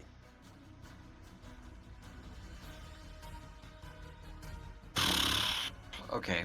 Uh, I mean, well, shit. it's hard to tell. All right, because well- we may have 3 rounds. I would think that. I think Nibis honestly would care more about the bison and saving the bison. It is. If you save all the bison, it's 300 gold. You don't know how much this guy's worth, but it's not 300 gold. Sure. Yeah, it's Oh, probably damn worth it, trying. Josh, we really gotta get this ship fixed. We gotta get him out of the footstorm. Just drop. You just drop the that goblin. guy. Yeah. He begins falling to his death. Bye, buddy. Okay. Drax, grab the front of the boat, and just start flying that way. Amazing. And Go we'll- ahead and give me a strength check for Drax. Oh, strength, dude, it's like Yep. so high. Yeah, you're a Arcana caster or whatever. Yeah, my arcane caster. What'd you say it was? I got a 14 plus 0. It's 14. Okay. We're going to keep track of that. You are at 14 right now. The ship does not move. However, every time you get another 20, it'll move 30 feet. Oh Jesus. Okay. Okay. So you are pulling. And then as far as me, he's way too far away, so I don't think I can shoot anything at them. At them? Wait, you said it's You're like here now. So how far is that though? they're 180. You can absolutely shoot at them. So you can shoot at the guy that he's grappling. Dude, you're right, I totally could. He's 180 feet. He's 180 feet. so he's disadvantage. It would be disadvantaged because he's prone. Oh shit. Okay. There's another guy in the boat. You could shoot him. Which other guy on the boat? There's a guy in the pink boat. There's a minion on the boat. Yeah, there's. I mean, I wouldn't waste my effort on that if you got something else to do. I mean, I'm just I gonna would take go a after shot. the Wrangler. He's the beefy boy. Yeah, I mean that's what I'm gonna try to Oh, do. It may not be Okay. the best range, but we're gonna shoot it. His AC is 14. You are shooting at disadvantage.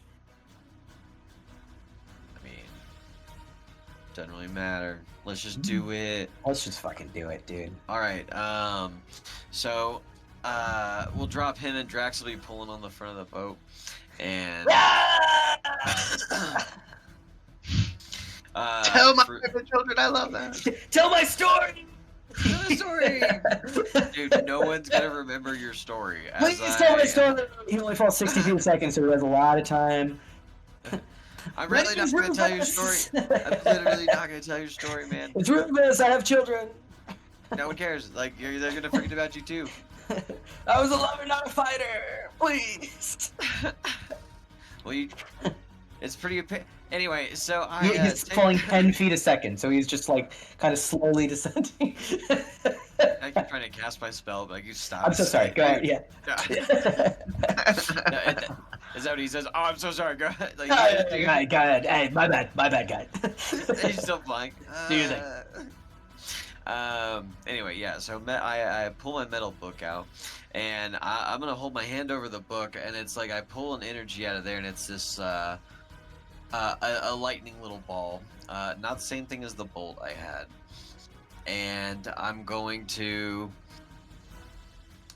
with Drax's help, like charge up a little bit of energy and shoot that out at him. And I'm gonna try and cast Chromatic Orb. Oh, sick. Okay. It's got a hit though. Can you throw it in chat for me? Chromatic Orb. Yeah. Yes. Thank you. Wait, is that popping up for you? Oh no, do I have to?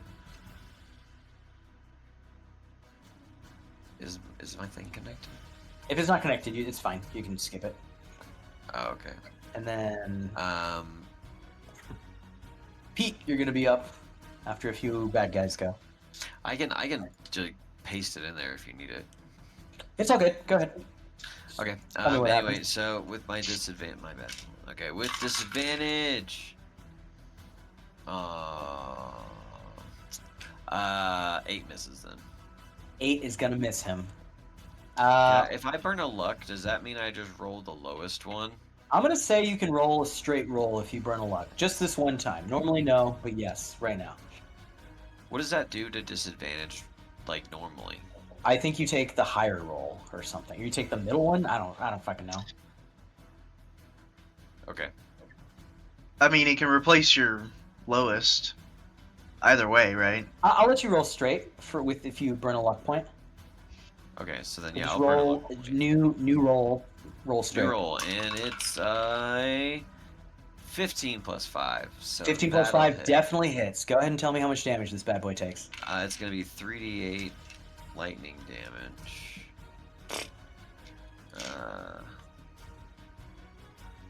Oh my god, of course. Only 7. 7's pretty good. I know, but I rolled a 2 and a 1. And He a is 4, at half so health. He has 13 hit points left. sick. That is all I can do though. Geez, I said I would. Yeah. Stop it. Hey. Outlaw minions. This guy is going to run for his life. He's gonna run at a bad angle. Get him, He Pete. can't go. I got the main guy grappled. Not the main guy. The other guy's on it. He's flying away. He's leaving his bots behind. The minion. Oh, so I minion. just have him on my boat? Yeah, you have him on your boat. Yeah. Okay. Yeah. I figured you dragged him off, is what you said. Yeah. So that he couldn't fly. So the other guy took control. I'm just making What? sure he's weak for you, Pete. You get him. Do I get an opportunity attack? Yeah, sure. I grapple him with my other arm. You can. Yes. Yeah. Don't have advantage. Does a 13 hit? A 13 just hits. That is his AC. Jesus Christ. Grapple that bitch. Double grapple. Now we're doing it. So it's Now now. we're doing the thing. I really like this image of him just in between two. He's just holding him up. Like, I'm gonna say that he was planning on gunning it, so this ship just flies 150 feet that way, and he gets yanked off of it. It flies away. I like the idea he jumps behind the seat and goes, yeah. And I'm like, Oh, shit, which Mike. which guy? It's the blue guys. The blue guys are going to get their own cell now. Because they're going to fly. Let's see. They can't quite get to the ship. Did my guys ever come out and get on their ship? I totally forgot about them. Sure. Yes, they do now. What else are you working on, David? I don't understand why can't you do this. So they'll go out, get on the ship. You are pulling at the ship. I think they're gonna go and attack. Actually, they see what's it called? Guys, Oops. They're gonna go ahead. They're gonna take a swing at you, Gasket. They see you captaining their ship, so they're flying on their smaller ship, taking a swing at you. The outlaw minions. Fucking bitches. Absolutely. Oh my god, this is huge. It's a 9 hit. No. It's huge. Okay, that's what they can do. Doing so good, minions. Doing so good. Minions are not strong. Okay, Bugbear. So he has disadvantage. Is that what it is? That's his disadvantage. Okay, he's gonna go ahead and try and attack you from disadvantage. He has 2 attacks. Boom. Disadvantage. Nat 1. So he's gonna go ahead and smack himself in the face with his hand axe. And then disadvantage. Ooh, These are pretty good. 19 to hit. 19 hits. Oh my gosh.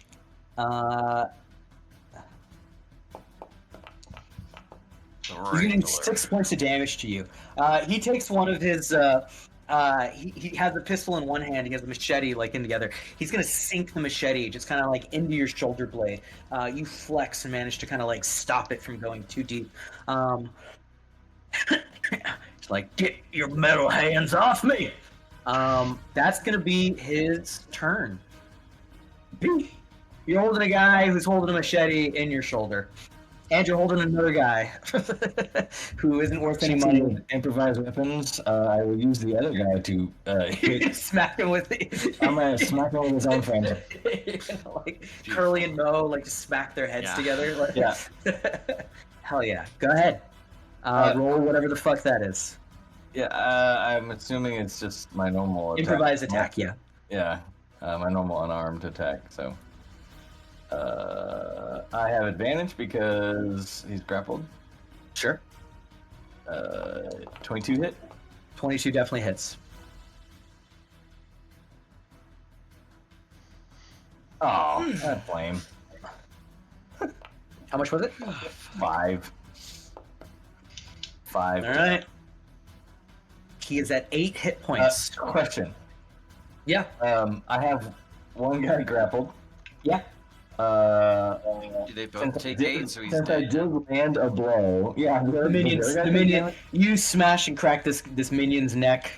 He's definitely dead. That was my question was like, when I land an unarmed strike, I get to push, and I was just gonna like push this guy, like basically whack him, and then just like. You can for sure. You can for sure toss him, just like off. Yeah, because now I can use a weapon that's a little bit bigger. Okay. The Goblin Raider, I think the only one remaining is the one that is dangling. He's going to skip his turn again because he passes the dangling. I will move as much as I can absolutely move south. Which I one's think- dangling? Did you Wait, which one was dangling? had you used a Yeah, charge yeah. during the first one? I Reggie? used one charge, yeah. Just one charge? Yeah. Okay. You have another charge. Yep, by charge. Okay, So you can go 300 feet. 300. Yeah.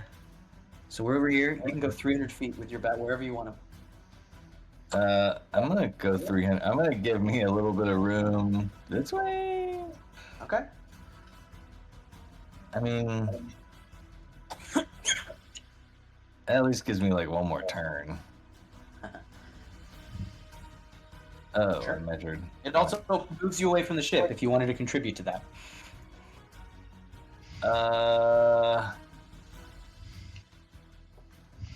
Yeah. So you're saying I can move there and then? Oh, I You can't. could try and help the ship once you deal with this guy. Once you're not grappling this guy.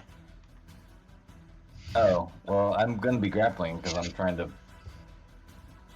beat him out of his brain. Why can't I? What's wrong? Why can't I grab? I can't move.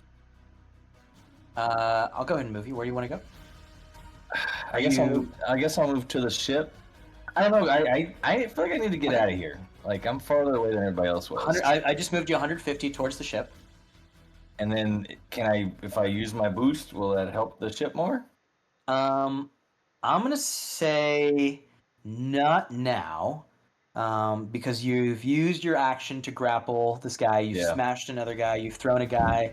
I think that's enough on this turn. I smashed a guy with a guy, so Yeah. you may get on the next multiple turn. things. That's I'm one imagining thing. Guy Okay, with- well, Yeah. I'll hold off on using my boosty things. Okay. You wouldn't hit a guy with a friend, would you? Not my No. friend. Gasket, you're up. Do y'all want to keep going? I'm getting a little tired. I'm not gonna Okay. lie. We I'm can. having This fun, is but a I'm tired. decent spot to stop. question on my turn. Yeah. Uh-huh. You were gonna let him use his arcane charge to move the ship forward. Can I tell my vehicle to grab on and use its boosters to move forward as I drive the ship to give it like? You cannot tell your vehicle to do that. Somebody has to drive it in order to make it do that. There are 2 minions that are currently attacking you, and we've learned that they are susceptible to persuasion. But I think that's going to be at the top of the round, by the way. Yeah. Let's go ahead. Let's go ahead and measure. Yeah, can you just hold out the 180 for me? Could you? All right, beautiful. Thank you. That's amazing. I feel like you're. Stop helping him, you fucking minion. Is that right? Okay, there we go. It looks mighty close, doesn't it? Don't like that. Oh, it's looking Where's the end? it's right Right down here there. somewhere? Oh, it's a lot longer than I thought it was. We're barely halfway. Yeah, we gotta get out of here, guys. All right, boys. We will call it there for now. I will make it. Cool. We'll That make it. was we We'll need make to it. We'll start, make start angling our way. Like, you can also go south, but also add, 30 or 40 feet. We might be able to get one more turn if we start angling. Come on, tonight. Matt, Josh, give us some cosine, sine of math, all the tangential bullshit where you're like, yeah, if you move it 30 degrees left, you get an extra 12 feet or whatever. Come on, do the math. Yeah, go 45 degrees and then just crush your fingers. No, Einstein. We don't cross fingers. We do Yeah, the math. we're I like mean, halfway out of it. what's the parabellum Look, of the you're wanting me to cosine? engineer at 2 o'clock in the morning, and I'm trying to It's farmer not even that for you and three. say it's It's gonna not be even- okay. I'm it's not farmering even it for three, you and Josh. say it's gonna be fine. Just go It's that not way. even 3 Trust The o'clock, hex Josh. is that gave me. You only took 7 huge puffs of your blue little light. Yeah, and I have had kids like waking up every night peeing the bed. The last 3 nights I've dealt with someone waking me up at 4 in the morning peeing someone's bed. Put them on the Hey, you didn't say their own bed. I noticed, and that's the problem. It's my bed. It was their bed. Just now, just a little bit on ago. someone else's bed. Just a little bit ago, my 5-year-old, I walked in there to check on Asher, and because he needed something, and Marcy had a huge water stain. I'm like, fuck. So I already had to fix that one while we were doing stuff. What stop. Okay, you learned your lesson. Don't go looking for piss in the house, because you'll find it. Don't go I chasing did not look for this piss. I looked for my son, and there was piss next to my son. You need a convex bed so when they pee, it rolls off. Like, why do we have these beds that do this? We need some roundy beds. I'm just glad all our beds have little wetness protector things on them. We should just normalize those for mesh resale. Mesh Yeah, hammocks. for resale. It's just so it doesn't keep stinking. Dude, I mean, actually, the, anyway, kid, enough the about kids people's would roll peeing. off David, if they're good convex, job, right? David. yeah, This was fun. This was good. I'm glad. Congratulations, dude. well this is done awesome. Great. doing multiple tiers of visuals for the maps. Yeah, that was cool. And Yeah, there's like, no way. There's no way I could have figured this out. huge. And like, I feel like the vignettes took so long, like the little flashbacks took so long. I think it was fun to do, like when you were doing it, but when 5 other people are doing it, it just took. Well, I think Yeah. it was. It's what we did last time that really kind of brought everybody to kind of like Yeah. we all got to see the other I, people. More, I, we got I to think see you what all the- get to like, you'll have like an understanding of like where everybody's Yeah. like coming from. I don't think it was. I don't think anything was bad about it. I think sure, like you can say there were like things about it that took longer, but it's part of the process. It's part of the whole show. So it was like, certainly I think worth it was it. there. It was just economy of scale with this number of people and flashbacks. But now Yeah, we it's totally just- have a connection with Reggie's character to our characters pretty easily. Yeah. I think I gotta say, Reggie, I think yours was my favorite to do, just because I got to do the stupid. Well, with the music. Oh my god. You The said Forrest something Gump voice. Oh my interesting down here. Yeah. Yeah. That was a ton of fun, guys. Thanks for participating. I know there was a lot of there's a steeper learning curve with like all of I wrote like all of this stuff. So I really appreciate y'all taking the Yeah, time. I'm gonna It's- forget it in 12 seconds. It's really Sure. cool now because now you know the minion mechanic and like how like the ship battles work. Like you totally use spells differently now. Yes. Like, oh yeah. my god. Yeah. And this is a very easy fight, I think. I will have to. I'm trying to get an understanding of like the difficulty level, and I'm realizing that especially when you have all of the stuff from your ship at your disposal, and you're just level 1 right now, that I can way scale these up a lot. So that's good to know. Now, if you're gonna have these purple snowstorms Yeah, with clouds of death. John, Oh, that's true. Y'all could just die. Like, Yeah, we could just be dying. It could legitimately. Oh, shit, I will. We might I'm have gonna like a whole gas the other thing episode out of of- flashback soon. So. I will let Now- you know the mechanics of the storm. Now I mechanics heard of it only hurts organic things, is what I heard. It will deal 1d6 damage to everything. It will deal significantly more damage to like the larger vehicles. So your ship and the skiff that you're driving will take significantly more damage. Each of the bison has 11 hit points, so they could potentially survive 2 or 3 rounds in the storm, and then all of them will die. I'm doing Reggie Herd rules, and all of them will die with right away. There's no like group save or anything. It's just it's 1d6 damage. There may be a save, may or may not. You'll figure out when you get in, like associated with it, but it's gonna be.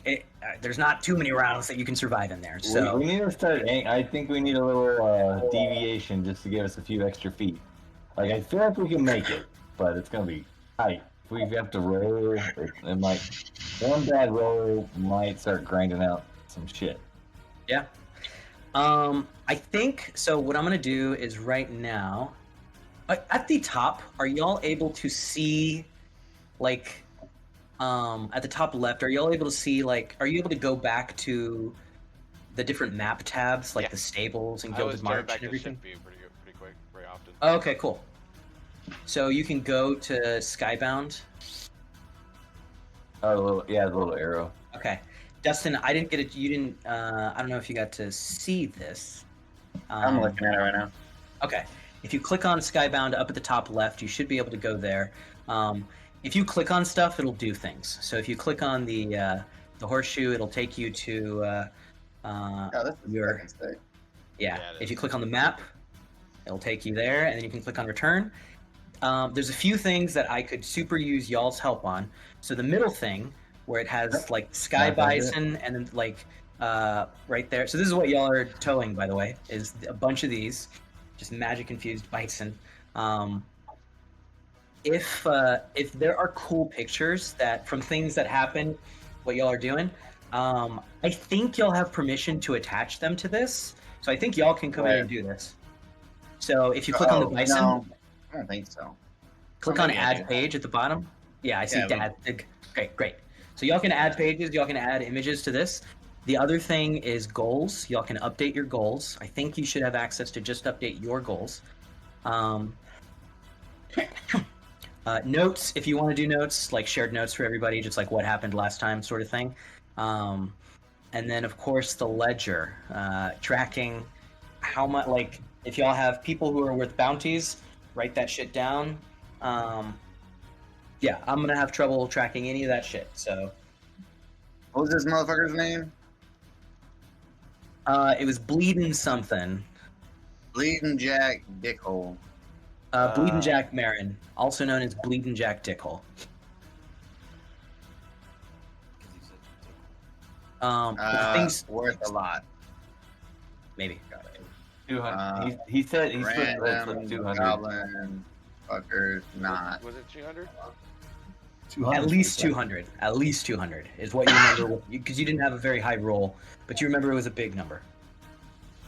But so I mean, y'all would know this motherfucker led a crew that stole 150 Sky Bison, and they did it in the dead of night, without getting caught. So, I mean, he's doing shit out here. He's out here. Yeah, he's out here. He's fucking made out up here. Bounties. He's a real one. How much do we have any idea how much that skiff and other shit is worth? Other personal vehicles might be worth? Depends on how The much- personal vehicle. Yeah, I think we'll resolve that on the next one, and then I put a yes. note in there that we've got those. Okay, great. Well, we have to get out of the storm first. Yeah, assuming not everything's destroyed forever. Cool. Well, guys, this was sick. This was awesome. Hopefully, it was fun. Very, I had very, fun with it. I like the. David? I got to do exactly what I wanted to do. Yeah, So, yes, right. good. Good. I'm glad. I do like the fact Yeah. that my not in any way, shape, or form intended to be combat-focused character is incredibly handy in these types of combats now. For sure. Yes. Obviously, yes. Commandeering vehicles and shit is going to be a very vital part of this game. Looks like. Yes, because so I don't know if y'all have seen this. Repairs. If you are docked, it costs 10 gold pieces for 1 hit point on your big ship. Okay? Ooh. So that's if you're docked at a dock, like at a place. If you are out in the field, if you moor, it still costs like 20 gold. It costs 20 gold pieces or something for like you to repair it out in the field. So it is not cheap maintaining this. And then if one of your crew dies, it costs 20 gold pieces. Yeah. So stuff costs money for sure. But We yeah. mend it, Huh? even if we mend it. Mending does not, no. It's like the hit points represents like the structural integrity of like the full ship, not just like, so there's a damage threshold for like 10. So if something doesn't deal at least 10 damage, it doesn't damage your ship. So mending in the same way isn't going to be able to do enough to like fix anything. But yeah. But you do have artificers. You could lower the cost with some good rolls. But yeah, that was sick. Good RP. Oh yeah, good session. That's fun. This is gonna be a fun campaign. Yeah, Yeah. I'm excited. I think Nimbus needs a voice. I'm gonna work on that. I think Dimbus needs a voice. Before we go, can Pastor Dustin give us a blessing? Sure. What do you want me to just you guys in general or the campaign? What's this campaign? We're all in the tub. Yay, God. Make Josh married to this campaign. Yeah, I sure can. By the powers vested in me Find by the Universal Life Church and the great state of Texas, I now pronounce Josh and Actually, campaign. that ended at midnight, bro. You don't have it anymore. It ended at midnight. Or was it a 30-day fast? No, it's not a 30-day, but I'm ordained forever. Josh is Let's already go. married though, so If you guys might want to have- open up, a church, I can do it. You know, we've got our Open up website. What was It's that? 100% legal. If y'all want to I don't know open if up we'll a do it. church, Sure can. In churchery? Can we do like a... I don't think Whatever we want. polygamy is legal in Texas, so you marrying Josh again violates your agreement with the state. So I don't think you're allowed to marry people. Is I- it allowed in Man, Colorado? we- He's already committing felonies. fucked up. I technically can't marry anybody without a declaration statement from both of them, and then Marriage license, too. they gotta sign the marriage license. Yeah, I liked when I got my marriage license. They're like, "Are y'all cousins?" And that's I was just like, for the "Is state. that I can send it a up thing to that God for still free." happens?"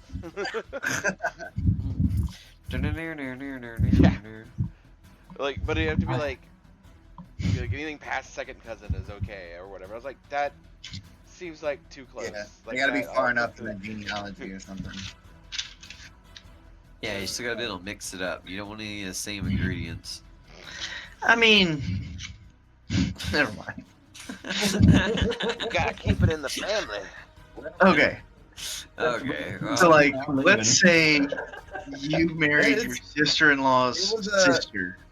It was It an would be a interesting thing. course to take. That wouldn't be So there's blood like a Huh? so there's certain things sister-in-law's that sister is not a I blood have to refuse, and then there's other things I have to hey, report. cousin. This reminds me of a misrepresented text that I sent my wife one day. What? It was actually after a graduation, and I was with my sister, and I said, "Getting BJ's because we went to the restaurant called BJ's, and my wife texts back, "With your sister?" And I said, "Yep." As I was talking about the restaurant BJ's, and my wife was talking about getting a BJ for my sister, and I just said, "Yep." Yep, you bet. Yep. So we still say, "With your sister?" all the time for no reason. It's like, hey, I'm gonna meet Sean at the bar. With your Didn't know you were from Your Kentucky. sister? Actually, Arkansas. Salyer's by way of Kentucky. Yeah, 1882. Salyer, Kentucky. Come on, what? Good night. Thank you again, David.